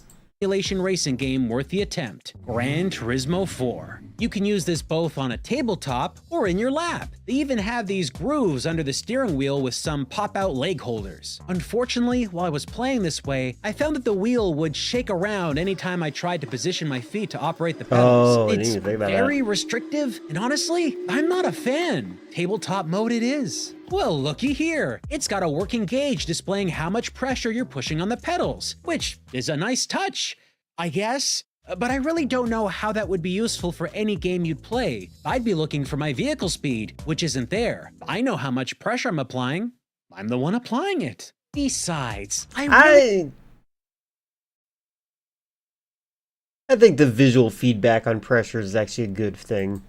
I wouldn't be looking down at that while I'm busy focusing on steering my car properly. Speaking of steering, where the heck is it? I can barely manage to keep any vehicle on the road. Driving in a straight line? Next to impossible. Tight turns, Oh, okay. wide turns, it doesn't matter. Everything felt so incredibly unresponsive. I checked the manual to see what was up, and it stated that there was some calibration feature that needed to be set. Okay. Funny, the Nintendo 64 wheel didn't need this. It just Gee, I wonder why. Could it be that it was made for the proprietary software by default, and it's not a multi-universal controller for PlayStation? Nintendo, GameCube, and also Xbox and whatever? Come on, that was the dumbest thing he said so far. Come on. Come on. Any interested in racing sims? I need more than just racing sims. I know people like Forza right now. I've been watching Owlin play. She's a streamer. I've been watching Owlin play a little bit of Forza 6, I think it is. And it's... While I totally understand why people like it, I think that I need more. Like, I'm kind of like Leafeon in that I need an excessive amount of overstimulation for me to enjoy a game. That's one of the reasons I like Black Ops 7 so much, because there's so much going on. But racing sims, they need a little bit more. Flight sims? I actually would prefer flight sims, yes, because there's a lot of buttons and things to do. Yeah, that I actually plan on playing Flight Simulator on stream at some point, because I used to be on the path to get my pilot's license. I just was too poor to buy it at the end of the course. Responsive. I checked the manual to see what was up, and it stated that there was some calibration feature that needed to be set. Funny, the Nintendo 64 wheel didn't need this. Yeah, I wonder why. It just worked when I plugged it in. Leave the meeting. Seriously, dumb. Like, that's just like failing to understand the purpose of calibration. That's like a customer saying, why can't I buy milk from the ice cream store? Flying's expensive to get into. Yeah, it's very expensive. It's a very expensive hobby. I know a lot about how to fly already. Like, I feel confident if I had access to a plane, had everything, like all the parts it needed to like start up and all that, I could definitely take off, fly in a direction, land. I could do that. The zero visibility thing, I'd probably have difficulty with. I can definitely make sure that I'm above, that I'm not going to crash into, like, the ocean or something like that. It would be difficult, but I am instrument trained to that degree. But yeah, it's an expensive hobby, and it's dangerous. Most people that die in private airplanes die in, like, Cessnas. Like, specifically Cessnas. And that's like the #1 most popular brand to buy. Probably the most affordable.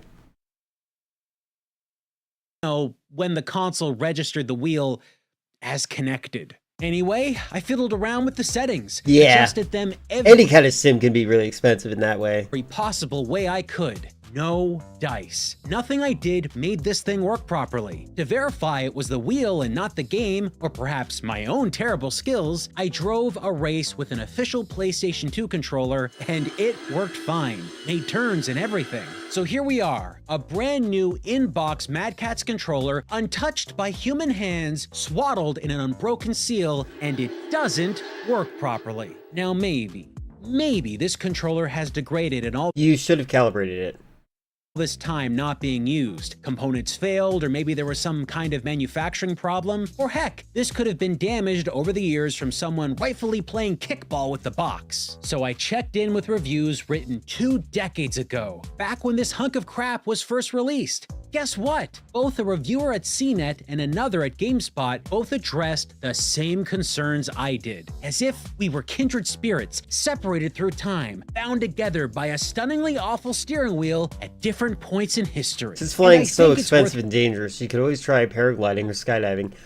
I, no homo on the skydiving. I'm kidding, no. Sorry.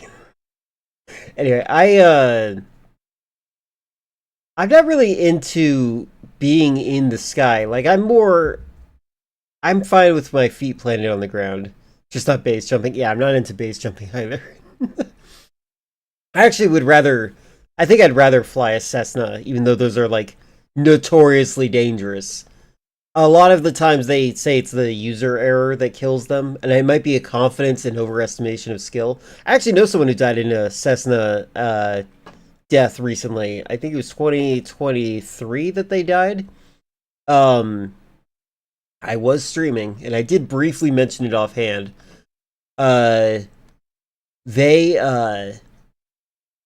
They were not instrument trained, and they were not set up for night flying. They were flying at night and they couldn't find the landing strip. And so when they decided to land, I looked into this because they extensively document. There's a whole website that documents all these flight things. Anyway, when they were trying to land, they just eventually kind of gave up. They were like, okay, this has to be the ground, and if it's not, I'm dead. I'm going to gamble here. And they went straight into the lake. And their body was inside. They never escaped the vehicle. I don't know how he died, but I know that he did not survive. And yeah.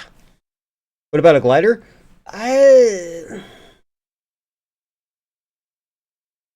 rather a go-kart. Like, I don't mind. Again, I think that I'm trying to think of what I would want to fly if I did fly something.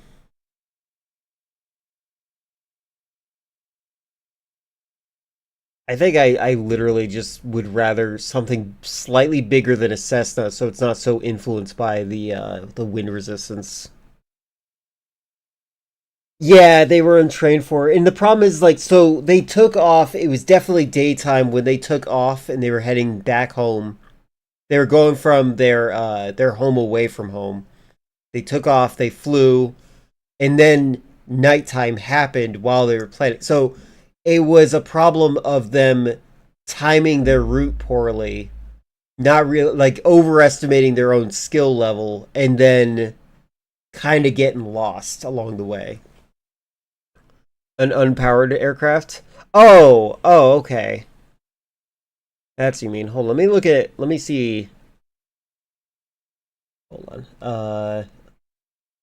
That's not the window I want to use. This one. Hold on. Oh my god, why am I writing in Japanese? I did not need to turn that on. Hold on a second, let me disable this real quick. I must have hit the shortcut for it. Okay, so I do like hang gliders. They do look neat, but they're not...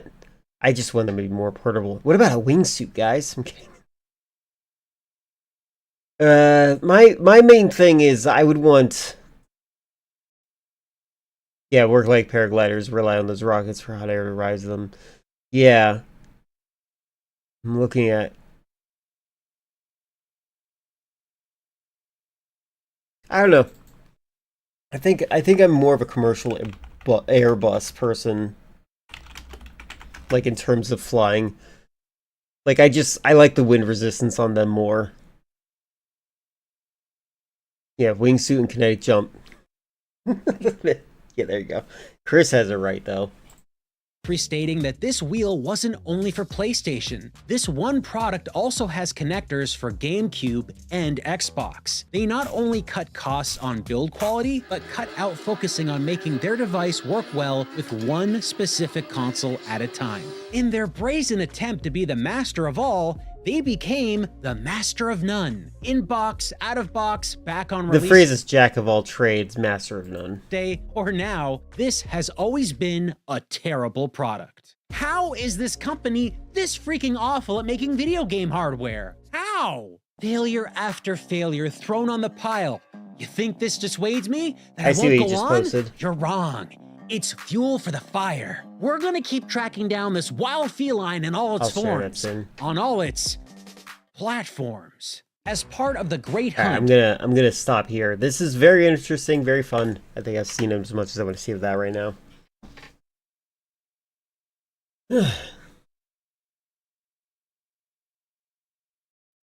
What is Get business done American with the new Express? Graphite Business Cash Unlimited card and earn unlimited 2% cash back. But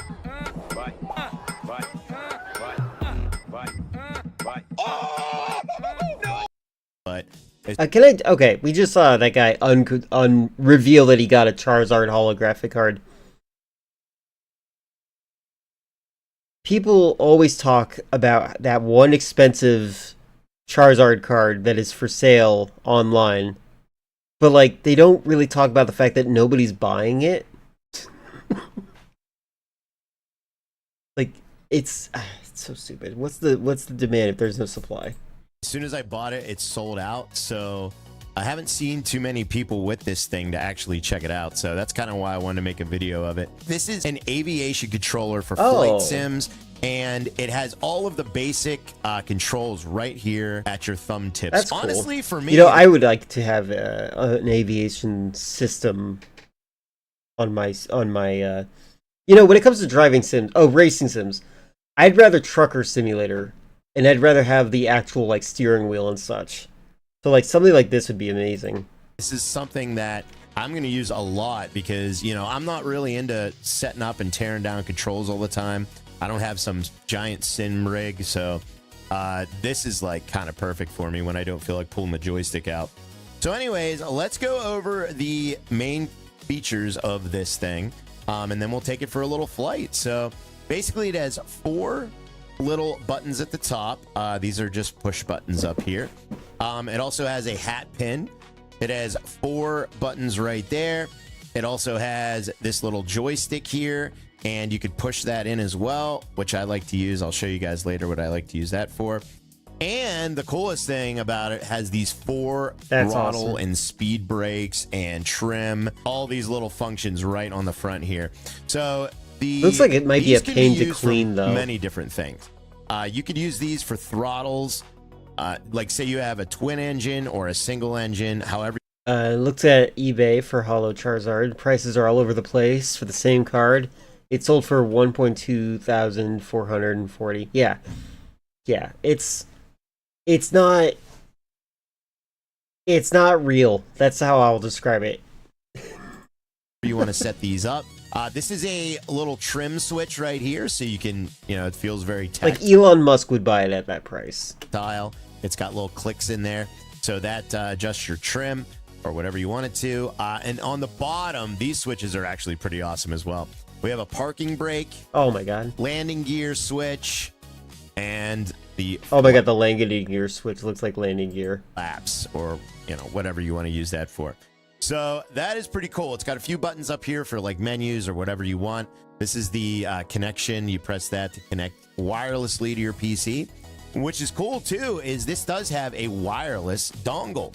So what you can do is you just plug this into your USB port and you're ready to go. There's no setup. You're making a video and you go through the process of putting the USB in incorrectly the first time. Is you just plug this into your USB port and how has this happened to people?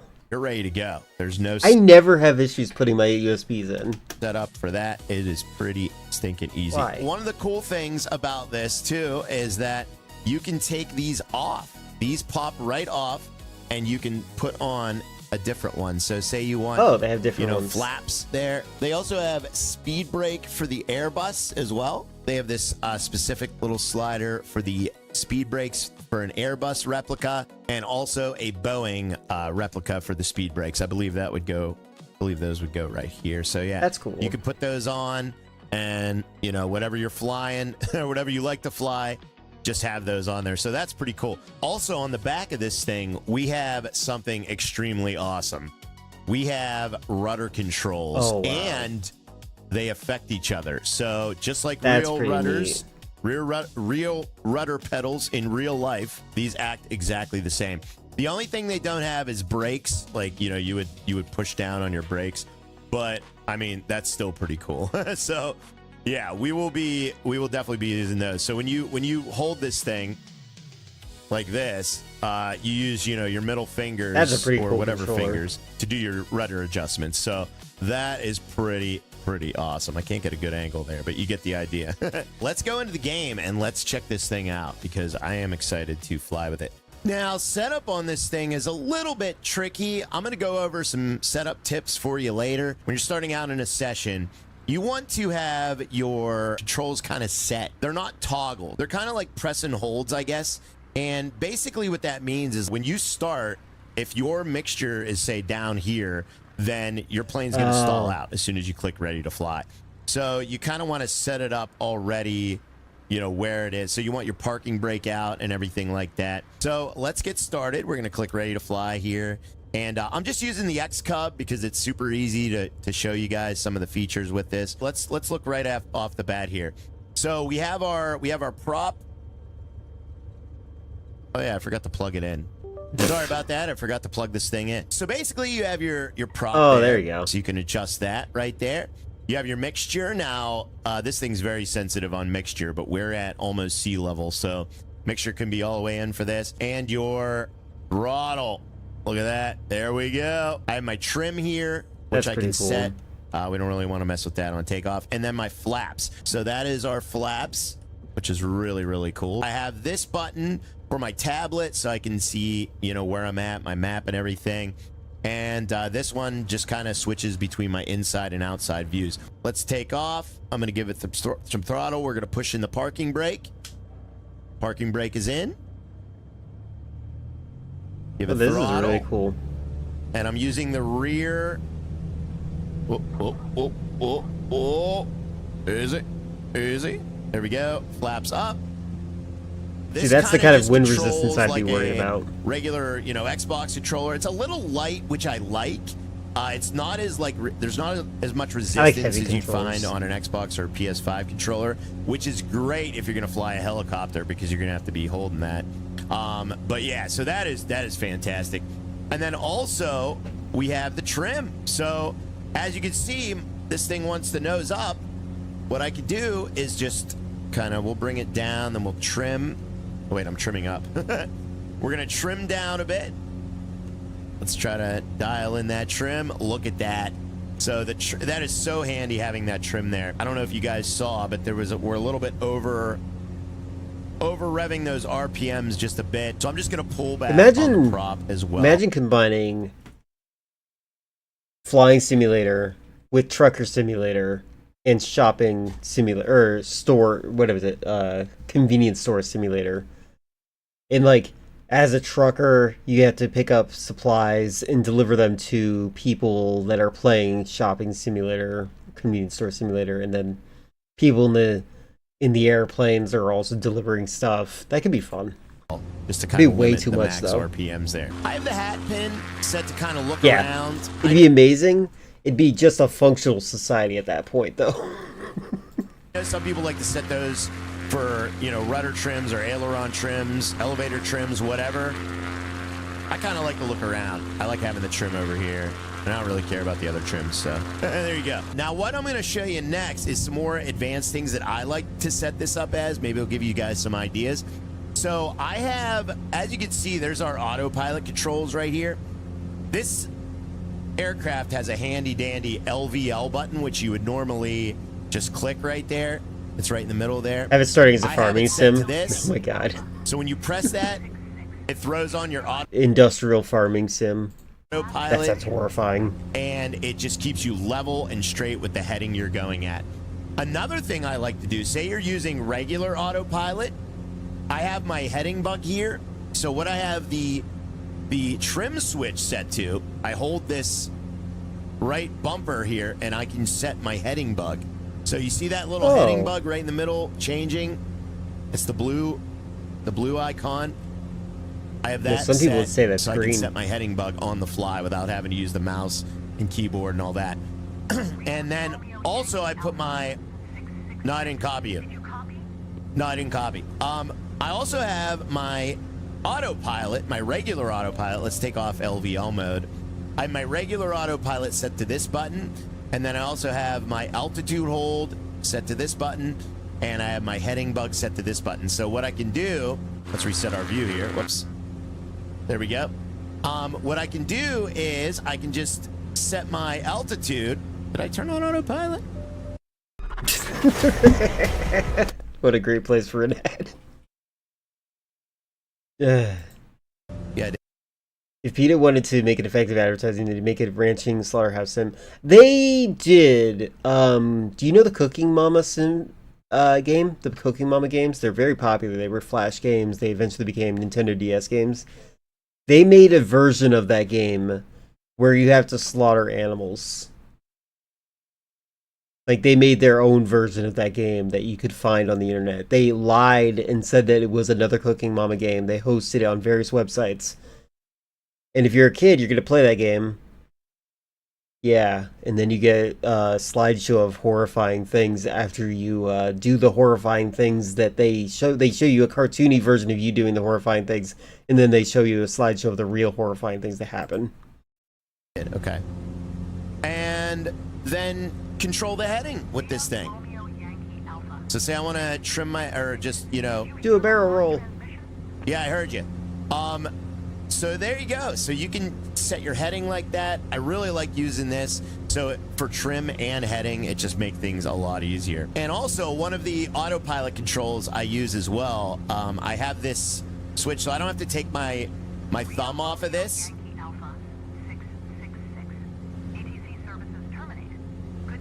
ATC terminated. She's mad at me because I didn't answer.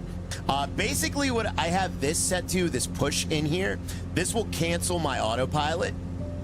So there you go. I just canceled my autopilot. That way I don't have to take my thumb off of this to a lot of flying cancel my is autopilot. On the bottom of the controller, you have these rudder pedals. Let's go in for a landing, and then I will show you what I use these buttons Landing's for. the I have scariest my part brakes. when it comes to flying. I don't know if you can see down here, but I have my brakes tied to these pedals. So I can adjust, I can hit these brakes independently. I really wish these were triggers that had like full range of motion. That would make things a lot better for the brakes, but they are buttons, unfortunately. So that's my one, that's kind of like my complaint about this thing. I'm gonna try and come in for a landing now. We're at the beach, so we might as well, maybe we'll try to land on the beach. I forgot I got these big chunky tires here. So let's see how this thing can do on a landing, or how I can do with this controller on a landing. So let's get back into the cockpit view. I already had my mixture and my RPMs at maximum. We're going to bring back the throttle, obviously, slow this thing down a bit. And let's also put down our flaps. So I don't want to break the flaps. We're way too fast for flaps. Let me lose some airspeed here. There we go. All right, there we go. Nice. Okay, so now I'm going to bring down the first level of flaps there. We're just going to slow her down. And we got a little bit of a beach strip down this way. Let's get our second level of flaps here. There we go. And there is no gear switch on this plane. It is a fixed gear aircraft. So we're not going to be able to use that for this one. But I'm going to show you that in just a little bit here. And let's give it a little bit of throttle. All right, let's pull that power out just a bit. And this is going to be an ugly, ugly landing. This is a very bumpy... I don't know what kind of beach this is, but this does not look good. All right, let's float her down. There we go. There we go. Nice. That's awesome. What a nice sim. Oh, we bounced. Oh, my goodness. All right, using the I don't think this thing has hydraulics, so... to try to steer this thing on this beach. And I'm going to give it a little bit of brakes. Let's try to give it some brakes with the top switches. And oh, almost tipped it. That was an ugly landing, but still, we made it. We survived. So for this aircraft, I have things set up just a little bit differently. I put on the black switches, and also these two switches right here will be controlling the throttle, for one for each prop. And also we have our prop and I guess mixture. I'm not really sure what this is. This is kind of like high and low idle for this plane. We're flying the Beechcraft 350i here. I love this thing. I basically have the throttle here. These are my two throttles. There we go. So those are set up on these. They are independent. You might not want to set it up this way because it's kind of, you know, mismatched a little bit, you know, just from your thumb going like that. It's not like your whole wrist is going over it. So, you know, maybe you want to, oh God, are we moving? And then also I have this one, the third one over, set to the propeller. There we go. And then this one is set over to the power trim, which is like low idle, high idle, and fuel, and I guess cutoff there as well. So we don't want to lower that too much. What's great about this plane is we'll be able to use the landing gear here. We should have our flaps already set. So there's our flaps. Our flaps are down. I don't know why this thing was moving already. All right, we're gonna take off our parking brake, and let's use our rear pedals to kind of steer here. I don't know if you guys can see this, but you steer with these, the rudder pedals. Pretty cool. And let's get down this runway. So we're going to give her full throttle and kind of steer with those rudders. And I kind of wish this controller was sophisticated enough to have like resistance. Landing gear up. Look at that. Oh yeah, there it goes, baby. Oh, that is so fun. Let me just go against standard procedures here and bring that landing gear back down. It's probably more cost effective. Love having that on a Switch like that on a controller. I don't know why I'm so excited. That's awesome. All right, let's get back into regular view. Oh my God, we're going. Where the heck are we going? I love the. So, yeah, this game is pretty cool. cool. And now I have basically the same autopilot kind of set up. There's my altitude hold. There's my heading. And there is my autopilot button I have set up. So I can quickly get autopilot going if I get in a jam or need to, you know, just have that autopilot going. So that is pretty cool. So there's our autopilot kicking in. And also, and we can bring down probably a little bit of that throttle as well. Try to even that out. There we go. Well, we don't need to trim. There's the trim switch. We don't need to trim. You know what? I know that there's air conditioning and stuff inside these things, but I always think about like how you're kind of like in a greenhouse when you're inside these planes. Just my heading bug as well. So we're gonna bring it to the right, and as you can see, with heading locked in on autopilot, I hold this button just like the other aircraft, and I can adjust my heading bug. Let me show you. Oh God, it's an ad for AI music.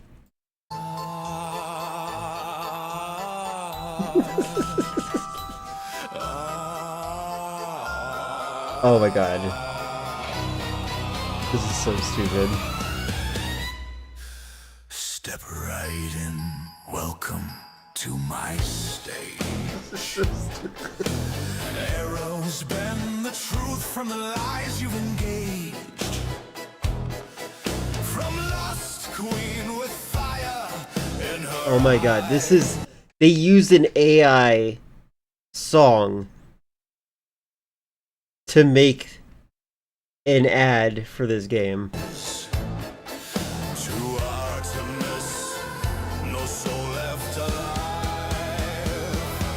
I don't know what it is, but AI music genuinely is awful.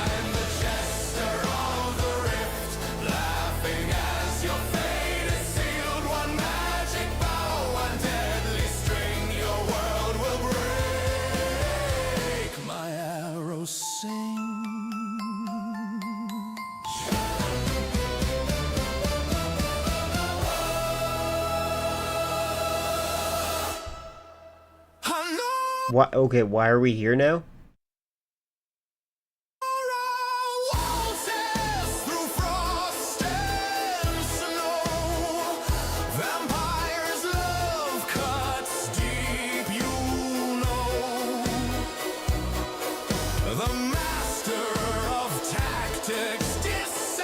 This is so dumb. The dumbest thing about AI music is it like literally just says what's happening.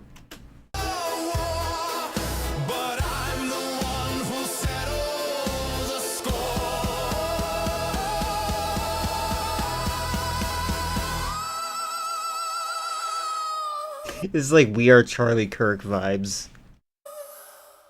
When the rift opens wide again, remember, my arrows already made.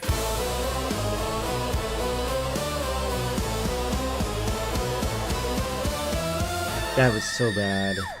Download Watcher of Realms now. Traversing time to find you. That was so bad.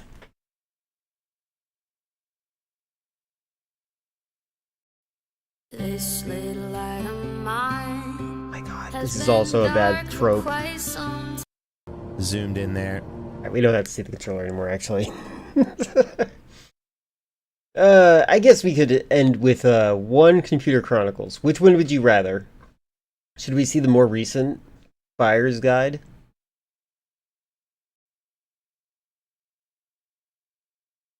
Actually, Chris, would you like to look at the reaction farm and choose which one you would like to see or listen to in the background while you're trying to stay awake or play Call of Duty? Actually, what are you doing? Hold on, can I check my Steam account to see what Chris is doing right now? No, I cannot. He's playing offline. Just posted them another day. When Chris is in chat. Yes, yes.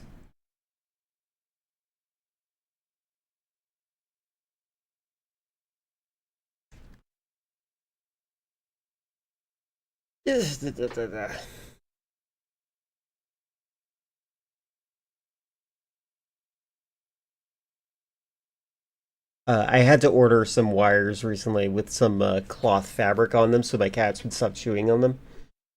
I had to shout at one of my cats for chewing on that wire. I'm like, hey, get away from there! And he like acts like I have like brutally beat him. He's like hiding in the corner from me, but he's like looking at me like so hurt. It's so sad. Could we see the Lady Tutor? Wait, where is that?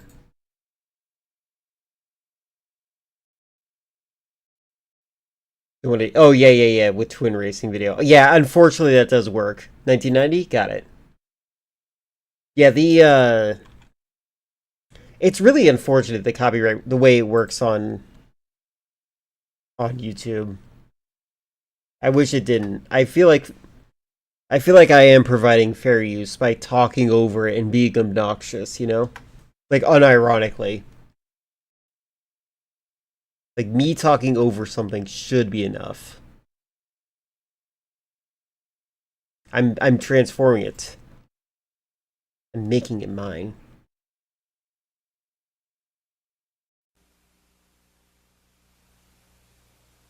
Please don't be quiet. Also, please don't be mono.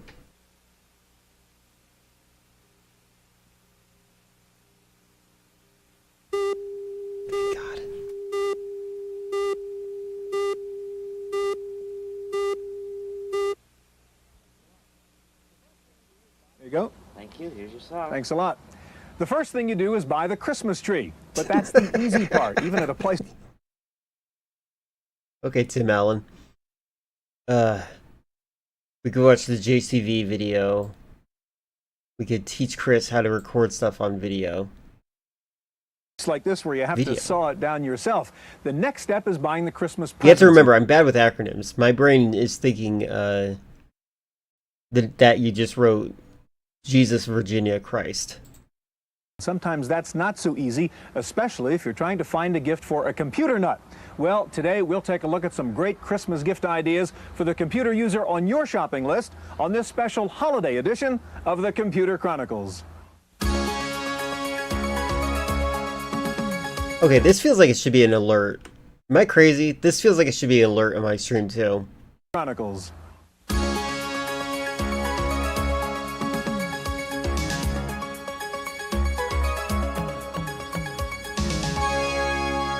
Like, this could be a fun alert for, like, getting a raid. Oh, camcorder brand. Got it. The Computer Chronicles Got is it. made I did possible not in know. part by the Software Publishers Association, which reminds you it's a federal offense to copy software. The SPA provides information on how to stay software legal. Funding is also provided by PC Connection and Mac Connection, and by Byte Magazine and Bix.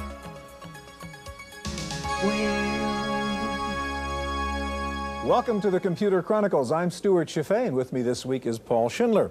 Paul, it's Christmas time, as I can see by your outfit. Christmas time, parents think about what to get for the children, of course, and one thing you might think about is an encyclopedia. And the old-fashioned version, 26 volumes that take up a whole bookcase, isn't the way you do it in the computer era. What I have up here is the new Compton's Electronic Encyclopedia on CD-ROM. What's great about it is not only in a CD-ROM, but it's... Imagine using an encyclopedia instead of... Oh my god, he's losing his hair. He's going bald. Meant for a 7-year-old child. So even if you don't know how to use the timer hit 0 and the stream is about to start. So the timer going down, the clicks you hear is like a reference to Unus Annus. I have actually a couple of songs set up for certain things. Back when I used to do Friendly Fridays more regularly, I used to have the oh, I forgot what that movie's called. It might be the Miami Connection. Where they do music where it's like friends for eternity, loyalty and honesty, we stick together through thick or thin. That was gonna be my Friendly Fridays theme for a while. I I do have sometimes. But the reason I don't have a set song is because I want it to depend on the day. Kind of like how I had on Memorial Day, I played Here's to You. So I don't want to have a set song for the starting of the stream. That is Miami Connection. I love that movie. It's so funny. Just ask it a question. For instance, I put in a question, is St. Nicholas the same as Santa Claus? Because I couldn't find St. Nick in the encyclopedia. Automatically tells me, suggests an article I should look up, which is the article on Santa Claus. I simply click on it. Oh my God, he clicked on it. Wait, what year is this? 1990. Wow. There is the article on Santa Claus. It says, of course, it's the same thing as St. Nicholas. I can click through the 3 pages of this particular article. When I get to the end, it says, by the way, there's a cross-reference article over here called Christmas, and I can just click on that cross-reference icon, and boom, there's the other article. And if I just page through... I would have fun with this as a kid. I like LLMs for the same reason I like Wikipedia, unironically. 1 or 2 pages of this article, I can see there's actually a photo. It shows me an icon. There's a photo that goes with the article. 500,000 plays on Spotify. That's great. It pulls up a color photo that comes with that story. It's really a neat way for a kid to get to learn and play with the encyclopedia. I want to ask you, is a 7-year-old child too young to buy a computer for at Christmas time? Not at all. Absolutely not. As a matter of fact, I have a 6-year-old and a 9-year-old, and they both started using computers when they were 5. The key is not the hardware, it's really the software. There's a lot of good educational and game software for both the PC and the Macintosh. Personally, I think they don't need their own. If you have one at home already, they can share it. I don't think they need their own till maybe they're 11 or 12 years old. But with the prices the way they are these days, for $750, you can get a fully functional PC. I wish you wouldn't talk while that guy was talking. Expensive, but I think it's worth it. Okay, Paul, today we're going to look at a lot of neat computer presents. That's how Shafay feels. Hardware and software for children of all ages, as they say. Now, one of the troubles with gadgets that you buy for Christmas is some of them may end up buried in a closet at the end of one week. But the good news is that the best of those end up in the Museum of American Heritage. It's a kind of old-age home for antiquated technology. And we begin with a visit to the museum in Palo Alto, California.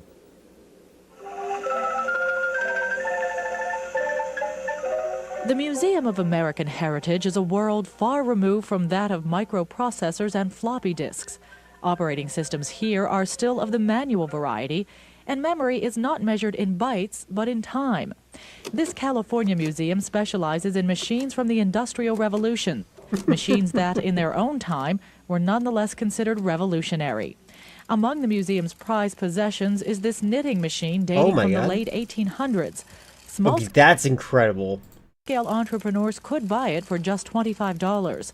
The museum's curator says the exhibit shows us what life was like before the advent of electronics and computers. The intent of it is to show what went on before, as far back as we can go. That is, we know that a computer is today, but what happened in the last 50 or 100 years to lead up to the computer. It didn't just happen. The computer didn't just happen to flash into place. But not all of the items on display were technological successes. There are some prominent losers, like the Mignon, originally built as an easy-to-use alternative to early typewriters. The operator used a pointer to choose each letter, and then pushed a lever to print one letter at a time. But despite the occasional inventive flop, Livermore says that the museum's visitors leave with a better appreciation of today's technology. But that's what we're trying to do, so that making it so that people don't forget, or can't forget. They can come here and remind themselves of how things were. For the Computer Chronicles, I'm Maria Gabriel. My God, it's like a jump scare every time.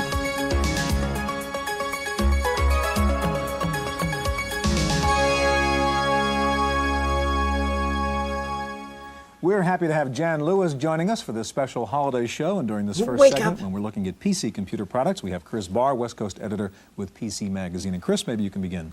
Absolutely. I have 2 software packages here that are timed perfectly for the Christmas buyer. The first is the latest version. No, your alarm should be just a normal one of my streams where I'm talking a little bit louder than normal. And you're like, oh, God, I'm missing the stream. Of TurboTax. This is version 8, and this has a lot of new features. One of them is an automatic tax. Wait, is this the same an as audit, TurboTax flagging now? feature. Oh my god, I love how corporate people used to have ponytails. And it has a hyper type of help facility that can just pull you right through, and anybody can use it. You never need to go to the post office and stand in line for forms anymore because they're all in here. And it also has, you can also purchase separately 44 different state versions. This lists for $75, and the state versions are $40. Really? And this year, new this year also is a Mac version. Great. Okay, for $89. Okay, also, right, I have Quicken. This is the latest version of Quicken. This is 4.0. And Quicken, well, let me just show you. Okay. Quicken is known for its check writing ability. You can write checks and you can print them out on your laser printer, your dot matrix, or through a check writing service. But they have a new feature here, which is a way to track your investments. This is similar to managing your money. For instance, right here, we've put in a number of stocks that we're tracking here, IBM, Borland, etc. And if we want to add a new stock, we just go right here. We do shares in, we add it, and let's say we're going to add Microsoft here. So we just add Microsoft, put in what we paid for it. We didn't pay that much, and we put in that we bought 100, and it tracks it for us right here. And then as these things change, you can go up and you can update your prices and keep your portfolio up to date. Go in from time to time, and you can get a full viewing of your net worth and of your assets. And percent gain and loss, I see. Percent gain and loss, right. And this is brand new. It lists for $59, and it's available now. Okay. Jen, it's your turn. You got lots of boxes in front of you there. Bunches of goodies here, all different types of things that would make good Christmas presents. Okay, this person. I have definitely interacted with this person before. That's funny. She's a very neurotic type that is faster thinking than anyone else in the room, but I don't think she's aware of it. Start with is something called Expands, which is just a little half-slot board, and what this does basically is it gets... She might be coked out. As much as 3 times the amount of storage on your disk, and the way it does it basically is it compresses the files, but it does it on the fly. It's transparent to you. It compresses it when it writes and reads, and you don't even know it. Real nice little package, and it's lists for $199. Okay. We also have RAM Pack, which is 2 products that were bestsellers on their own. Pop Drop She's so Plus, fast. which lets you manage RAM resolution. I identified her immediately. That's so funny. In expanded memory and things like that. And then Above Disk, which lets you use your disk as expanded memory, saving you the money of going out and getting expanded memory. Nice little package. Together they're listing for $139. Okay. After Dark has been a best-selling screensaver in the Macintosh, and now they have it for the PC. It's wonderful. I think people will love getting it. Something I use quite a bit is Grammatica. Well, we need to download more dedicated RAM. It's for MS-DOS, it's for Windows, and it really analyzes your writing style, points out various things that maybe could be improved or couldn't. A good gift for kids too, I think. I think for anybody who's doing writing, letters, homework, anything just about. Percent Edge lets you do all sorts of amortization, mortgage calculations, would let you take your portfolio that Chris just showed us and see what kind of interest rate you really earned on your appreciation. I wonder if she ever was arrested for doing cocaine. Also, Computer Industry Almanac, big book, the 1990 version is out, and it has just about everything you'd ever want to know about the computer industry. And last, but definitely not least, is Lotus Magellan. Okay, and you're going to show us I'm going to show you that, Okay. This is something that, once you use it, you'd never use MS-DOS without it. And basically, the kind of file management capabilities that you have with this are extremely pleasant. Here we have each of the drives. We have 4 drives here. We're going to be looking at the C drive. Now what you see on the right-hand side is everything that you would see in a DIR listing.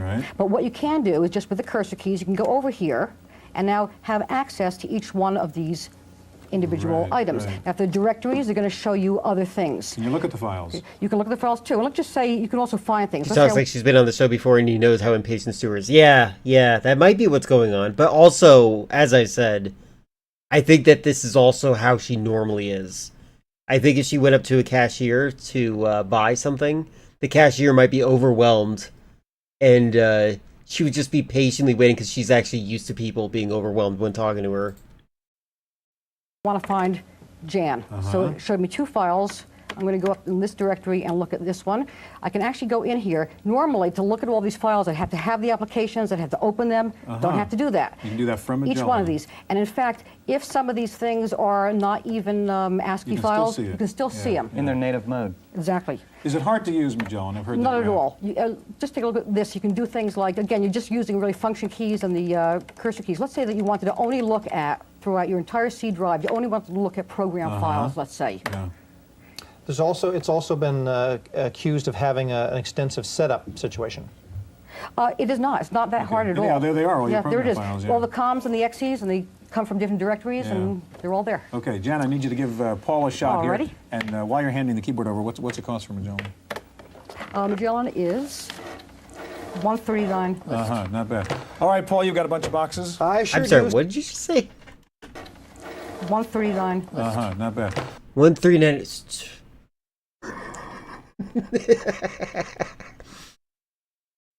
All right, Paul, you've got a bunch of boxes. She definitely got to the point. I sure do. And you could tell that Shafay was pretty pleased with that. Starting with, I guess it's trite to pull a pocket computer out of your pocket, but I did it. This is 1995 from Pocket Computer Corporation. Been talking about it for a long time. It's actually available on the market this Christmas, and they have vastly improved the keyboard. I have been quoted accurately in public as saying that this keyboard was not very usable. It is now usable. So Great. It's real and it's better. It's real, it's better, it's 1995, and it's expensive but interesting.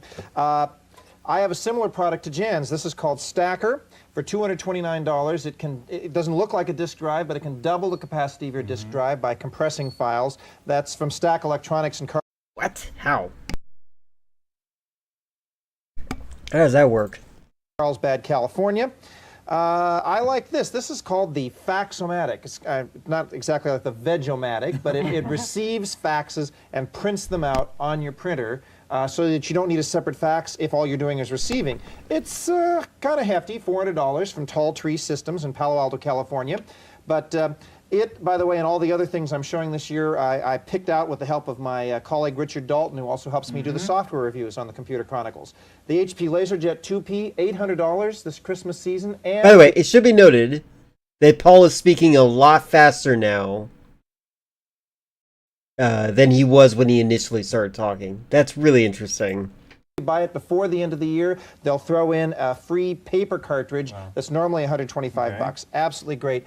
Finally, the Microsoft Entertainment Pack for Windows. I heartily recommend it. Everybody needs to play now and then, and in the Windows environment, you can just bring it up, play, and then hide it quickly when the boss comes in. Entertainment pack. They're always advertising entertainment packs.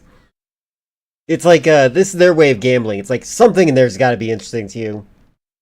Mac environment. Come on. Lots of different things on here, including a cute little screensaver with your choice of on-screen environments. And that's my suggestion. It also has Tetris, it has Solitaire, and it's a great adjunct, and that is, of course, from Microsoft, $40. All right, we've got a couple of minutes left, and it's my turn. You were talking my about turn. faxes, Paul. A couple of years ago, you may remember, Jan, we had when WorldPort came out with the little modem. This is now a fax modem for your laptop. 9600 baud, fax modem, 2400 baud, data modem, pretty neat, you can carry it around. I think it costs, what, $6.99, a nice little toy. Now, a lot of us have laptops with modems and cellular phones or car phones, but you can't plug them in. This little black box does it. It's called the Data Cell. You put your modem in here from your computer, your car phone plug in here, and you can use your cellular phone, your car phone for a fax machine or for a modem. It's really a neat toy. It's only $299. It's really helpful if you're on the run a lot. A couple of software things I want to mention. Play it by ear. If you're trying to sing Christmas carols this year and you find you can't carry a tune, this lets you train your ears so you can recognize a note, recognize a chord. He does seem like a nice little thing for. He'd go to church on Christmas specifically, and he would sing along. I can see that. Kids in particular, $99. Play it by ear. This is a rather interesting program, Bible Illustrator. It's not an illustrator. There are no pictures involved, but it gives you stories to explain principles in the Bible. There you go. You look up any concept that has to do with the Bible. For instance, I looked up something like the phrase God bless you, and it told me what the origin of God bless you was. Back in 750, God be with Gregory you. the Great thought when you sneezed your soul out, and you needed a prayer. And he said the prayer shall be God bless you. Came out of Bible Illustrator. I want to show off this thing, the American Heritage Electronic Dictionary. We saw at the very beginning that encyclopedia on a CD-ROM. Most people think you need a CD-ROM to do this kind of thing. You can have this dictionary online as a TSR just on your hard drive. Let me show you an example of how powerful this particular thing is. You can call it up. What's nice about this dictionary is sometimes you don't know what word you want. So a dictionary is useless, a thesaurus is even useless. Suppose I'm trying to, I know there's a name for a sail on a boat that's in that third position, but I can't remember the name of the darn thing. I say, well, find me a word that has something to do with sailing and something to do with a mast, and I think, you know, it's the number 3 thing on there. Is there such a thing in your dictionary? Boom. Wow. The word was mizzenmast. I can double check the meaning. That's exactly the word I was looking for. Super. Last but not least, this little baby over here. Boy. This is the new 386. I like how everyone kind of like picks up his mannerisms of being like, wow, oh, cool, wow. 20 megahertz, 20 megabyte hard drive, VGA screen. 20 megabyte hard drive, amazing. 9x11 notebook computer from AST. It's an absolute desktop in a notebook form, and it's selling for only $29.95. So if you're really looking for that high-quality gift, really one of the best-looking desktops I've seen around. Wow. All right, we're going to be back in just a minute with some gifts for the Macintosh people on your list, so stay with us. One of my cats jumped up on the bed where a cat was sleeping, and it spooked him. Sorry if you got scared by that.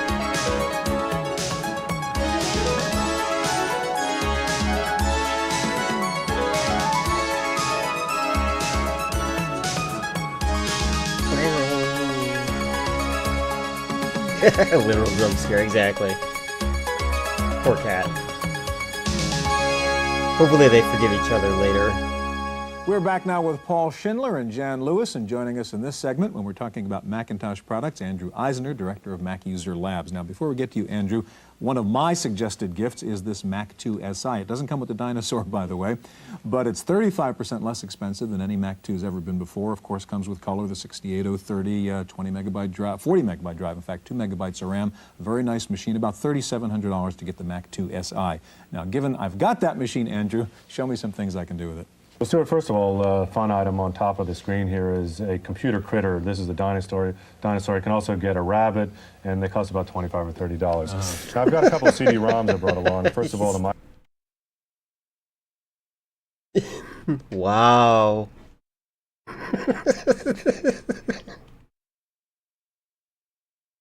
I'm sorry, what? Now, given I've got that machine, Andrew, show me some things I can do with it. Well, Stuart, first of all, fun item on top of the screen here is a computer critter. This is the dinosaur. You can also get a rabbit, and they cost about $25 or $30. Now, I've got a couple of CD-ROMs I brought along. First of all, the Microsoft Office has 4 popular Microsoft programs, and it also has the manuals built in on the CD-ROM. I also have a Media Tracks from Farallon, which is a whole multimedia kit on a CD-ROM. It comes with this Mac recorder, which is a microphone, and you can record sounds and put them on tapes, which turn into multimedia products. Now, here we have a fun game that teaches you about history and geography, and it's called Where in Time is Current. My God, imagine being a PC gamer in 1990. San Diego. It comes with an encyclopedia, and you learn a lot about history and geography by solving problems. And how much is it? This one is about $50. Okay. Now, to play these CD-ROMs, I brought along a CD-ROM player. This one is from PLI, and it has a jack for audio, and it also has a volume control, and this one will cost you about $600.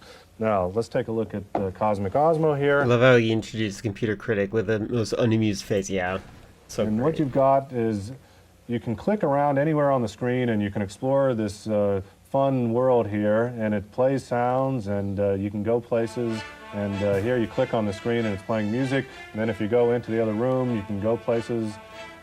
And this is the CD-ROM version. This is the CD-ROM version of the popular game Cosmic Osmo, and this one costs about $70. Ooh, look at that holographic. You get better sound, you get more planets to go to. That's right. You get I want a printer that can print out holographs. And more areas to go to.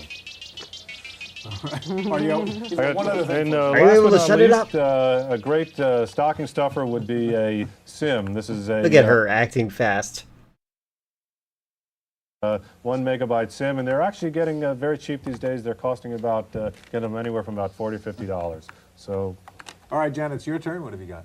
Well, sort of along the same lines as Cosmic Osmo, we've seen Amanda Stories, Inigo, Your Faithful Camel before. Volume 3 is out, and this volume, as well as all the others, are just as good as always. Also have a real nice fractal program called Designer Fractals. This lets you not only make your own fractals, but make Mandel movies, they call it. Making your own fractals, how... First of all,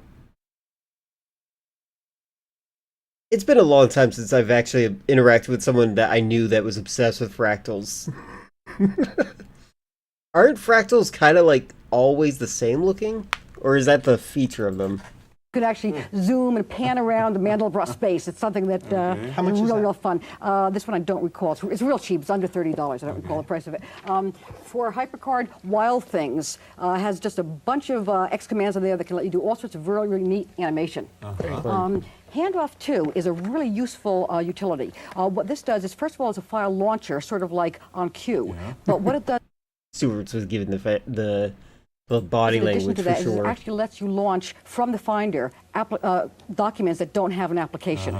And it lets you set up a variety of those types of things. We talked about After Dark before. Protector Shark. This is another screensaver. But the cute thing on here is that it's a good Christmas gift because it comes with a little shark fin. Man, things that we don't do anymore because we don't have fat TVs anymore. And that's a sort of a cutie.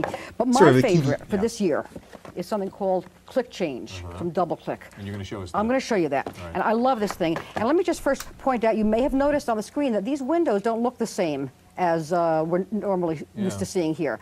And a number of things. For instance, let me just eject the Cosmic Osmo disc and give you a sample here of the kinds of changes that we have here. Let me just show you what we can do with Click Change. Now, if you notice, instead of the watch, we have the little helicar. And also, instead of the cursor arrow, we have this finger here. How did I get that? Well, the whole idea is that we can customize things to ourselves. If you notice the scroll bars here, I have my own little pattern here. Give you an idea. Let's just say... there are all the things you can change with this. Yeah, windows. I mean, I like these windows. They're sort of small talk looking windows. We also have a variety. We have something called Next, N-E-X-X-E-D, Mona Lisa. Another one that I like a lot is Zippy. Customize your windows. You can customize, let's say, the various cursors. If you notice that I had the Hello Car, I could also have, let's say, an hourglass just for the sake of it. Or a MacMan. And I can go in here and edit these myself. In fact, I can even create new ones. And in fact, on the Hello Car, I did actually add a couple of frames myself. Real neat things to play around with. We also can control things such as the color. If you notice, I have a lot of red in here because it's Christmas, but the truth is, it's a little glary. I sort of like something a little more subtle, perhaps, like that. So this is my favorite one. All right, Click Changes from DoubleClick. How much is that? $79. Okay, great. Well, I'm going to butt in for a minute, Paul, while you get ready. Matter of fact, you've got to get something I want to show up there. A couple of quick things. Everybody virtually owns Print Shop, right? Here's The way they're selling to each other is so funny. Bible for I wonder how much money they get for doing this. Shop, both for the Mac or for the PC, it doesn't matter. Finally brings together... Yeah, the amount of time it takes. We really are spoiled. Windows 10... Actually, no, it was Windows 8, I think, that fixed it finally. I think it was Windows XP was the last one that had difficulty with it. Clip art on all the different discs that you've bought over the years for Print Shop. Lots of different ideas on how to design nice-looking things with Print Shop. A very nice, inexpensive gift. This is one of my favorites called LifeGuard. We were talking about screensavers. This I would call a body saver, okay? This is a great program. It forces you to stop working every now and then. What you do, you set up LifeGuard and you say after every 45 minutes, I want to take a 10-minute break. Okay, and it forces you can pre-program what you want to do, a little muscle exercise to rest your wrists, your eyes, play a game, walk away, whatever. It forces you to stop working, called LifeGuard. Great little program, about $79 from Visionary Software. These are these wonderful, wonderful children's stories on CD-ROM from Diskette. Oh my God. I want to show you one of them right now, Cinderella, and this is really lovely. It's up on the machine. It's a HyperCard kind of thing. You can click on a character and find out who the character is, etc., etc. Stepmother. You can read the book if you like over here, or you can ask the computer to read the book for you, for your child. His young daughter was such a kind and pretty girl. but her stepmother hates And now cute way to suppose help your a child kid doesn't learn how to understand read. one of those words. You can go back in and double click on one of the words. Stepmother. Stepmother. the wife of one's father by a later Online talking dictionary. Pretty neat for kids. Real quick, a $3 gift, the December issue of Andrew's Mac User Magazine, because it has 100 things for the Macintosh for under $250. Not too bad. Paul. I've always believed F. Scott Fitzgerald was right, that there are no second acts in American lives, but Mitch Kapoor is out to prove me and F. Scott Fitzgerald wrong. The founder of Lotus 123 now has Kapoor Technologies, Inc., and on location is the first product from On Technology. It's $75, and it's great packaging, by the way. It's including a little section in here on the fine print that our lawyers made us include. It's a navigation tool. It helps you find the files that I really do get the feeling that he doesn't like Paul. I think I'm getting that vibe now. Lost somewhere on your Macintosh. So I think that's terrific. Okay. Sky Shadow is $40. It's from Cassidy and Green in Carmel, California, and these are the people who brought us Crystal Quest. Now they have yet another interesting, addictive game, lots of fun sound effects. I would hate working with him, then look back years later and think, we did some great work together. Yeah. Sorry,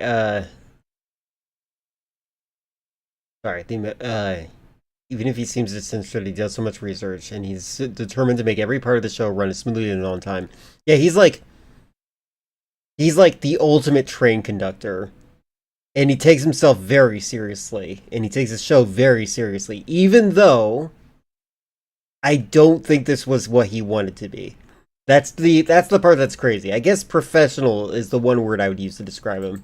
And I embarrassed myself last year playing Crystal Quest on the Christmas show. My 9-year-old and my 6-year-old said, "Daddy, how could you do so badly?" So this is the automated demo. But you can fire forward, you can fire from behind, and it's got that same sense of humor, cute sound effects, a lot of action, and it's not just another things dropping out of the sky and you shoot at them sort of game. Clever and fun, and it's one of the best Mac games in this new season. All right, Paul, thank you. About 30 seconds left. Andrew, what else do you want? 30 seconds left. Stuart, don't forget the other two new Macintoshes from Apple. One is the Mac Classic, which has about the power of a Mac SE Oh my God, that body language. $999. And the Mac LC, which is in between the SI and the Mac Classic. He was doing the Donald Trump Bubba special. It's about $2,500. Yeah, it looks like he had his opportunity and told himself he would make the best show he could possibly make with the resources he had. Yeah. Well, I think that he's more of the opposite of Tommy Tallarico, like spectrum-wise. At the high end, you can buy a machine. At the low end, you can get any one of these neat little toys here. All right, on behalf of Paul and Jan, Chris, and Andrew, that's our special holiday programming. We'd like to wish you a very happy holiday season. Stay tuned now, though. Oh my God! After even after talking about Christmas, even after talking about reading the Bible as a CD resource, he still says the woke phrase "Happy Holidays." Computer news. You know him.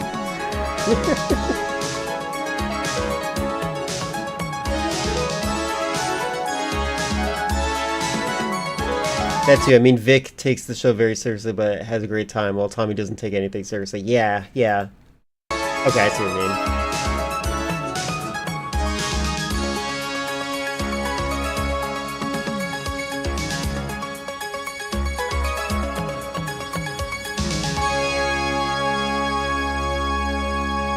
In the random access file this week, the merger of video... I still like feel blown away by the fact that we just happened to hear about that one guy's death in a random access video. And it seemed like that was it. It was just like a passive statement. It didn't even say like in memory of. It's just like moving on. I can't stop thinking about that. That's so weird. Tommy does talk to black people in his video games. Take black people in his video games very seriously. Yes. A new woman every week. I didn't notice that she was a new woman. I just saw a blonde girl.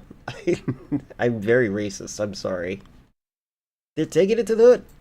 And computers moved a giant step closer this week as chips and technology... You know what? Next time I play a mechanic simulator, I might title it We're taking it to the hood. Began selling its new low-cost video chip that will allow computer users to view real-time video on a PC screen. The $40 chip is already being used in a new PC video board being sold by New Media Graphics Corporation. The video card will sell for just $695. That's about 1/3 the cost of the competing products which have been on the market until now. The video chip does memory timing, color keying, and frame buffering. The new video board will support NTSC, PAL, and SVHS formats. Intel says it will ship its new supercomputer, the Touchstone Delta, next spring. The Intel supercomputer uses over 500 i860 microprocessors to achieve a theoretical top speed of 30 billion floating point operations per second. The supercomputer will cost over $15 million and will be installed at the California Institute of Technology. RDI of San Diego, California has unveiled a new multi-platform laptop that is Spark compatible and can also run PC-DOS and Macintosh software. The new laptop is called the Bright Light, and RDI says its Mac mode runs almost as fast as a Mac 2X. The Bright Light has sound capability and Ethernet support. It's battery operated and comes standard with 8 megabytes of RAM. The price will be high at around $10,000. Limited shipment begins next month. Just a friendly reminder, this is my Raspberry Pi. It has 8 gigabytes of RAM. Or maybe it's 16. I don't remember. Atari has unveiled a new low-cost graphics workstation called the TT30. It's a 32-bit computer built around Motorola's advanced 68030 chip. The Atari TT30 comes with color and monochrome graphic modes.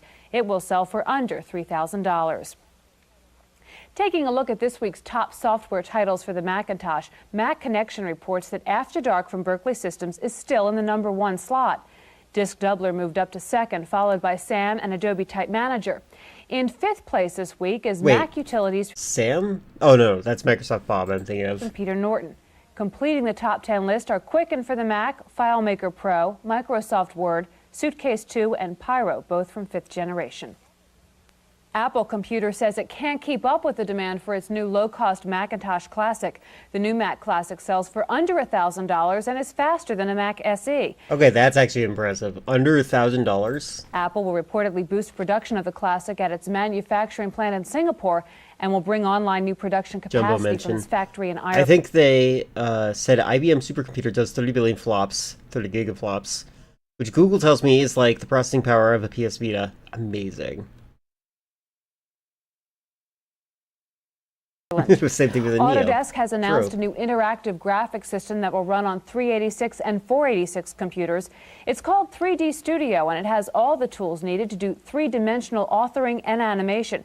You do need at least 3 megabytes of RAM and a math coprocessor. 3D Studio will sell for under $3,000. Most competing products are priced at over $10,000 and require a Unix workstation. Bored with the icon on Windows 3.0 already? Well, you can now customize the graphic images in Windows Program Manager screen by using Icon Draw from Winsoft. The program lets you choose any image from its built-in library, or you can draw, color, and create your own icons. Icon Draw runs on any IBM-compatible computer and retails for about $50. It's hard to find a college in this country where you can still major in OS/2 or Windows 3.0. But if you're willing to take a trip, you can sign up for an 18-month course on how to program on those platforms. The course costs only $650 per semester. The catch is it's being offered at the Commercial College in Reykjavik, Iceland. The school says 50 students started the program. Only about 25 are going to graduate. Wow. That's it for That's this week. not... I don't like when they say things like that. I'm sorry for hitting you, by the way. I don't like when they say things like, oh, so many students signed up, but only so few are going to graduate. Like, that feels like you're reporting on how bad you are at your job. A degree in Windows. That's also, yeah, it feels like a scam. Computer Chronicles. I'm Kate McGargy. The Computer Chronicles is made possible in part by the Software Publishers Association, which reminds you it's a federal offense to copy software. The SBA provides information on how to stay software legal. Funding is also provided by PC Connection and Mac Connection, and by Byte Magazine and Bix.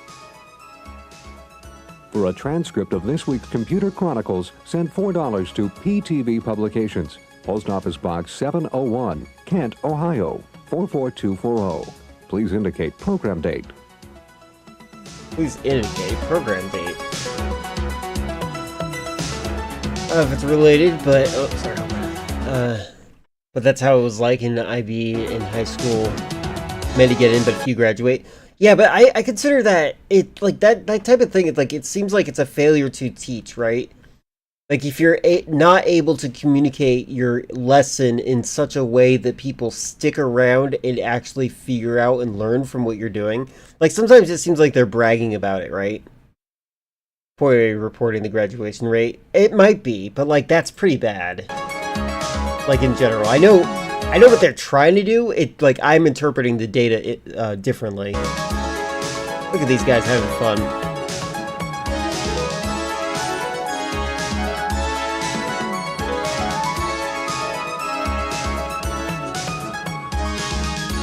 You either admitted the wrong people or on your curriculum teachers are bad. Yeah.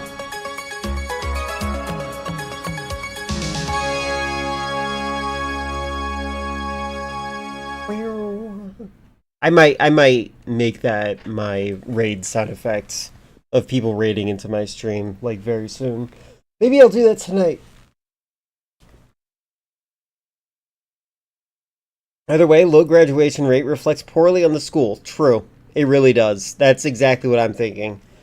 Like, that's the main thing I think about is like how it doesn't like look good for them at all. All right. Oh, jeez.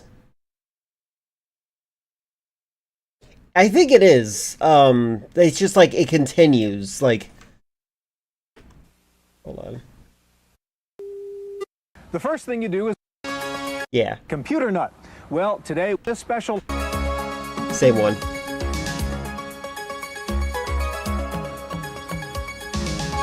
But then it ends early. But if you listen here... Computer criminal offense is also provided by PC for a transit office box date.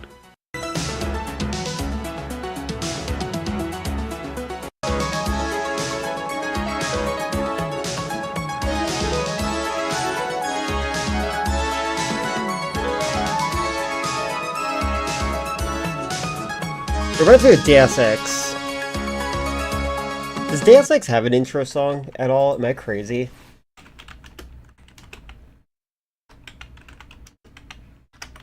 Didn't that work? This one.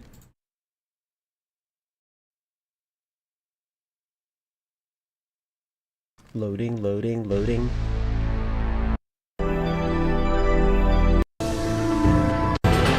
There.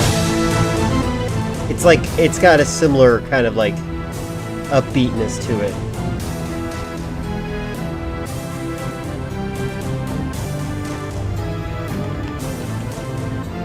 Also, I just remembered something else. Chris, you remember Call of Duty Black Ops 7's main character, right?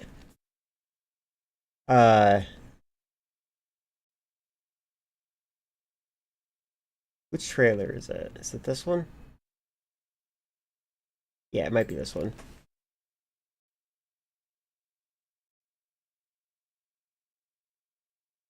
Good, because the main character, he sounds like that guy, the main character of the game. Never asked for this. Oh, it stole the intro from the original X-Men cartoon? That's funny.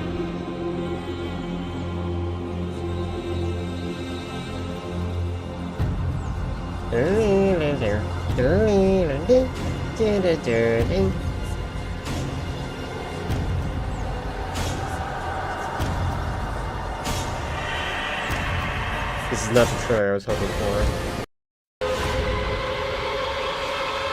Sorry.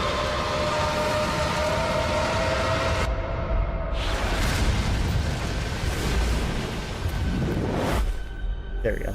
That's it. I never asked for this. There you go. Here's voice.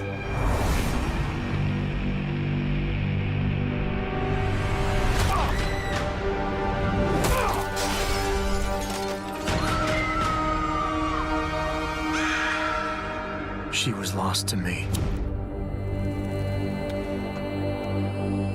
Everything was so yellow back then. If you want to make enemies, try to change something.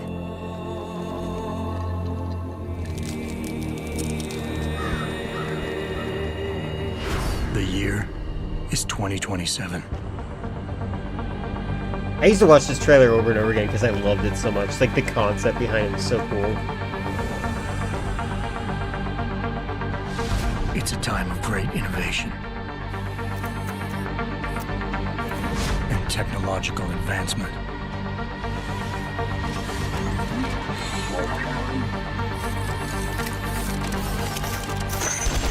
It's also a time of chaos and conspiracy.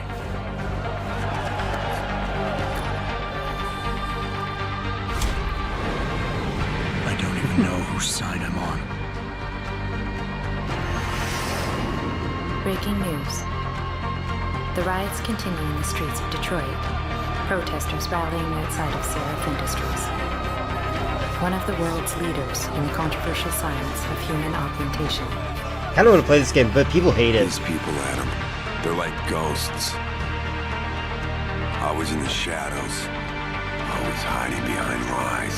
Proxy soldiers. I need you to find them. They cannot stop us. They cannot stop the future. Yeah, it's a great trailer. Like, this is hype. I just, like, seeing that girl who's just killing everyone skipping through the streets is pretty cool. Choice of what happened to me. How do you feel, Adam? The body may heal, but the mind is not always so resilient.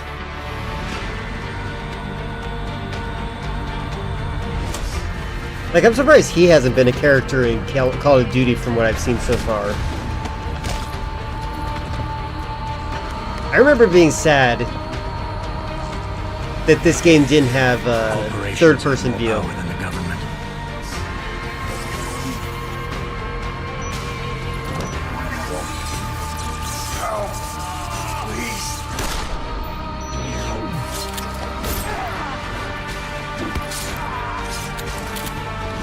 Like, this feels like it should be a third-person view game.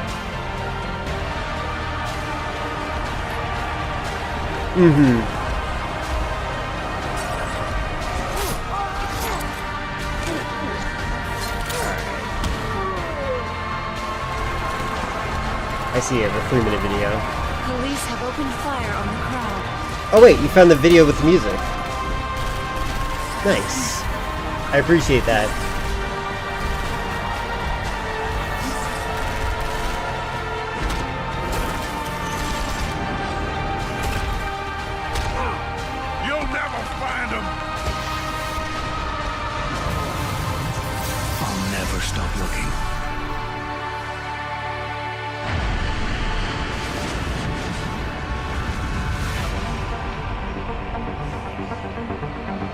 I want to play that game at some point. It's not the end of the world. Maybe I'll play it tomorrow.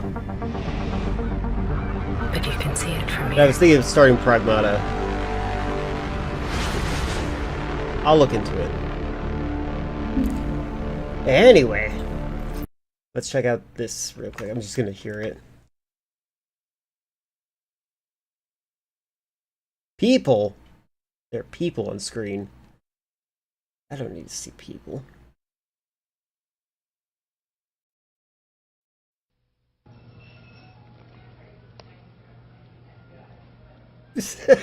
Who says online users are a bunch of anti-social geeks? Look, here we are in this nice cafe, drink in hand, friendly people, and we're surfing the net. This is the Icon Bite Bar and Grill in San Francisco, where you get the best of both worlds. Real Is this where that guy got killed? People and virtual people. You can come in here and sit down, have a drink, socialize, and check out some cool websites, look at your email, or log on to your favorite news groups. Today we'll show you the growing power of the internet on this edition of the Computer Chronicles. Did Borderlands, Splinter Cell, Double Agent, 4th game. Interesting. I think I remember liking Double Agent's themes, music-wise. There it is.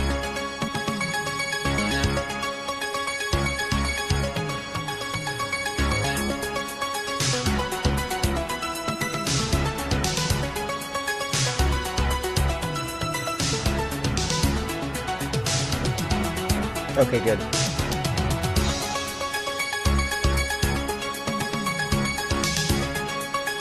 Steve Jobs.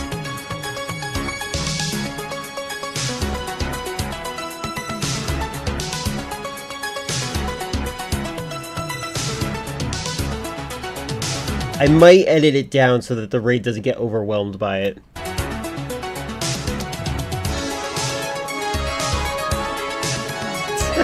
There you guys are.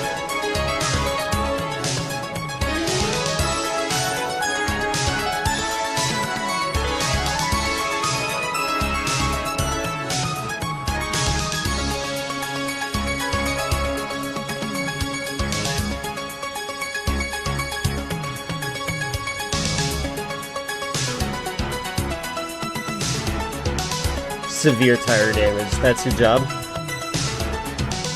Oh, it's a band.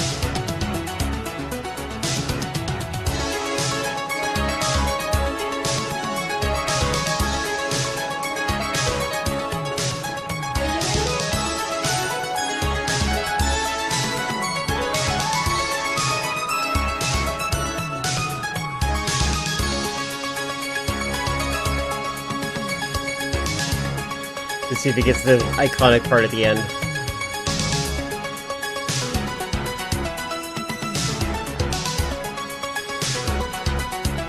I'm thinking about in terms of raid, it definitely overstays its welcome. I'm gonna probably edit this down to 1 minute.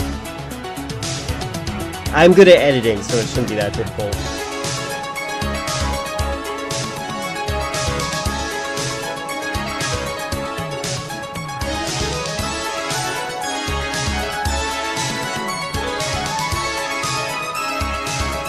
Maybe you were gifted a sub because of Friendly Friends networking. This is the one that it was like. There it is. There it is. There's the sound. Wham! Great song. Oh, Sport Injected. Is that actually what it's called?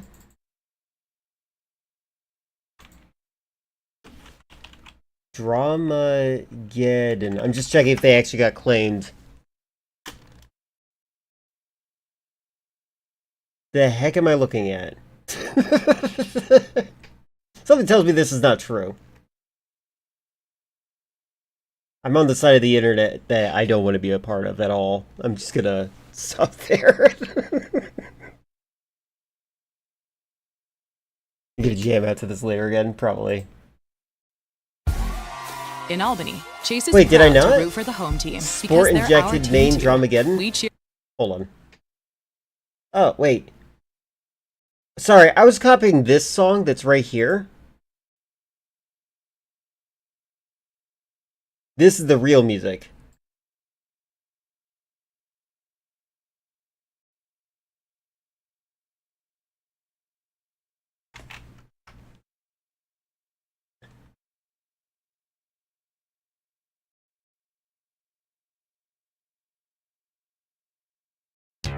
There we go. Found the actual song.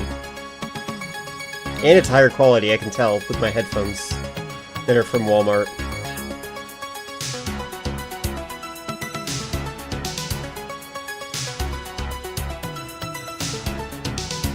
Comments are turned off.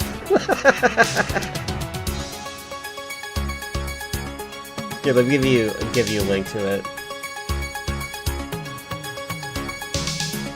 And just delete the Palantir part of the link. There you go.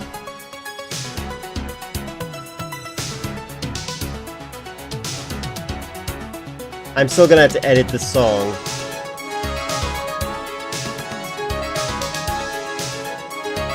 I'm trying to think how I'm gonna edit it.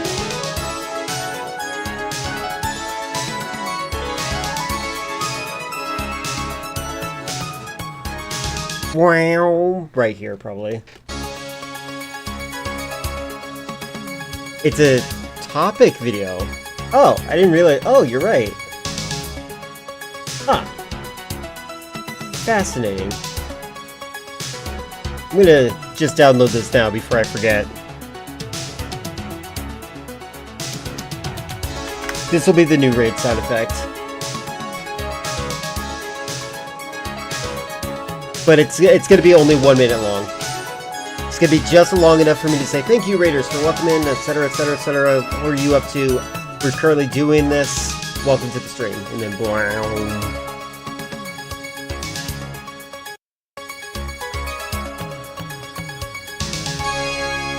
Nice. Cool. Hope the video won't get odd. Well, if I edit it correctly, it should be okay. We'll find out. We're gonna find out. Like, I like to edit things in such a way that it, like, doesn't really do that kind of... doesn't really have that kind of issue. Alright. I am supposed to be doing... This was supposed to be a short stream. I kind of bleeded into a longer stream. Shut up, me.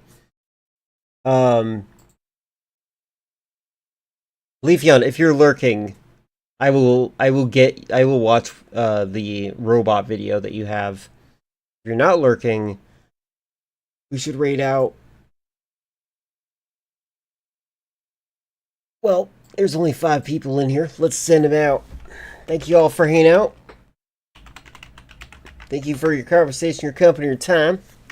We're going to raid out to an easy stream. We're going to go to Eldergoth, who's playing Retro Rewind, which is a game where it has randomly assigned video titles. She's a store clerk where she organizes videos, and I think the fun part for her is that every so often she can buy porn videos, which have hilarious titles, which she likes to read out loud.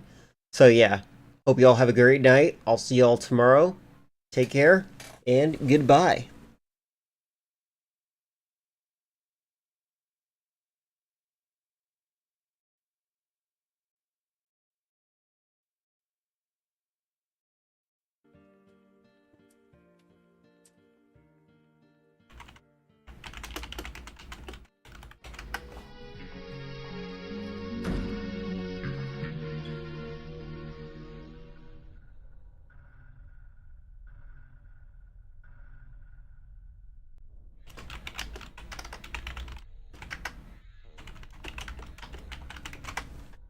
Bye.